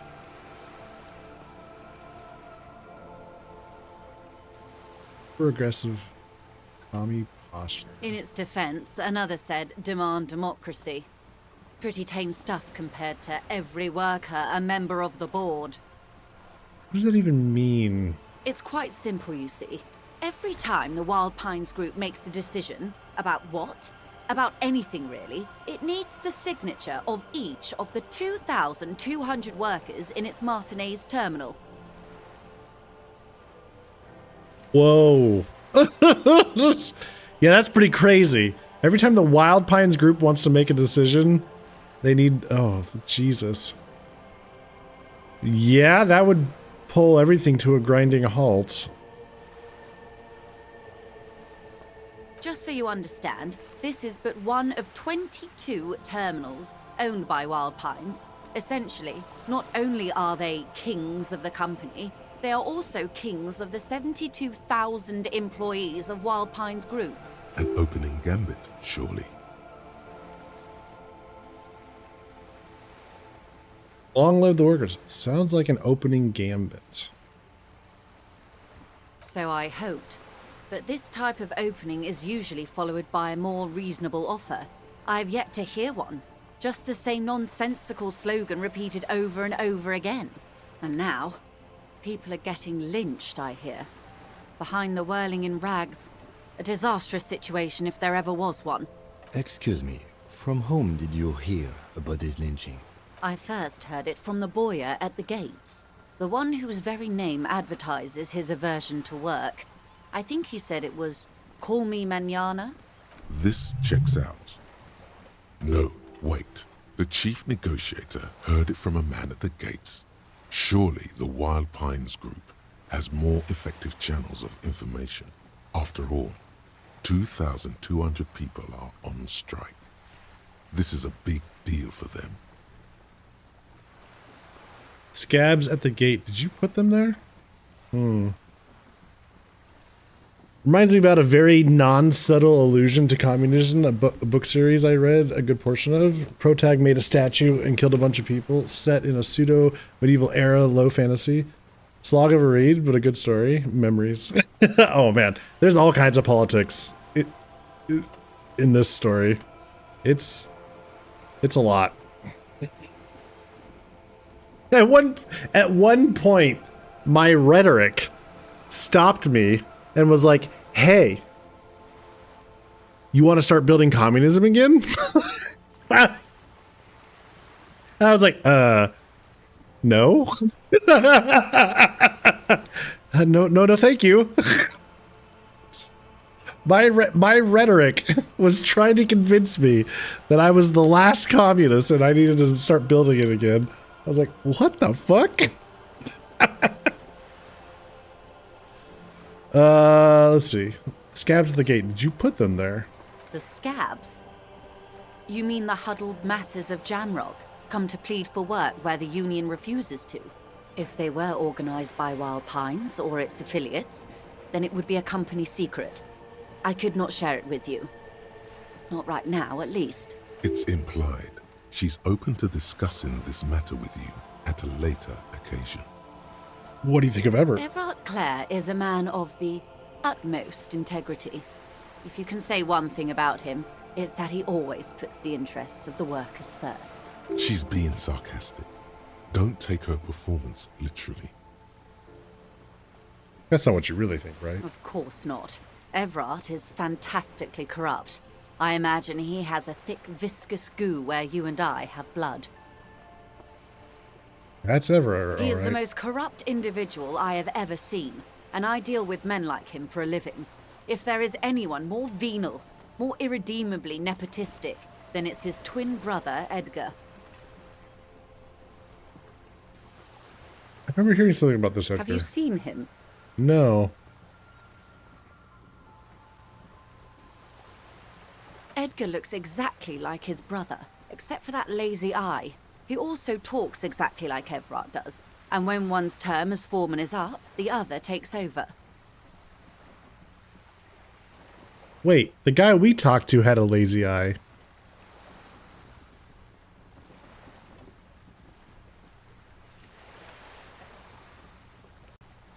Were we really talking to Edgar? Wait a minute.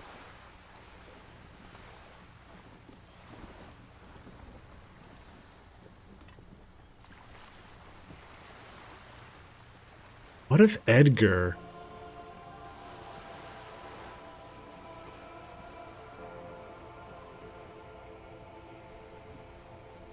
What if Edgar pushed Everett out?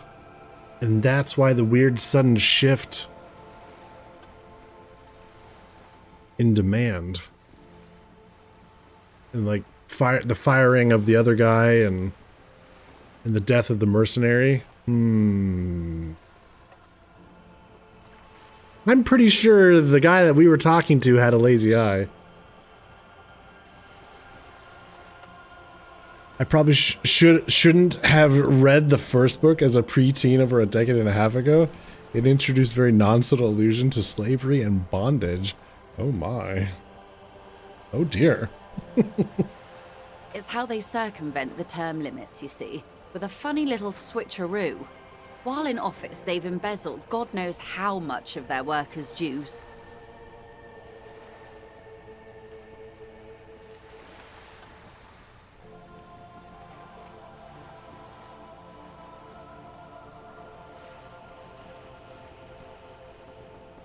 What about the union itself? Outside the brothers.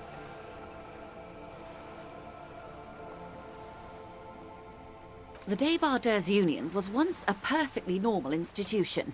20 years ago, anyway. It must not have been easy to establish under the Emergency Act. But they did it. I can respect that. Organized labor at its best, as they say. Then something happened in the local chapter elections. The brothers Clare came and transformed it into a... how do you say? A mob. The Débardeurs are a crime syndicate. Sad as it may be, we are forced to cooperate with them. Refreshingly honest, officer. The company has tried appeasing in the past, but I'm afraid our concessions have only emboldened Everard and his brother. And your opinion, detective, if I may ask?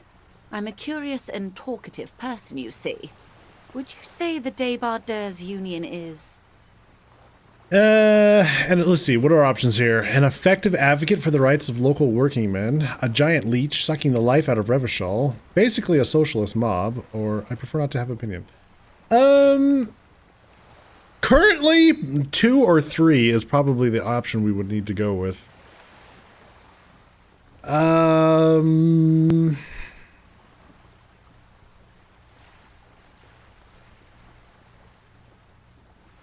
Yeah, basically a socialist. Or a giant leech sucking the life out of Revachol. Basically a socialist mob. Thank you for being candid. Sadly, Wild Pines have cooperated with what amounts to a crime syndicate for 2 decades. However much you feed the wolf always hungers. Something about happens. You said something happened in the elections? I'm glad you asked. There was a woman, the previous forewoman of the Union. She disappeared. Disappeared? Yes. On the last day of the local chapter elections, her daughter phoned in and said she wasn't running anymore. Or coming to work. Ever. End of story. Some kind of extortion, probably. Indeed. The company suspects foul play, but there's nothing they could do. It was a union matter. The point of the presentation is, these kinds of things happen around the Clares. Watch out when you're dealing with him. Thank you for your concern, ma'am. We'll be just fine. Interesting. So, the twins switch off who's leading to get around the rules of how long you can serve as the union leader. But basically they can just switch in and out at any point because they're twins. Okay. Of course. How else can I help? What can you tell me about the lynching? Quite a few things, I'm afraid. The information I'm to share with you includes sensitive trade secrets. For the sake of my employer, I have to ask for your names and badge numbers. They have that rotation lockdown. Yeah. Our badge and number. Of course, ma'am. We should have introduced ourselves. I am Lieutenant Kitsuragi from Precinct 57. And this is my colleague from Precinct 41, Detective Dubois. I'm afraid Harry doesn't have his badge at the moment. I hope mine will suffice. Oh, and what happened to yours, Detective? She returns the lieutenant's badge and turns to you. Awkwardness washes over the conversation. The woman doesn't like this turn of events. Remember when my partner told you I'd recently suffered from an unusual medical episode? My lost badge is related to it. I see. So, are you saying you lost your badge during the course of this episode? I could have eaten it for all I know. I don't remember anything. This world, this city, nothing. Oh dear. Some kind of encephalopathic amnesia. I don't even know how to respond. I do believe you, naive as that may sound. I simply can't imagine what you gain by faking such a condition. As I said, ma'am, his technique may be very unconventional, but he is an officer of the RCM. Of course, I sympathize, but I'm afraid I simply can't share anything more until I've seen that badge. Hang on. She's a professional negotiator. She should be open to some sort of mutually beneficial arrangement. What kind of arrangement would it be? I mean, favors for favors. A dirty alliance of some sort. Consider this. Perhaps she has been planning it all along. That you convince yourself into colluding with her.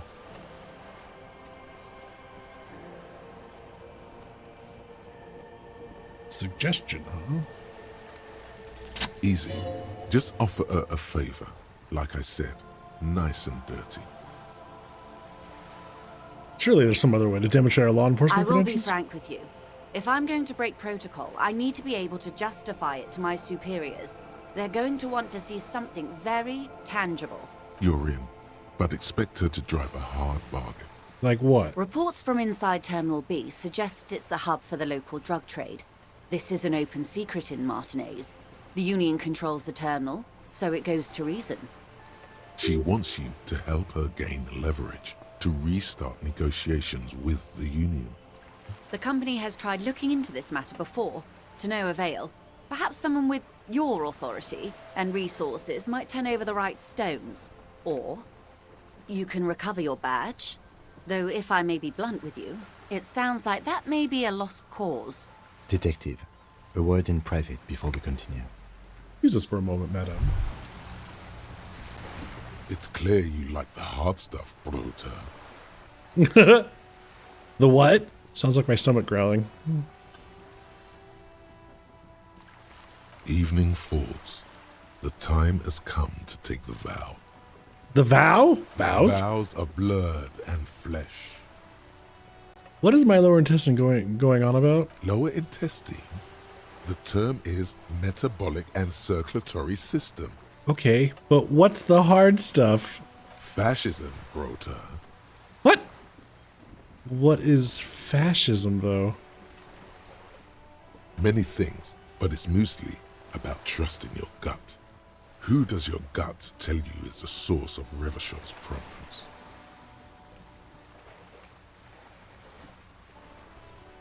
Financiers? Yes, them, but also women. Oh my god. What? Endurance! What the fuck? Women, men of war. You don't like them. They're insane. Their idiocy needs to be scrubbed off this world with rubbing alcohol. Woo men need to go back to the fucking kitchen. Oh my god. That's what fascism boils down to. The rest is also important. But the main thing is that woo men need to know their place.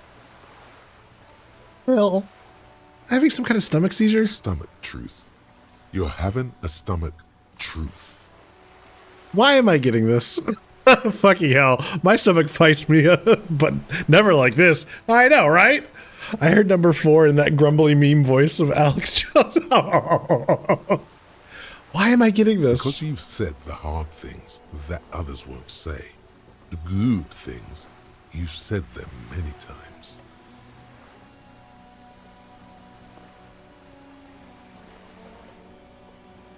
Fascism sounds so bad, though. What if we call it something else, like traditionalism? No. No! Stop it! You're going to keep your views, right? Keep no, your views, bro. Actually not. I'm not going to be played by an upset stomach. I'm opting out. No fascism. There's a slow, painful growl somewhere in your intestines, knocking on your alcohol-engorged liver. It is one of betrayal and disappointment. Too fucking bad! Listen here, stomach.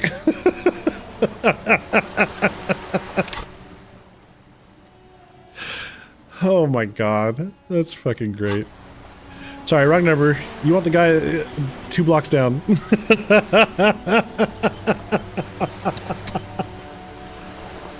Oh.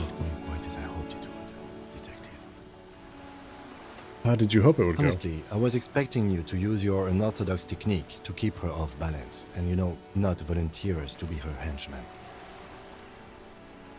So we're henchmen now? This woman is running circles around us. She might have known about your misplaced badge all along, or she's simply an adept improviser. Either way, we've played straight into her hands. He doesn't let it show, but there is a limit to how much the consequences of your unprofessional behavior can cost the investigation. Maybe this is all her plan. She might have heard about you. The company must have more ears on the ground. She could have known about my condition. The proposal was likely part of her design. This all is. What do you propose? That we don't investigate the drug trafficking? We could just, you know, find my badge. Oh, that would be fantastic, but do we have the time? The world is large and your badge is 8 by 6 centimeters. The situation might have changed drastically by the time you locate it. Time is of the essence. You could request a new one from the station, but that would literally take months. Her proposal was likely part of her design. This all is. Yes. Knowing this does not really change our position, however.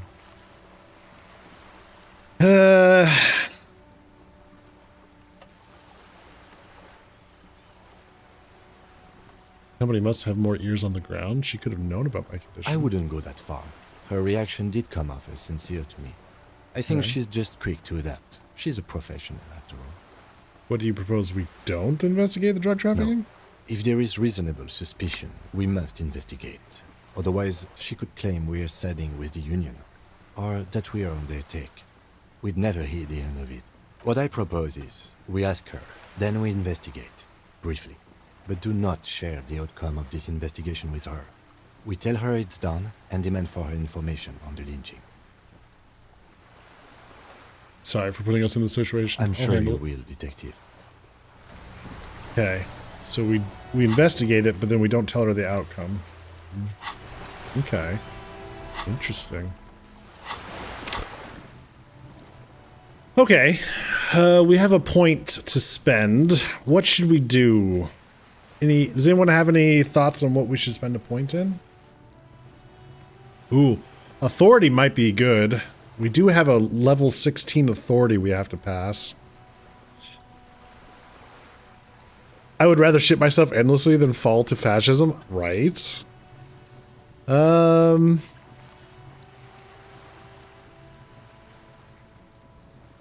Authority or suggestion? Yeah, what's our suggestion at? Our suggestion is at a 3. And our authority is at a 3. Okay.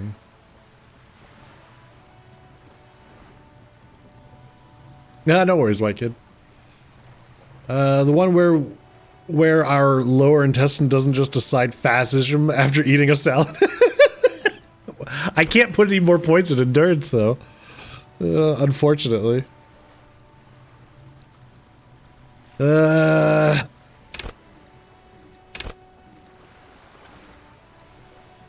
Let's go with authority.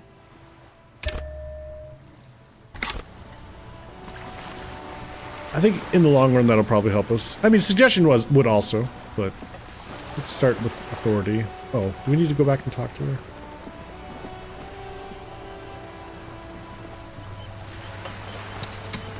You're back. Good. What can I help you with? Okay. Do you know something about these tattoos? Show her the photo. That's the man who was killed. I'm afraid this is a discussion for once we've cleared the lynching question. So you know something about the tattoos.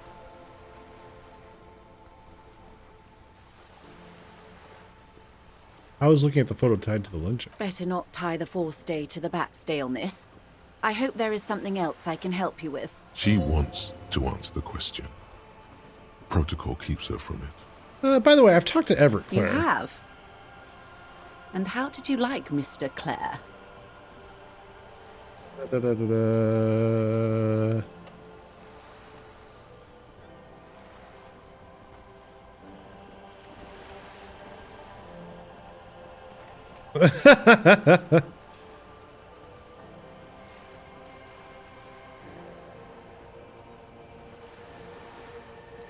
Ooh, I like this.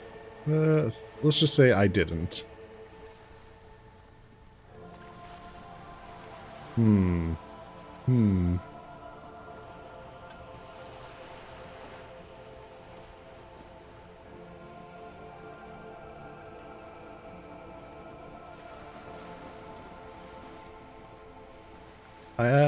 Let's say I didn't. Oh, come on now. He has his uses. How else would he have stayed in power all these years? Or wait, actually, corruption. That's how he's done it.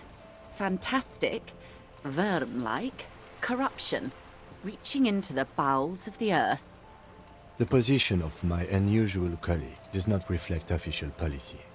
I hope you understand. The RCM does not pick sides. Of course. And I don't expect you to share anything he told you with me. I'm not a corrupt Worm myself. However, if you felt like discussing something, how could I stop you? Are we not human? Are we not curious to hear another person's take? It's only natural. We would only be gossiping. Intellectually speaking, it would be quite interesting to hear what she has to say about these things.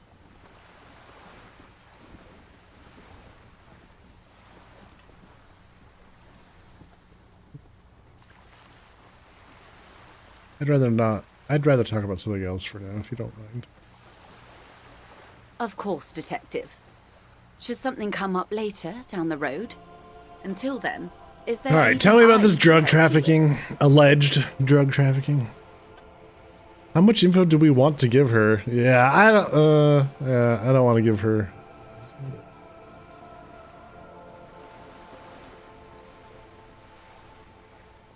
Okay, tell me about the alleged drug trafficking. It's quite straightforward. Someone is using Terminal B to smuggle raw ingredients from the Samar and Isola into Revachol with the Union's blessing. Wild Pines has suspected it for years. Ingredients for what, ma'am?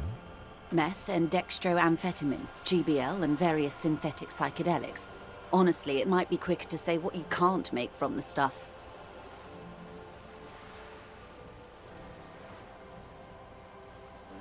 Through the terminal? The materials come from Samara to Revachol through the terminal. After they clear the terminal, we lose track. The actual production is taking place at various sites in and around Jamrock Quarter, north of here. Wild Pine seems to be well apprised of the local drug trade, ma'am. Do you mean to say the Union also produces the product? Sells drugs, I mean? We're in logistics. It's our business to know. And no. As far as the company knows, the Union does not produce it. They transport the ingredients for a cut. And you want us to investigate? Yes, but you won't get anything out of Evrart and the Dockworkers Union. Still, every chain has its weak link. The handoff. The motor lorries at the roundabout. The lorries? Precisely. Someone needs to move the ingredients from the harbour into the city. Once they reach Jamrock, they're distributed to a network of local manufacturers well beyond our grasp. But in transit, they're vulnerable. How convenient that they're stranded like beached whales at that roundabout. Perhaps you've noticed that a number of lorries are tangled in a traffic jam at the roundabout just now. Interview the drivers who are still hanging about. One of them might be waiting for a crucial shipment. She gives you a knowing Her look. irises are light green, like the river Esperance in bright daylight, upstream where it's clearer. I'll be explicit. If you find this driver, I will share company secrets with you. Uncovering Union secrets could also give you an upper hand when dealing with them.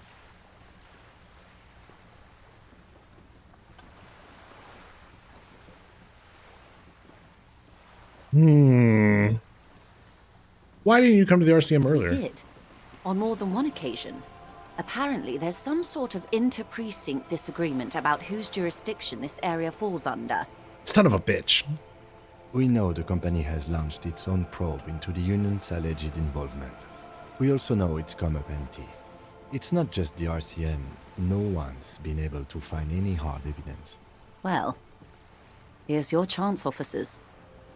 It's no coincidence the lorries are stranded there like that, is it? No. We asked East Motor Track to raise the drawbridge. The road company is a partner of one of our subsidiaries. However, She pauses, looking to the this sea. is a limited time opportunity. Once the complaint has been processed by the Trade Committee, they'll have no choice but to lower the drawbridge, and the operation will continue. Thousands of litres of raw ingredients will pour onto the streets of Revachol. Not the east across the river, but the west. The vulnerable, the weary. Well, at least this solves one mystery. What is that, Lieutenant? Why I had to call East Motor Track and beg them to open a drawbridge for me. I'd wondered since I first drove in, on my motor carriage. I am sorry for the inconvenience, Lieutenant Kisaragi, but we need them trapped here. This is a unique opportunity. I'm sure you understand. What proof do you have that the Union is involved? How do you think they're financing this strike? There are thousands of unpaid dock workers going strong for the 4th month straight. There was a shakedown of local businesses preceding the strike. Many were squeezed to bankruptcy to fund it. With all due respect to these desert cacti, the contents of a few cash registers cannot provide for 2,000 men. The local businesses can scarcely provide for themselves. Do you think it's being funded by the source ingredients for drugs? Precisely. Smuggled out of that very gate at night, most likely, then loaded onto lorries and driven to Jamrock. You simply need to find one driver who will open up to you. Oh, that one guy, yeah.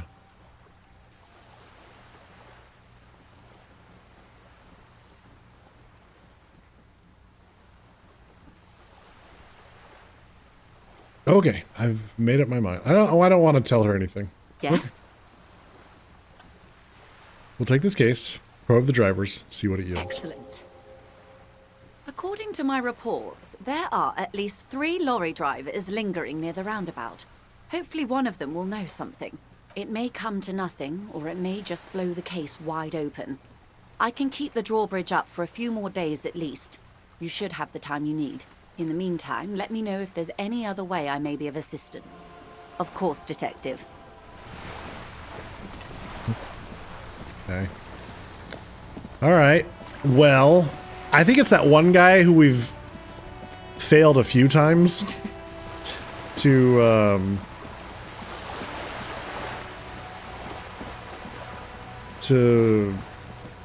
divulge what's bothering him.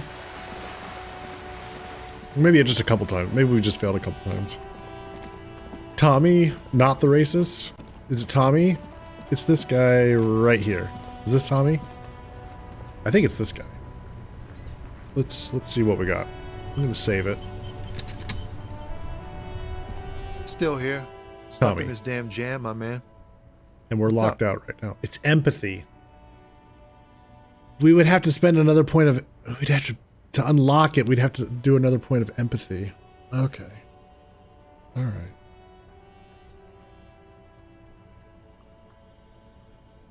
Or we could just ask him, maybe? Whoa. Alright, let's... I guess we could just straight up ask him. Seemed like a man to know about drugs. Ah, man. Me and narcotics go way back. Had some good times surfing the psychic waves of my own consciousness, you know? But those days are behind me. There are other addictions in my life now. Why the inquiry, my man? Let's see, do you finance those other addictions with drug trafficking? I need to get high and I'm looking for a dealer, or let me be sure. I'm trying to figure out who's smuggling drugs out of Terminal B. I'll be straight with him. He's been straight with us. We have a credible lead, sir. Someone on this roundabout is waiting for a bulk shipment from the harbor to load it on their lorry and drive it to Jamrock. Not me, man. No way. I don't need any trouble. Shit's bad enough anyway. This jam's got folks up in arms, and I'm afraid it's headed toward a conflagration. Then why are you still hanging around? Gotta guard the stuff. Bosses don't look kindly on missing cargo, and it gives me time to work on my rhymes. A rhymesmith? This is quite credible. It goes with its cadence and way of speaking. Okay, who do you think could be conducting the drug trade Look, then? man, I try to stay away from the criminal underbelly of Revachol. I'm a guest here. You really need to find another man to probe with those questions. We wouldn't say he's lying, sire.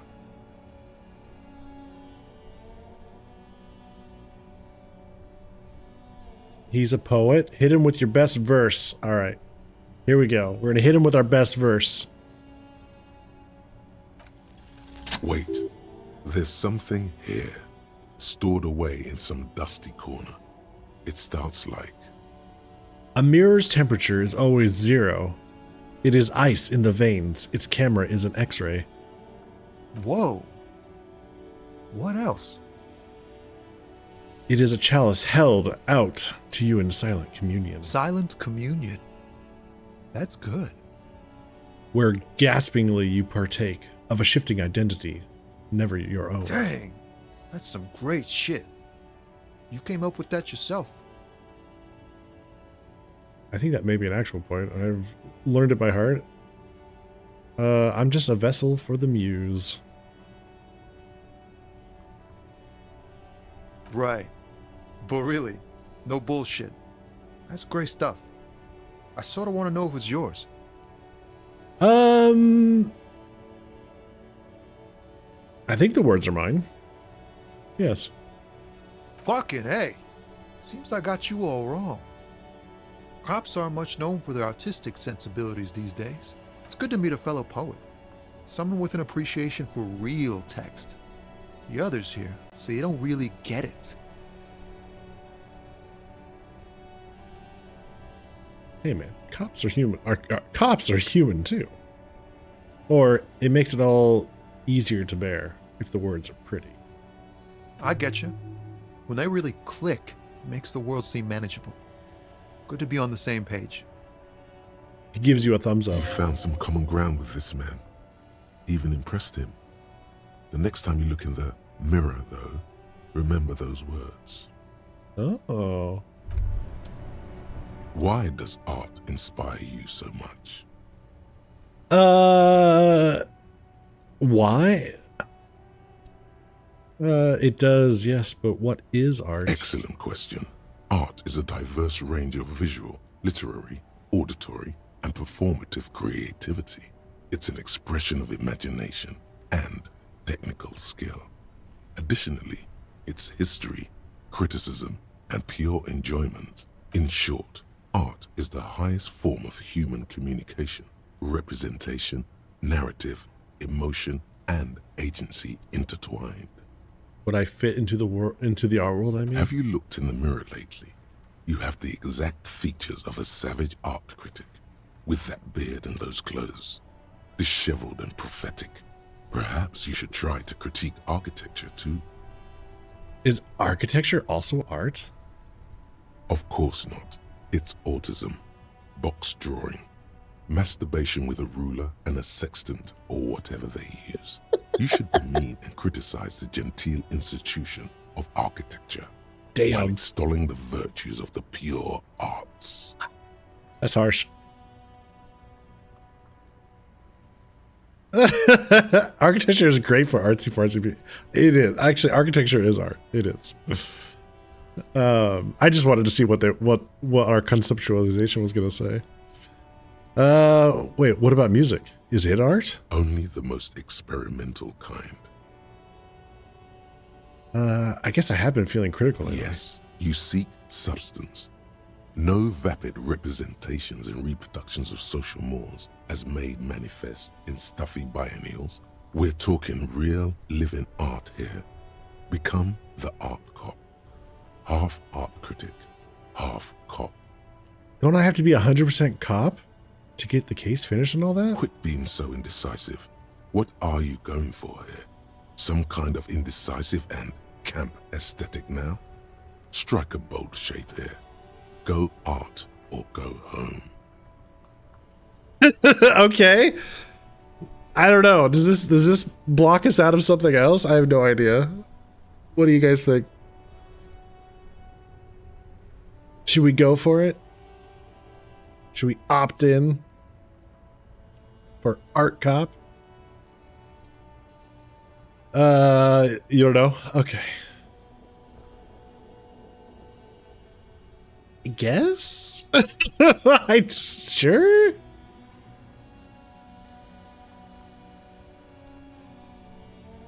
Exactly. It's not only your duty to only catch the criminals off the street, you must also apprehend criminals of the printing press and the gallery, the trite and derivative artists and writers of the world.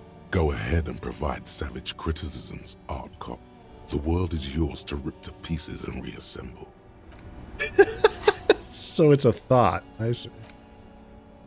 So we lose perception for an hour and a half.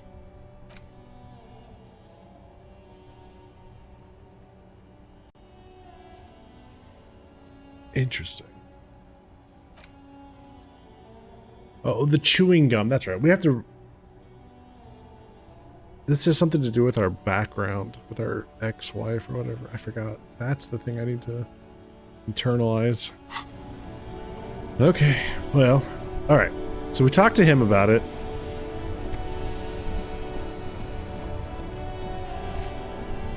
Okay. Well, my next guess would be this guy. Everything's still cool here, officer. What kind of stuff are you selling here? Only the coolest goods in Revachol. I've got sneakers, speakers, extremely comfy pants too. Try them on right here. No shame, only freedom. Where'd you get those comfy pants? I'm an entrepreneur, officer. I've got sources, buyers, suppliers, distributors, manufacturers, wholesalers, all extremely cool and above board. You have a permit? Good joke, officer. Here we don't have permits.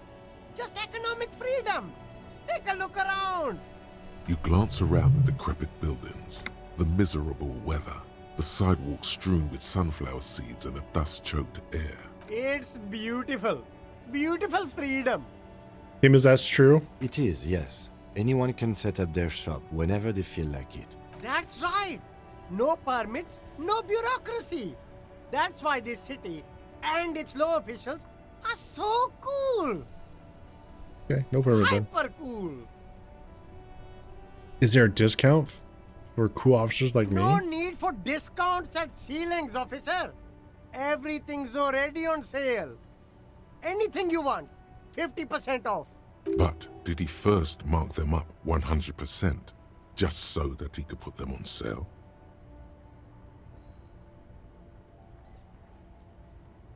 My man, you know how the game is played. You and me, we should work together. What do you think? Shake things up? Anything for you. So we can't ask him about...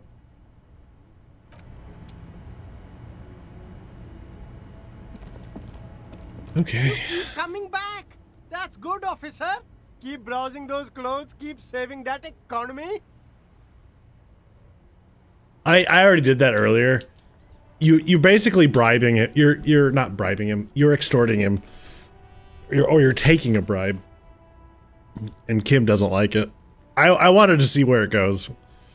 So I reloaded and undid it.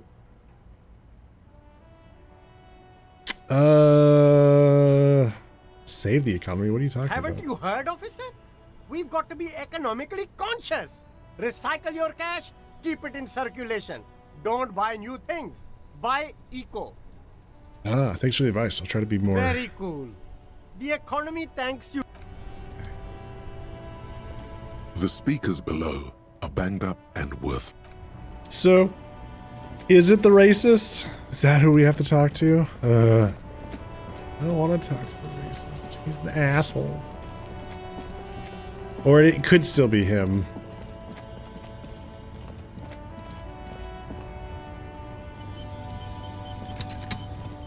Looking for something, Hunt? Come to tell me to... You could push him by asking him to show you the soles of his boots. He definitely looks like someone capable of a lynching. See the soles of your boots. Admiring the stompers, Hunt? Sure, I can demonstrate them. On the bottom of the man's boots, you see an intricate tangle of threads with no immediately discernible pattern. What with your soles? It's Revachol. Where did you get boots like that? Custom made. Cost me a pretty penny. But why? You'll see when the time comes, officer. True patriots carry Revachol in their very souls. Technically, you're stomping on Revachol every step you take. I know you people don't understand poetry. You're a lawyerman, right? What's your stance on drugs? Drugs? They're shit, man. I don't let anything pollute my body. He takes a long drag on his cigarette. You Why know not? where that shit comes from? Sarah Miriza, Safre, Ilmara. They take the money from our local junkies here and then use it to outcompete us in the manufacturing sector. They know they can't beat us in a fair fight, so they have to get us to weaken ourselves somehow. Perhaps it's good to agree to get him talking.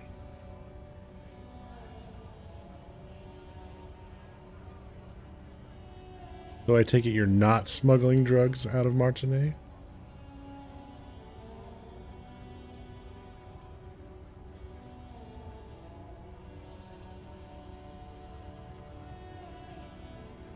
Not in, not out. I'll never betray the purity. So you're telling us that you don't know anything about drugs? I don't know shit. And if I did, I wouldn't tell you. So why are you still hanging around here? Most of the other lawyermen have What left. do you think? I can't leave the lorry unguarded. Stuff's been getting looted lately. It's those little kips sneaking around at night. If they touch my stuff. There was a bunch of spilled boxes in the back of a big lorry nearby. You know what happened? I did see a lorry trailer with the doors open. Yeah, I knew that guy. He was an honest driver who loved his country. We were having a good debate about genetics at the Wheeling in Rags when some Kip boys smashed his lock and took damn near everything. Since he left, I haven't had anyone to talk to. Oh. If they were getting drunk inside the Whirling in Rags, how could they know who broke into the lorry? Yeah, if you were in the Whirling, how do you know it was What? Kips? Aren't we allowed to say that it's the Kips who do all the stealing around here? That's not road to science, man. Oy vey. Then who's running drugs through Terminal Isn't B? it obvious? Fucking Sealang, that beady-eyed South Samaran. His little side business is a scam. I wouldn't be surprised if he was peddling drugs as well.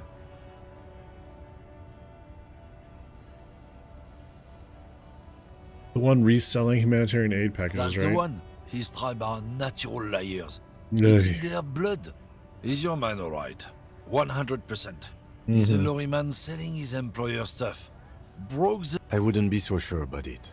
Not until we've heard what Sealang himself has to say. Guess so. Okay. How far away? 30 points. Yeah, we need another empathy point to unlock that attempt. All right. Well, at least we're making progress, I guess. Kind of. Round and round we go. Yep. Everything's still cool here, officer. So, Sealing, what's your stance on drugs? Drugs? I don't go in for that, officer. Drugs ruin lives. Unless you're into drugs, of course. In which case, drugs are excellent. Mwah! Tasty, tasty drugs. Okay. We're looking for a lorry driver who's transporting drugs out of the harbor. He or she is in this traffic jam. That's so cool. You investigating the local drug trade like some cool narc? But I am not a lorry driver. I am just a street vendor. I don't know anything about that. A blatant lie, sire. Yet he tells it with such conviction. We'd believe him if we didn't know better. Yeah, but you are a lorryman. Another driver has identified you and your lorry. Who said that? It's the fat racist, right? I bet it's him. He has an agenda against me because I'm an immigrant who works harder than he does.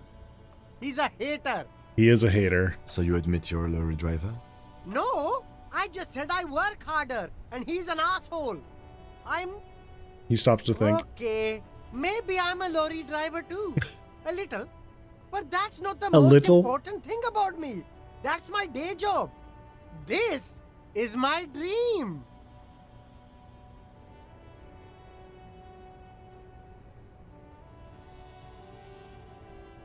Sealing, my source tells me you're the one transporting drugs for the Union.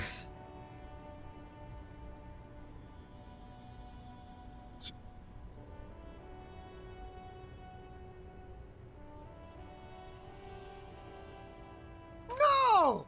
That's insane! It's the fat hater. He's been eyeing me for a week and he sent you here. Maybe he's the one, huh? Have you thought about that? True. Stop screaming. What do you know about the drug operation at the harbor? Nothing. I told you. I'm not a dumb guy. I don't get involved with that crowd. And what crowd is that? Crowd! You know, the drug crowd? No, he wasn't talking about an abstract crowd. It was that crowd. It wasn't some drug crowd. You know who they are. Tell me now. You're wasting my time. Tell me who the fuck is transporting the drugs here.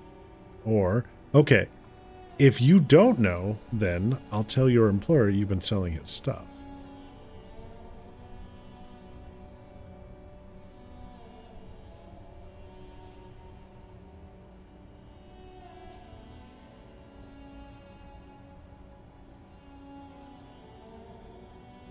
No use. He's not telling us. He's too afraid. We need to take him to my station and ask him there. After we've called his boss. Okay, look. There's bad people doing bad things here. That's all I know. please don't get me into this mess. I spent 15 years working my way up. Here we go. There's a tiny bit of truth on the table. Zoom in on it.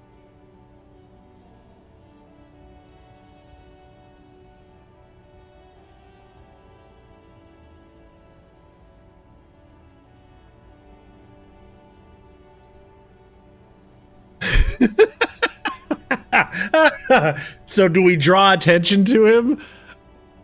Or do we keep it on the DL?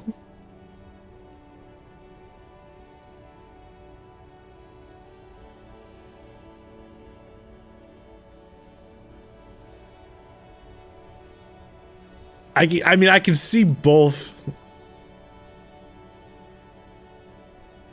He hasn't really screwed us. That's true. All right, we'll try the nice way. We're buddy stealing. Help us out. No one will know it was you. It's a she, okay? The other drivers call her the lady driver. You're better off staying away from her. The way they talk about her, she's no lady. Who are these other drivers who talk? Or is the lady driver the old woman back there?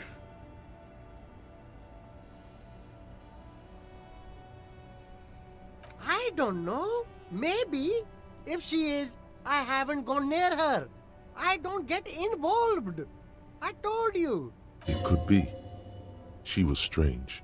He's not ruling her out. Who are these other drivers who talk? All of them. I don't know. I told you all I know. Are we cool now? I really want us to be cool now. Who exactly is talking about this lady driver of yours? The racist or the other one with the tattoos? All of them. Even the ones who've left. I don't hang out with them. I don't remember who has tattoos. All right. All right. I scored. Let's cap this off with a purchase. You can walk away from here with funky sunglasses, detectives. Both of you. You deserve it. Thanks. Wait, can we take another crack at this Shine on one? these sunglasses lasts a lifetime, officer. 100% guaranteed.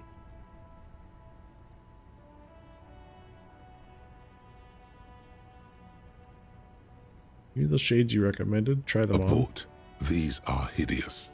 What's more, they don't even fit your face. Damn, officer. You look like a mega secret spy. Very secret. They're practically made for you. It's going to be very difficult for anyone to take you seriously with these jeans of... No, you are definitely not buying those.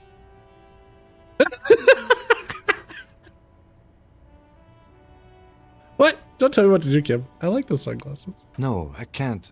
We can't walk around with you looking like this. Go ahead. If you want to look like a walking midlife crisis, then who am I to interfere? I had to say that in order to see the cost. I wanted to see what the stats were. I see. So it's +1 to electrochemistry and -1 to logic. All right, we won't buy that. I had to know what was being offered here. It didn't look like they were going to give me the option unless I said that. All right, let's see if we get some more information about this lady lorry driver. Make way for the master poet. I heard one of the drivers is a woman, but I don't think she's here. Do you know this lady driver? I don't want to talk about that. He shifts around, suddenly uncomfortable, then looks away. I don't mean to pry, but I need your help. She may be involved with the drug business. Man, I was hoping it isn't going to be her. All I can say is, she isn't around here anymore. She isn't some evil drug trafficker. And I don't know where she is. I asked you who's connected to the drug trade. You said you didn't know. Now you're saying you do. I didn't, man. I told you I was hoping it's not her. That she wouldn't be mixed up in it. He still is. Hoping. It's just wishful thinking on his part. Not trickery. It's true. We would of course a lie. But a kind heart is tricky. Bah. Emotional rhetoric. He knew something and he didn't share it with you. That's a fact. Who is this person? What's her name? Thank God I don't know. People here call her the Lady Driver. She kept her name a secret. From me, too. Now I see why. Who is she to you? A friend? An acquaintance. I don't know. She was the only person in this damn jam I could talk to. She's someone I don't want to rat out to the law, okay? What does she look like? A youngish woman. Gruff, but in a cool way. What color hair? Blue and violet. Dyed. It was violet when she got here. Blue before she went. Then she may have dyed it again. When did she leave? Damn, I don't want to... Please just let it go. Whatever she did, it can't be that bad. She's not a bad person, I know that much. We can't just let it go. It's part of a police investigation. That's how it always is with you, isn't it? All part of the investigation. The girl's troubled. If you hunt her down, she may not survive it. I can't have that on my conscience. It won't come to that. We won't pursue her on this. This is information only. I don't believe you. You said she's troubled. How? She's got the darkness in her. That young person's darkness when you think it's all over. And you're looking for a way out. She shared this with you? Yes. Which is why I don't want to snitch on her.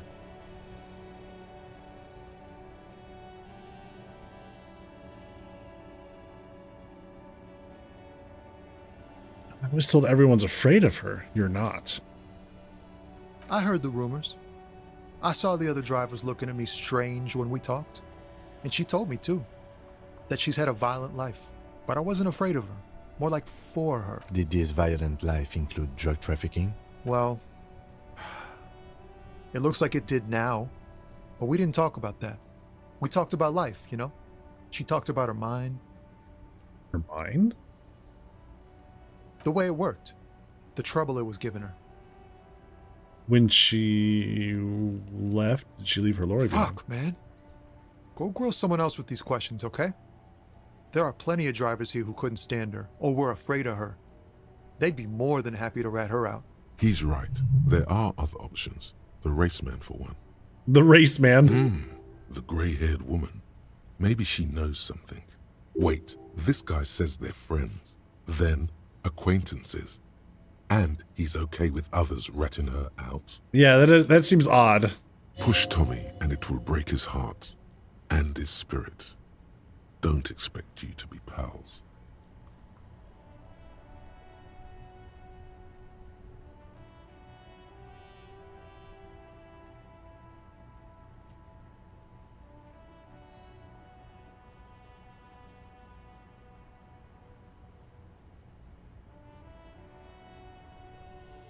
I don't want to bust Tommy, but let's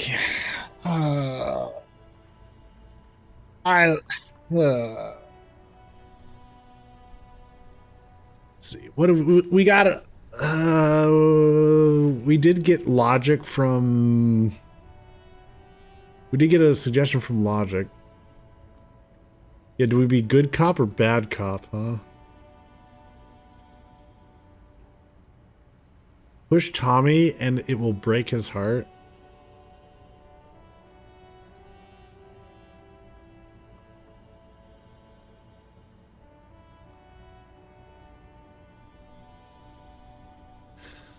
Put yourself in my shoes. I need this for another investigation too. It's important. I can't blow it. You're not gonna put a bullet in your head if you blow it, are you? Because she's on the edge, man. Okay. Okay. So you're all right with others ratting her out? You just don't want your hands dirty. Fine. I don't want to be a butcher. And I don't want to be a knight either. I just want to be a person who can sleep at night. A little fame wouldn't hurt too.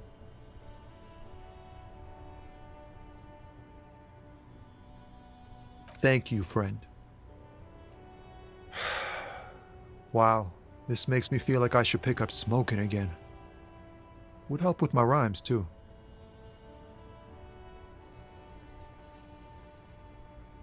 All right. We will attempt other avenues.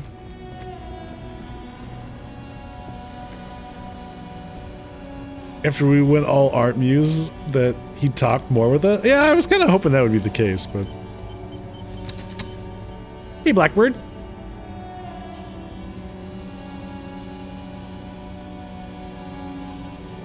Duh, boo. Let's see. All right, let's see if The woman still has her eyes fixed on the photograph in her hands. In the background, the radio plays. If you want her attention, you may need to be more forceful. Snap your fingers twice. Where am I? Who are you? Like a magician recalling a subject. Recalling a subject from hypnosis, you've jolted her back The to smile reality. on her face has disappeared, replaced by the weary aspect of a cornered beast. Are you all right, ma'am? You were out. Never mind. I remember now. I'm still stuck in that traffic jam in the 50s. Where else would you be then? When else would you be then? Back in Mecca, during the time of the revolution. The sidewalks and cafes are filled with young people. I was on my way to see a new Boyadero picture starring Gabriel Buenguerro. Until you came along, that is. The look she gives you is accusatory. Oh. Let's see. So I take it you were in Mesk when you were young. Someone was. But who's Gabriel? This Buenguerro? is Gabriel Buenguerro. She shows you the photograph in the lavish amber frame. A strikingly handsome man looks straight at you, his head crowned with a wide brim hat. His hair is dark as an oil slick, and his jaw the most perfectly chiseled thing you've ever seen. Damn. He was the biggest star of his day. Girls used to faint in the aisles of cinema whenever he came on the screen. And schoolboys used to memorize all of his lines. In all likelihood, it's a world that's only ever existed in her mind. Hmm. Are these someone? Are these not your memories? They are someone's memories, boy. What difference does it make if it's me or not? They're beautiful. That is all that matters. Beautiful and true. And they will win. They're coming for this, you know? All of this. She seems to derive some bitter pleasure from this strange thought, as if the past will one day wipe the present away, like a tidal wave approaching. Sorry to interrupt your daydream. I wasn't dreaming. I was there, Lowman. It was early spring, and the man behind the black sun had just come out. The posters were 20 meters tall. Everything was golden. While you, people, were tearing each other apart over your petty little revolution, in Meth, it was a golden age. The Republic of Mesk is a massive confederation on the Isola of Muindi, the world's largest state by territory. It's a petrostate, a constitutional monarchy, and, as of recently, an outcast due to its tilt to the far right. I have some police questions. Why not, Harife? It's not like I have anything better to do in this hellhole. She settles back against the railing of her motor lorry. Behind her, mountains of memorabilia, photos, and knickknacks line the There's dashboard. something off about this woman. Tell her to show you the soles of her boots. Maybe she was at the hanging somehow.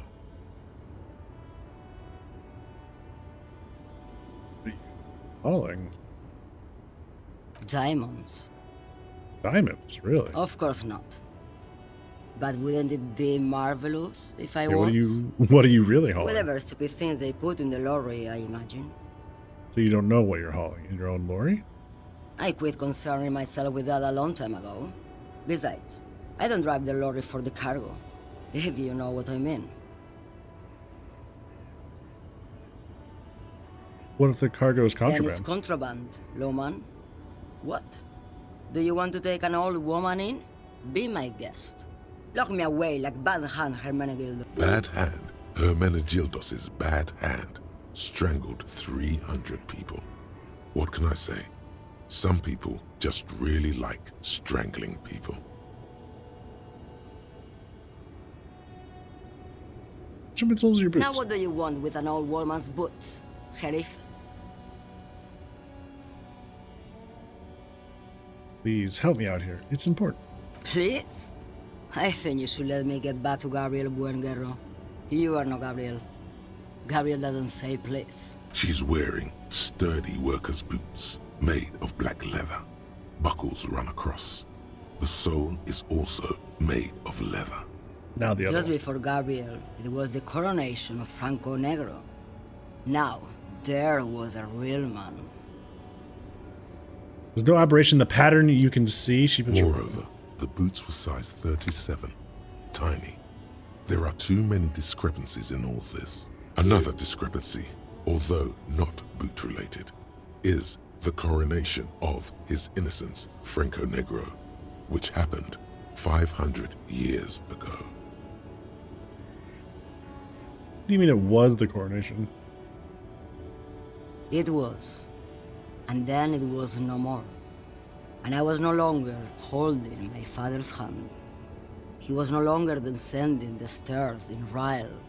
The crowd had gone silent. Perhaps it was another Sheriff who came and woke me up, looking at my boots, asking questions. Or perhaps it was one of the others in this carnival. As she says carnival, she gestures to the empty square. She's not old odd soul. There are no. These are not the boots that made the I prince. could have told you that from just looking at them. The size is 37. The feet of a little girl, they fit well on the pedals. Alright. Are you the lady driver? You just call me a lady, Harry. She clearly doesn't think she's a lady. Don't repeat it. I was told of a woman driver. You're the only woman here. I'm not that either, Sheriff. I've gone too far from it all to remember what was between my legs. It doesn't work like that on the long haul. You're not the driver everyone I'm wants only here, buddy. terrifying to small children and to those who used to know me. Yeah, it's not her. Believe me. I believe you, drama.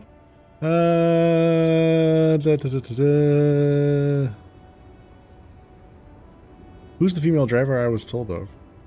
How should I know? Do I look like I spend a lot of time with the other communers sniffing around when I have my movies to go to? The big ones, the trucks. There's no women and men there, it's all just... In the middle of this town, there's a ghostly motorway. It takes all the people where they want to stay.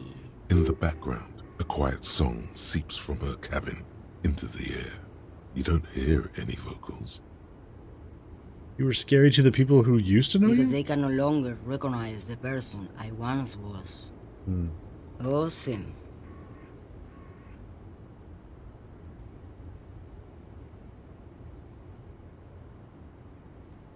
I don't know if it's worth asking her anything else. I don't understand the Of Bodero course thing. not. To truly understand the Boyadero, you need to listen to On the Western Plain. A boyadero, boya for short, is a cowherder from upstream Magritte, the great steppes of northern Mesk. People like Mañana at the gates have turned it into an ideology of sorts. Okay, what's that? It's an old ballad about a young girl who falls in love with a daring Boyadero. He promises to marry her as soon as he returns from the Western Plain. I'm guessing that doesn't happen. Of course not. The Boyadero returns from the Western Plain a changed man. One night, as he and his beloved are out walking along the river Maigret, she pleads with him to give up his riding and settle down. In the background, you can hear the orchestra swell as the screen fills with the maiden's imploring eyes. I think I see where this is So going. the Boyadero strangles his beloved and throws her body in the Magritte. Then he rides off, Because the Western Plain is calling to him. That's not where I thought that was going. You have to understand. A true boyadeiro needs a whole horizon to himself. He can't be tied down by man or woman. His beloved was selfish. She didn't know what it meant to love a boyadeiro. You seemed away. She's just a distracted old woman.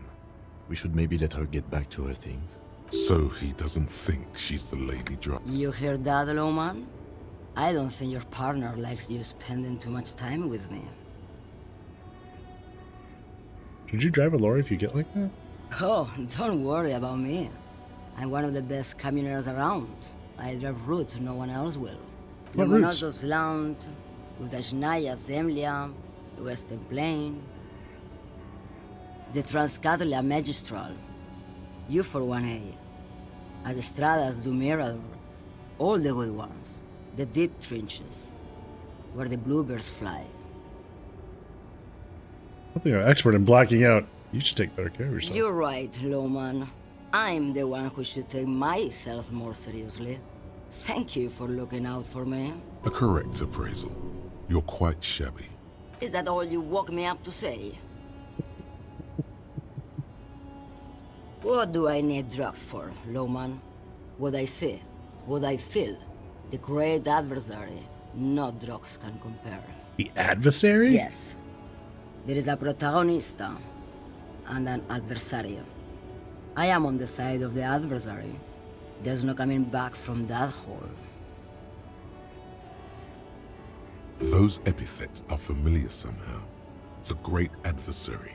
The great unrest. Can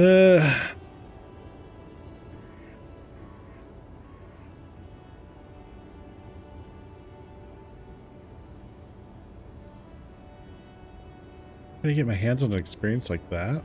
If you don't know, Maybe if she thought you're corrupt.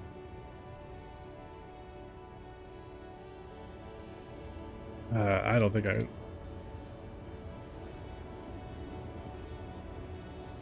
What is that you're hauling you're exactly? man, Lowman. What of it? Are you smuggling drugs through Terminal Maybe. B? Probably not. Makes no difference to me either way.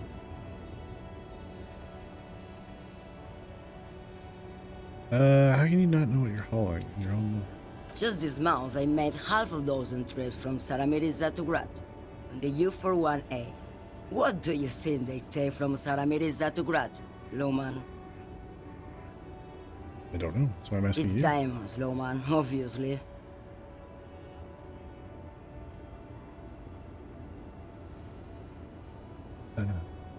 Well, drug trafficking. Why are you still waiting? Where do you want me to go? This isn't so bad.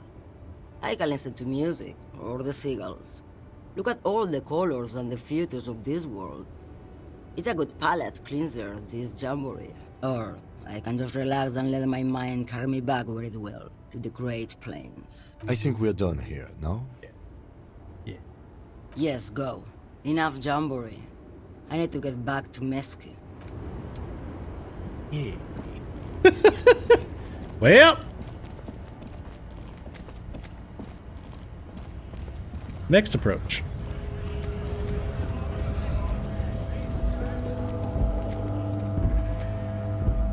The racist.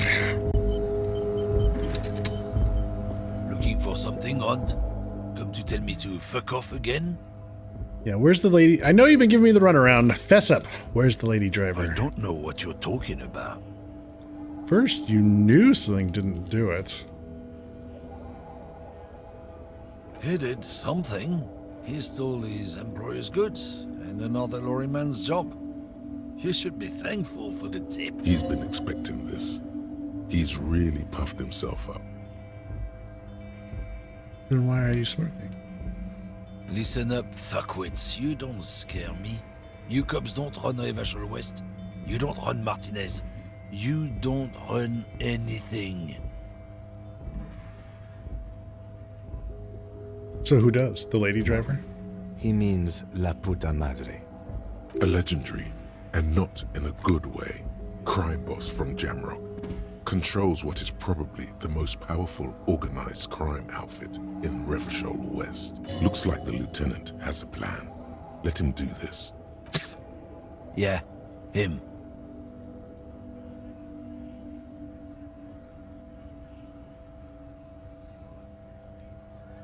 Cross your arms and nod. Then I presume you are familiar with his peonies. Yeah, they're his little bitches. He's got them all over the unions.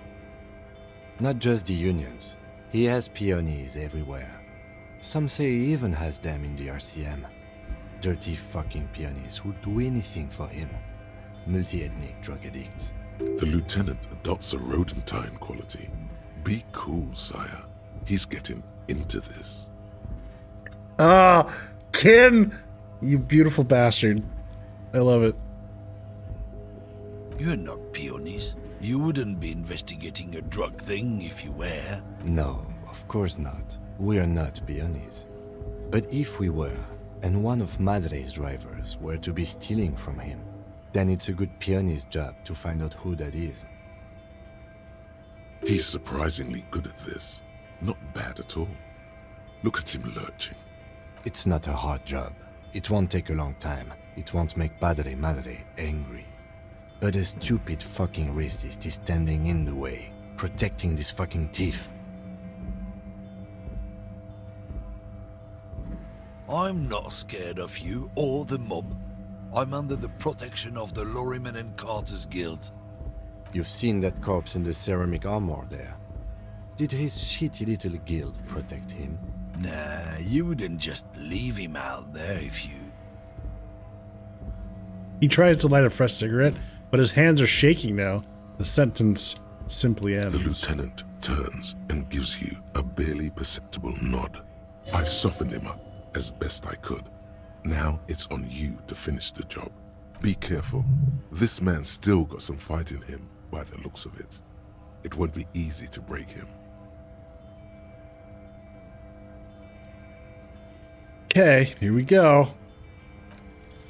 The main thing is to not overdo it, even when you're trying to scare someone. The most important thing is, how does it look on your resume?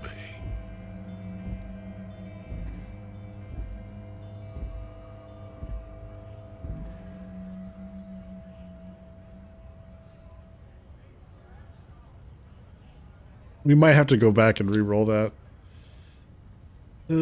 Half-light, huh? Why don't you and me step outside for a little time? What? What do you think we're doing right now, runt? There's some kind of homo thing? Jesus Christ, this guy. Yeah, maybe it is. Okay, that's enough, detective. That's enough. Let's just go and ask Tommy, alright? We are wasting our time here. I kind of really want that to work.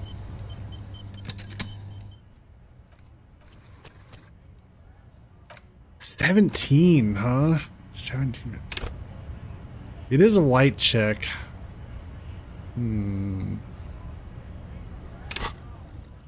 Half-light. Was that what it was? Half-light? Half-light. Do I have anything with half-light?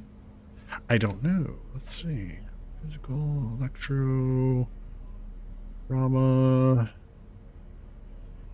logic, centralization. Nothing with half-light currently. Half-light, huh?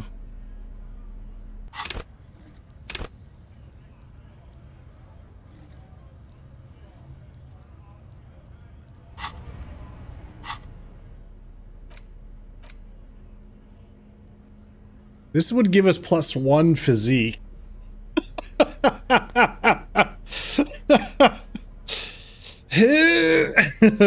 We could take a swig. We would take a hit to morale, but it would technically boost our physical checks. All of them. Hey, Railway. Nerd.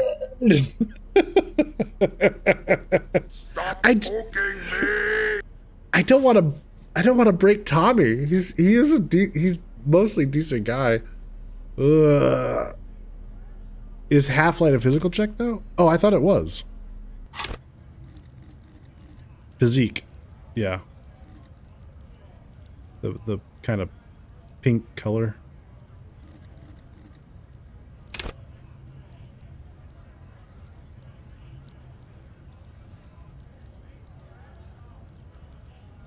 Yeah. Yep. So I guess we could take a swig of alcohol. We see, our character's an alcoholic. That's why you take a hit to your morale. I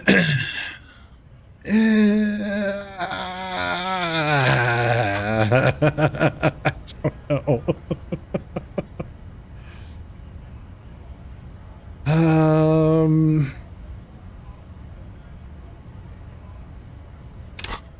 All right, let's see what it does. Just so we're on a save, right? Did I reload it? Looking for something, Hunt? Come to tell me to fuck off again? Yeah. Okay. Alcohol's not always the answer, but it's worth a shot. Ha ha ha ha. Ha ha ha ha. Okay. Let's see what happens. Well, hello. Someone seems to have found himself a bottle of alcohol. Here's where the magic happens. Look at the bottle. Light reflects off the green glass of the Commodore Red. The gods have been generous. Better pop it open before they change their minds. Wow, the gods of mass production have made this alcohol container laughably easy to open. A child could have done it. Open the bottle. There's a satisfying pop as the cork jumps out, and the hair on your back rises like an army at attention. You've been here before. Welcome back, detective. You're home now. No. What will the repercussions be if I take that sip? Some mental stuff. Nothing to be worried about. Physically, you'll be strong as an ox. Take a sip. A golden sun melts down your throat. Its rays filling your nostrils with sunshine. Your stomach melts from it into a happy, gooey mess. So does your mind. All the bad things are melting. You're you again. A real cop. A real detective. Incredibly well done. Yeah, we got XP gained out of that. In the bottom right corner of the screen, there's an alcohol button. Alcohol gives +1 to physique skills. Physical instrument, half light, electrochemistry, endurance, pain threshold, and shivers. This is good before rolling a white check, but damages your morale. And remember, from the void we came, and to the void we must return. So it lasts for an hour. I see. All right. It lasts for an hour. Oops. Got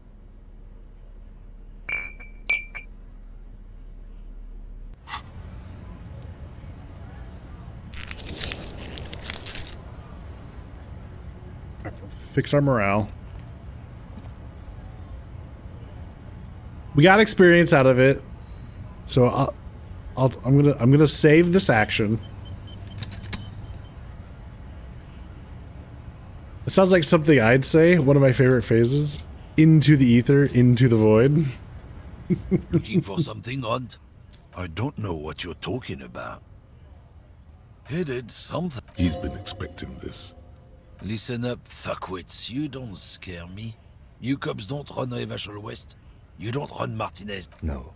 He means... A legendary. Looks like the lieutenant has a plan. Yeah. Then I presume... Yeah. Not just the unit. The lieutenant adopts... You're not pure. No. He's surprising. It's not a heart. I'm not. You've seen that cop. Nah. The lieutenant. I've softened him up. Be careful. This man's still got some fight in him, by the looks of it. It won't be easy to break him.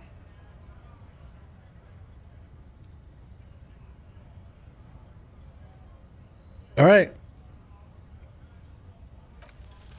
The main thing is to not overdo it, even when you're...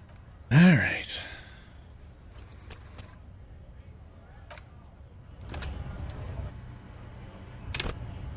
Wait, can we get more on him? I rolled a 3, yeah. Just out of curiosity. Can we look in here again? A lorry stuck in the windows, fumes of heavy fuel oil. Oh yeah, we already did all that. Okay. I'm gonna get this. Looking for something, Hunt? Come to tell me to. I don't know what you're headed. He's been expecting. Listen up. No. A legend. Looks like the lieutenant. Yeah, then yeah, not just the lieutenant. You're not No. He's surprised. It's not a... I'm not. You've seen... Nah. The lieutenant. I've softened him. Be careful. This man's still got some fight in him, by the looks of it. It won't be easy to break him. The main thing is to not overdo it. 5. Even when... A 5. So what are our other options if I don't... We're not able to make this.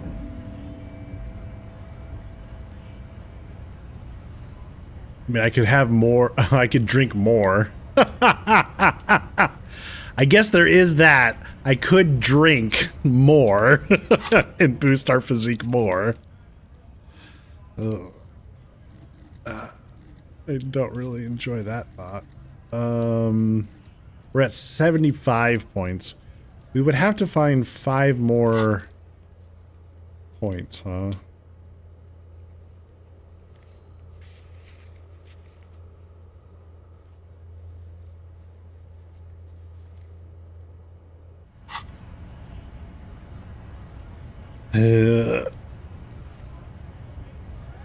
Five more points, huh? Something odd? Come to tell me to fuck off again? I don't know what you're talking about. Headeds. He's been expecting this. He's really pumped. Listen up, fuckwits. You don't... No. A legend. Looks like the... Then Yeah. Not just the... The lieutenant. You're not... No. He's surprised. It's not a... You've seen... Nah. The lieutenant. I've suffered. Be careful. This man's still got some... The main thing is... Damn it! To... Fucking... 3, 4, and 5 so far. Ugh. Whale? Yeah, we have to get like a, what, an 11 or 12 to pass the check? Yeah.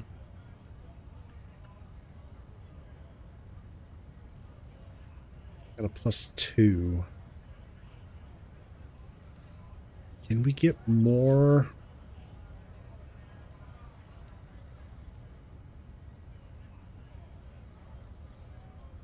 No. I really don't want to...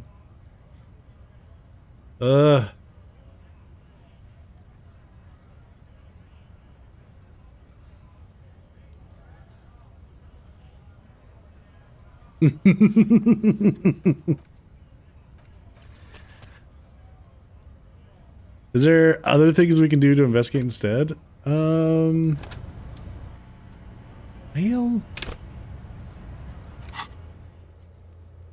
let's see. So we're working on the jam mystery. We're trying to figure out this. We have to prove our authority to Titus. We could go take a roll at that just to see if we get it. Get 2 signatures for Evart.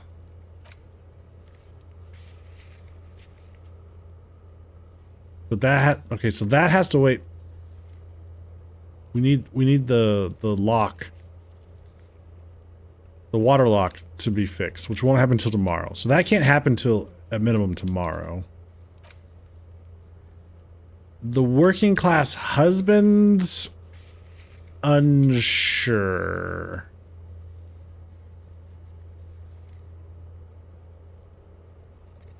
We're not sure where he is or who. There's the, well, hang on. Maybe. Hang on. There might be, we have to wait for the lock to open also for this one. We gotta wait for tomorrow for more information on the victim's armor. That's happening tomorrow.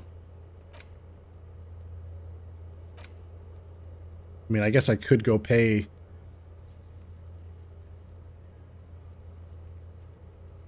I don't know. Do we get experience for paying Gart our rent? Maybe. You go try that out.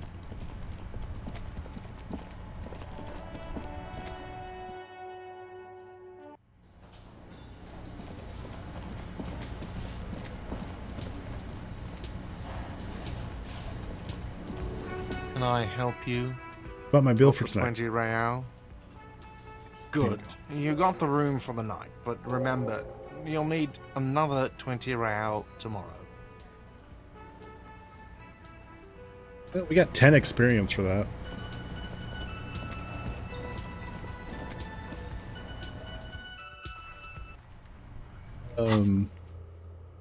There is the sleeping dock worker, which I can't remember where this guy is. We could go make a physical instrument check against him. Go look in the mirror with electrochemistry. Hilarious. Which I think I have a couple of items we could equip for electrochemistry.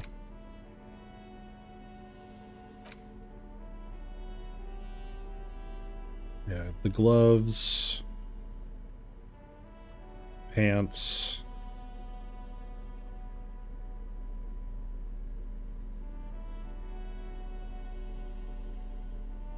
Oh, wait, the ones I'm wearing. I see. The pants are already doing that, so I could put the gloves on and then take a stab at that, I guess. Where is that sleeping guy?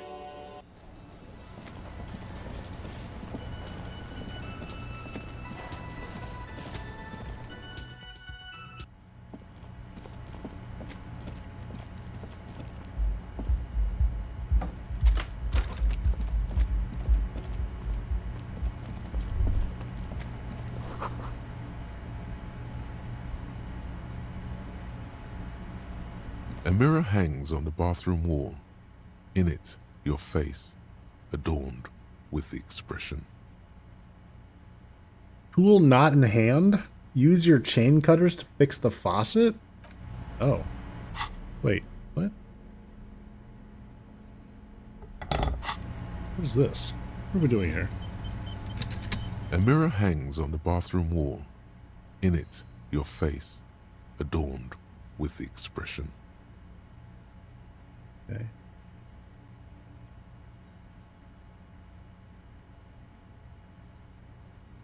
Docker's outside the bedroom. Oh, okay. The faucet is quite terribly mangled, but you just might be able to twist its parts into place. You handle the chain cutters deftly, applying just enough pressure. The faucet regains a recognizable shape. The steam stops. Told you that you needed those chain cutters. Everything is connected. Everything has a purpose. The mirror begins to clear slowly without you having to wipe it.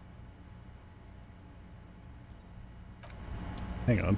I might be able to get this. So I can put this back. Put these on. A mirror hangs on the bathroom wall. It's barely covered in steam anymore. It's your face in the mirror, adorned with the expression. Attempt to stop the expression from happening. You can stop the expression? Oh, interesting. Okay. What is this gonna do, I wonder? It's like something snaps in you. A nerve ending. A thought. A sadness. Your face in the mirror is suddenly clean of the layer that had distorted it for God knows how long. Okay. What does that do? Just like that, it's over. The running gag that your life had become. A sad old man looks back at you. A mirror hangs on the bathroom wall. It's barely Okay.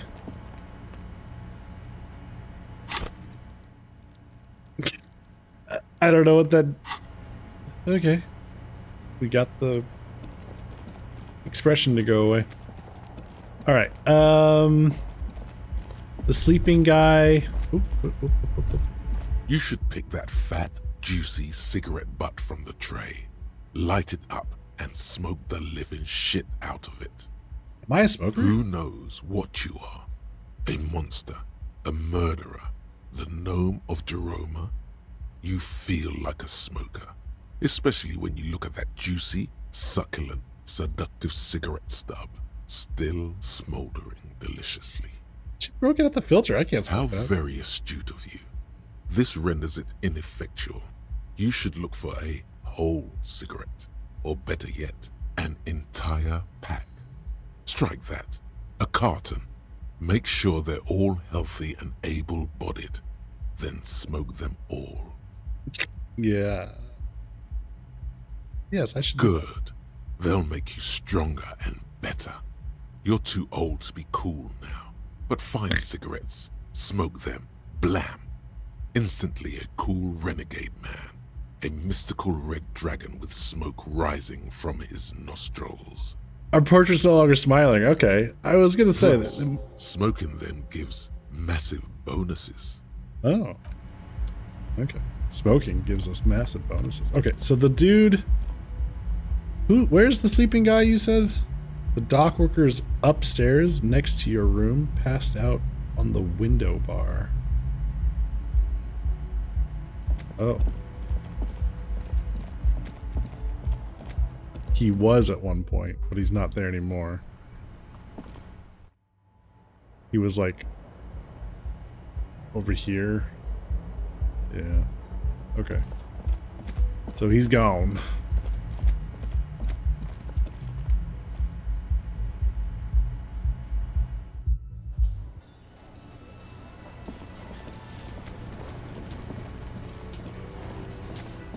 Maybe he shows up later? Downstairs? Oh, it was that guy? Yeah, okay. He's gone.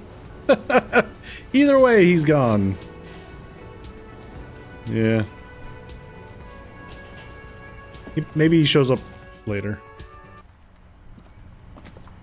Okay. Put these back on.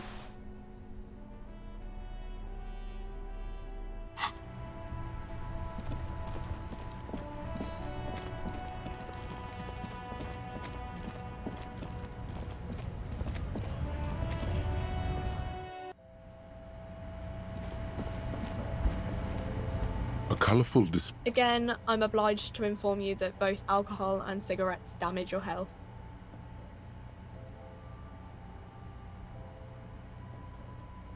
So it gives you +1 to intellect, but we take a hit on health.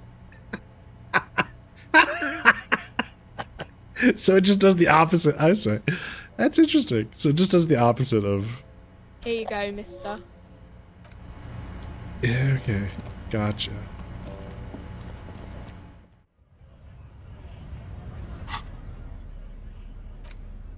Now we have a pack of cigarettes.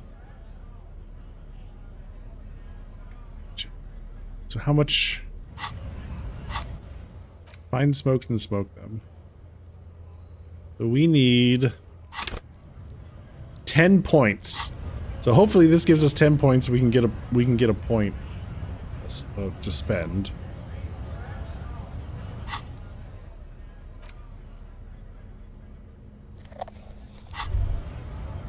There it is, a brave little army in your pocket. The 1st Smokes platoon. 20 brave souls standing in salute, ready to step into fire for you, sir. You picked the best one. This soldier is fat and succulent. What are you waiting for? Light up. Get a load of this rock and roll cop here, people. Johnny Thundercop fishes a cheap lighter out of his pants. With a flick of the thumb, there's fire. A primal satisfaction. Here we go. The lighter's dark green disposable plastic. Safety's off. In your case, the safety is always off. Breathe it in. Thick, warm smoke gets sucked down into your lungs. Immediately, you feel a warm nostalgia fill your head, body, and soul. A nostalgia for yourself. The man you were in your youth. Johnny Thundercop is back. In the bottom right corner of the screen, there's a cigarettes button. Cigarettes gives +1 to intellect skills.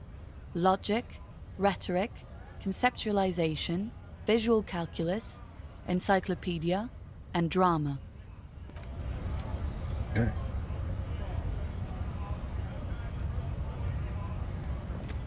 Okay.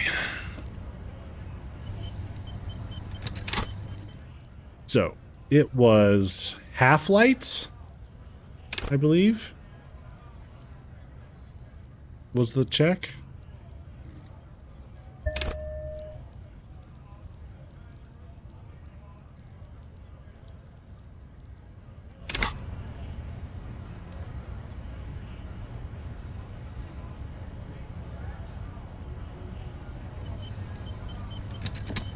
Looking for something, Aunt?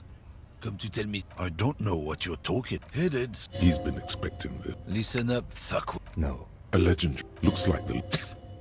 Yeah, him. Then I Yeah, not just... The lieutenant. You're not... No. He's surprised. It's not a hot... I'm not... You've seen that... Nah. The lieutenant. I've softened him up as best. Be careful. This man's still got some fight in him, by the looks of it. It won't be easy. The main thing is to Another not 4! do it, even when you're trying to scare someone. The most important thing is... We're gonna get this. We've committed. I've committed. We're getting this.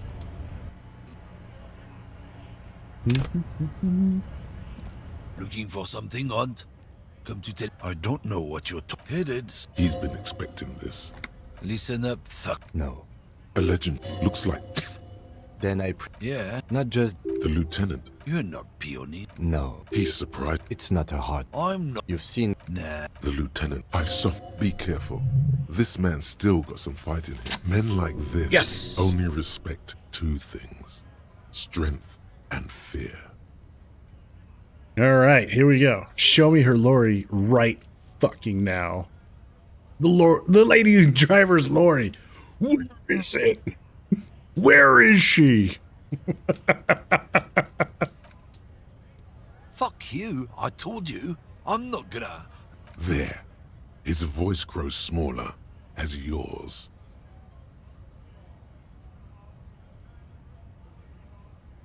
So what do we do?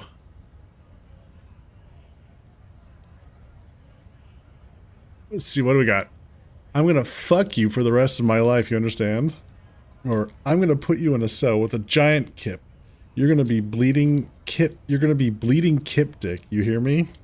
Oh my god. I've been to your fucking lorry. I know where it is. I'm gonna burn it down. You hear me? Or what's your name, fuckhead? I'm gonna go on the police radio and say this guy told Madre to fuck off.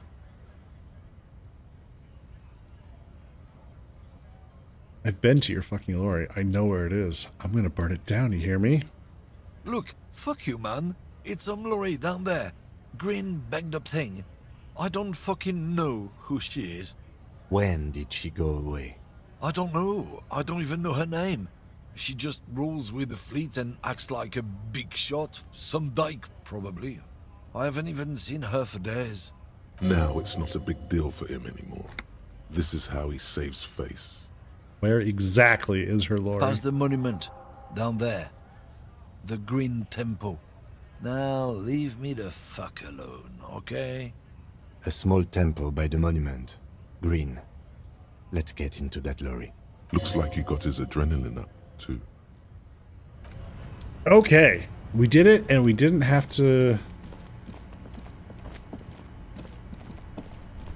break this guy. Tommy. Okay. Green lorry? And the monument. Oh, this one. Huh. Okay.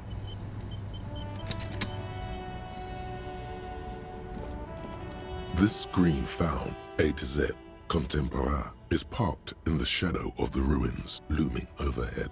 It's seen better days. This must be the one he told us about, unless he was lying.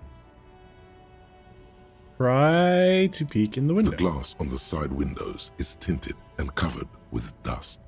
You can barely make out the shape of the seat and 2 steering levers. Try the The door door handle. is locked. The handle looks shiny, like it's recently replaced. There's no pick in this lock. The owner has put special care into it. It's a recessed design. How are we gonna get this open, Kim? Use the pry bar to smash the window. Open it from the inside. Really? This has been hard enough. No need to make it any harder.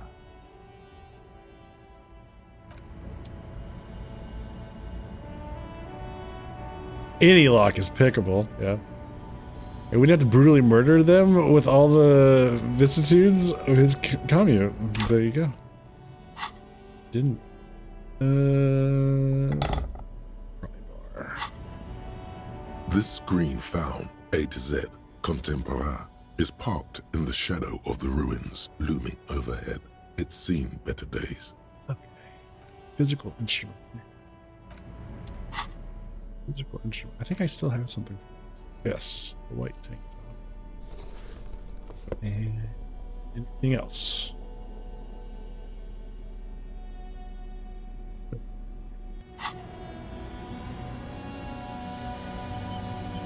This screen found, A to Z, contemporain. Pry bar. Son of a bitch! You take a hard swing at the window. A loud thunk rings out and the pry bar bounces back, leaving a tiny spider web on the glass. Looks like the window might be shatterproof. You may have to rethink your approach. Window appears to be shatterproof. No, it's not shatterproof. Give me that. He takes the pry bar from you and gestures for you to step back. Then with a little He warmth, smashes it into the window. Droplets of glass fly everywhere, shattering over the lorry floor and pavement. You can just reach in now. Nice. It went better than I expected. Open it from the inside. The smell of cigarettes and perfume welcomes Done, you. Kim. The cabin inside is plastered with old movie posters. Actresses smile from the walls. There's a radio transmitter in the front and a toolbox tucked under the driver's seat. Some tools lie scattered near the pedals. There's something odd about the passenger seat. The seating fabric has been pulled tight over the lower side of the seat where the toolbox should be. There are the posters. These are movie posters featuring starlets from long-forgotten films from the 20s, the teens, even the 90s of the last century. One of them particularly catches your eye, a centerfold of an ingenue attached right above the back seat. There's definitely perfume in the air. It's spicy, with a hint of amberette, wafting through the bitter air of the cabin. What's that smell? The remnants of a sweet juniper-scented perfume, probably Grenade number 5. Okay. Study the centerfold. The actress is draped in a sheathed dress, one of her shoulders bared. The faded remains of an autograph run across the poster. She's looking past the camera. Autograph poster. This Nice. is Tijon, a starlet from the dawn of cinematography, less known for her talent than her tragic, untimely death. What happened She to her? wasted away in a drug den called the Door to the River, not far from here on Boogie Street, a mixture of cocaine and morphine. She was afraid of the world and the camera too. The actresses and the rear actor all smile you a warm goodbye. Examine the radio. Looks like the frequency dial is absent. It requires a key to work, but the key has been removed, likely by the missing lady driver. Strange. There are so many radio stations saved here. Must be over 100 at least. It has to be an advanced model to fit so many frequencies next to each other without blending them together. Speed Freaks FM. Is it one of the save stations? No, that's on 78.9. What? I happen to have committed the frequency to memory. I have no problem admitting that. Why would anyone need so many radio stations? For contacting an entire fleet of lorrymen, for example. This is all shortwave, UW and UKV. Looks like we are dealing with an impressive organizational tool. The nerve center of a huge operation, with quite a range too. A 20-kilometer radius at least, perhaps extended by an attachable antenna that's not here right now. Is there anything we can do with the radio? Doesn't look like it. It's completely inoperable without a dial key. The ghostly actresses. Check and the pedals. You wedge yourself under the steering wheel to get a better look. Seems like the few tools lying around here, a hammer, a pair of pliers, a rusty wrench, have been casually thrown there by the disorganized driver. But one odd detail does catch your eye. A piece of sandpaper has been glued to the throttle. Interesting. Sandpaper adds extra grip. Yeah, that's what I was thinking. Looks like the driver has glued a piece of sandpaper to the throttle to offer some extra grip. Sandpaper? A novel technique? Sandpaper would also rub off the pattern from the driver's right boot sole. Yes? He likes where this Do is the going. honors, he thinks. Connect it yourself. One of the footprints at the crime scene had an aberration. One sole was smoother than the other. Which means that the missing lady driver was present at the lynching.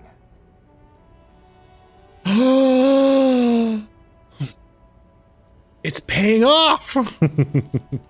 The missing 8th Hardy here?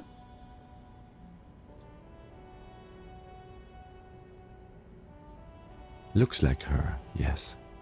She's also the one running the drug trade? What a handful. Now we know for certain who's the missing 8th person at the lynching. Do you think that Hardy and his boys could also be involved in the drug operation? Those jerks? Definitely. We should see what Titus has got to say on the matter. Are we finished with the lorry? No. The movie stars are still smiling from the walls.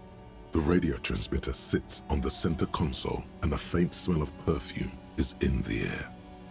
Pull off the cover on the passenger Voila. seat. A stack of neatly folded papers has been stashed behind the seating fabric. You see 3 maps depicting a large metropolitan area. It's Revachol.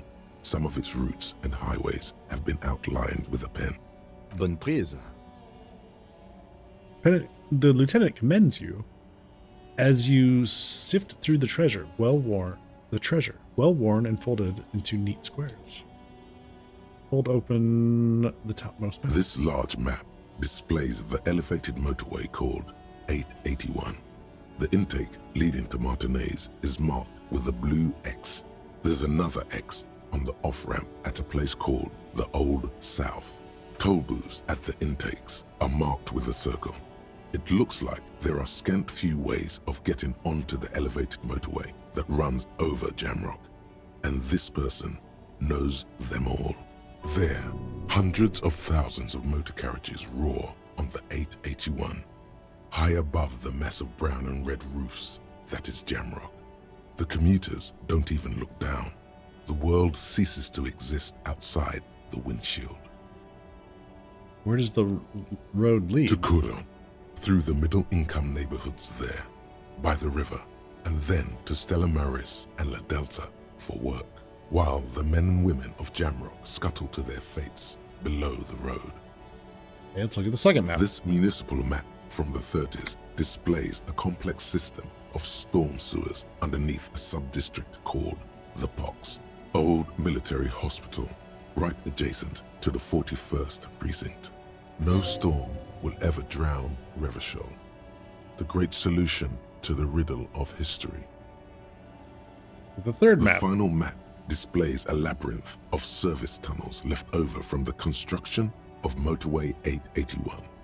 A few routes have been marked with a pen, where the tunnels and sewers surface near the eminent domain and a traffic island in central Jamrock by the lake.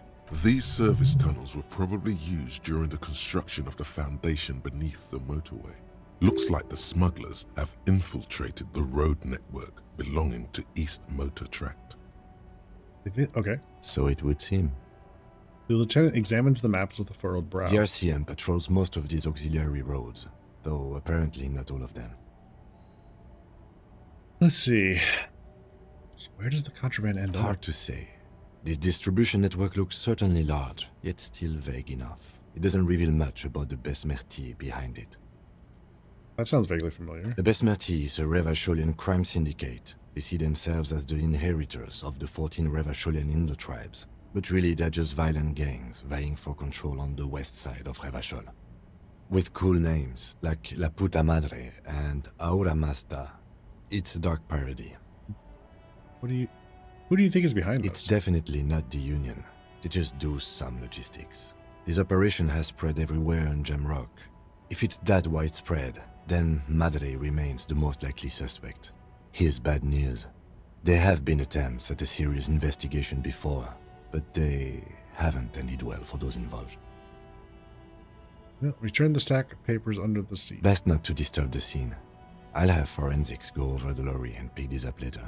The stack of maps looks just like before, barely noticeable. The movie stars look silently by, and the pull-out toolbox, a metallic drawer, slides out from the seat. It's empty, except for a folded newspaper. Unfold the newspaper. It's an issue of Peri-Ferik from last Wednesday. A piece of paper falls out from its pages. Pick up the note. It looks like an article ripped out from a radio enthusiast magazine. Complex mathematical equations explain the basics of something called the Ulan frequency system. The Ulan frequency system? I've never heard of that before. I know of FM, AM, UKV, but... The pull-out toolbox slides back into its enclosed the rusty old... Great. I think we got everything. A word, detective? Before we return to Joyce? Yeah, what's up? All right, we've finished here. Let's quickly debrief and go over what we found, so we don't do it in front of the company rep. Ah, fair enough. What do you think of all this, Kim? Honestly, I'm quite worried by what we've seen so far. The evidence seems to point to a rather extensive and well-organized operation. I'm especially intrigued by that radio transmitter, particularly the sheer number of stations it can connect. Looks like this alleged drug trade casts a wide net. This means it's well-funded. Technology like that, a major player must be financing it. I'm not sure what the Ulan frequencies are all about, but they may hold some significance. Perhaps it's a better way to connect between fleets while avoiding frequency bleed, or maybe it's used to tap into RCM networks. Oh, and the maps we found. They reveal the geographical extent of the operation. Looks like they've used abandoned tunnels and access roads to stay hidden. This is useful info. And last but not least, it looks like the Hardy Boys knew this driver, as we know that she was present at the lynching. This may be the Union connection we've been searching for. The probe and the case converged, he thinks. This was quite the find. What about the movie posters? How do they factor in all this? As elegant as they are, I don't think they are relevant to the drug trade. Okay, maybe the trader is some sort of cinephile. Yes, well... Unimportant. So it turns out this is connected to the Union. Like Joyce told us, yes, logistically. But don't expect to bust this open during our stay here. At best, this is an angle we can use against them to other ends as extra ammunition. Okay, will the RCM open an investigation? We should return to the murder case. See what Joyce tells us about the lynching. When we are done for the day, I call my station and suggest our narcotics department look into it. There are more than enough grounds to start an official investigation, sometime later when we are done here. We do not want to get caught in that. What are you thinking? The fact that one hasn't started already gives me pause. An investigation, I mean. Especially if the Madrid grouping is involved, and I can't imagine they aren't. It's certainly worrisome. Corruption? All the same, I don't like the idea of internal affairs descending on the matter. That won't help anyone either. Debrief over? Debrief over. After you. Okay. So, earlier, we said we would help. We would look into Joyce's thing, but we said that we wouldn't, like, give up information or something like that. Now I'm curious to see how that's gonna go.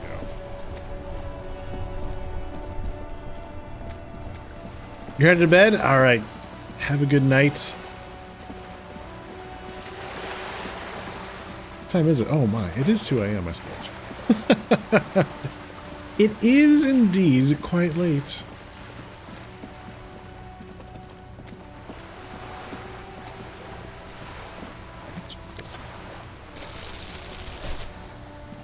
Okay.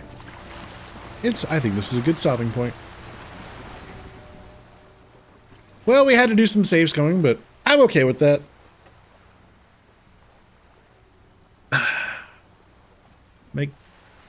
Made the racist look like an idiot. Or fooled him at least. That was fun.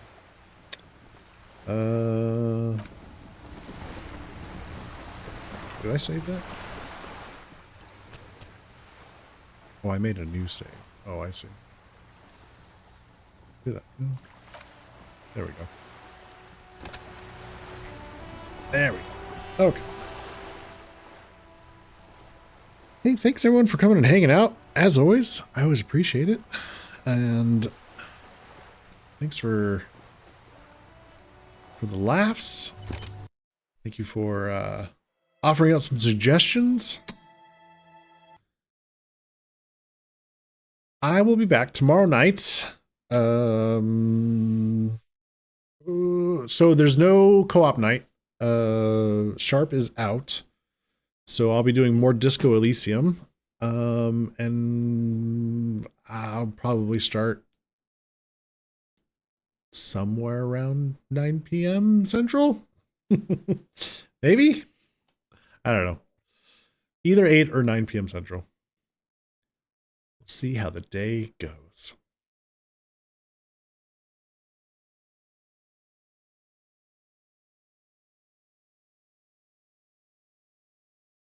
All right.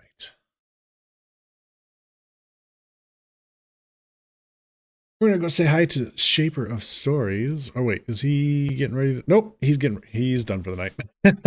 Never mind. He is done. All right. So then we will say good night, and I'll see you tomorrow. Take care, everyone.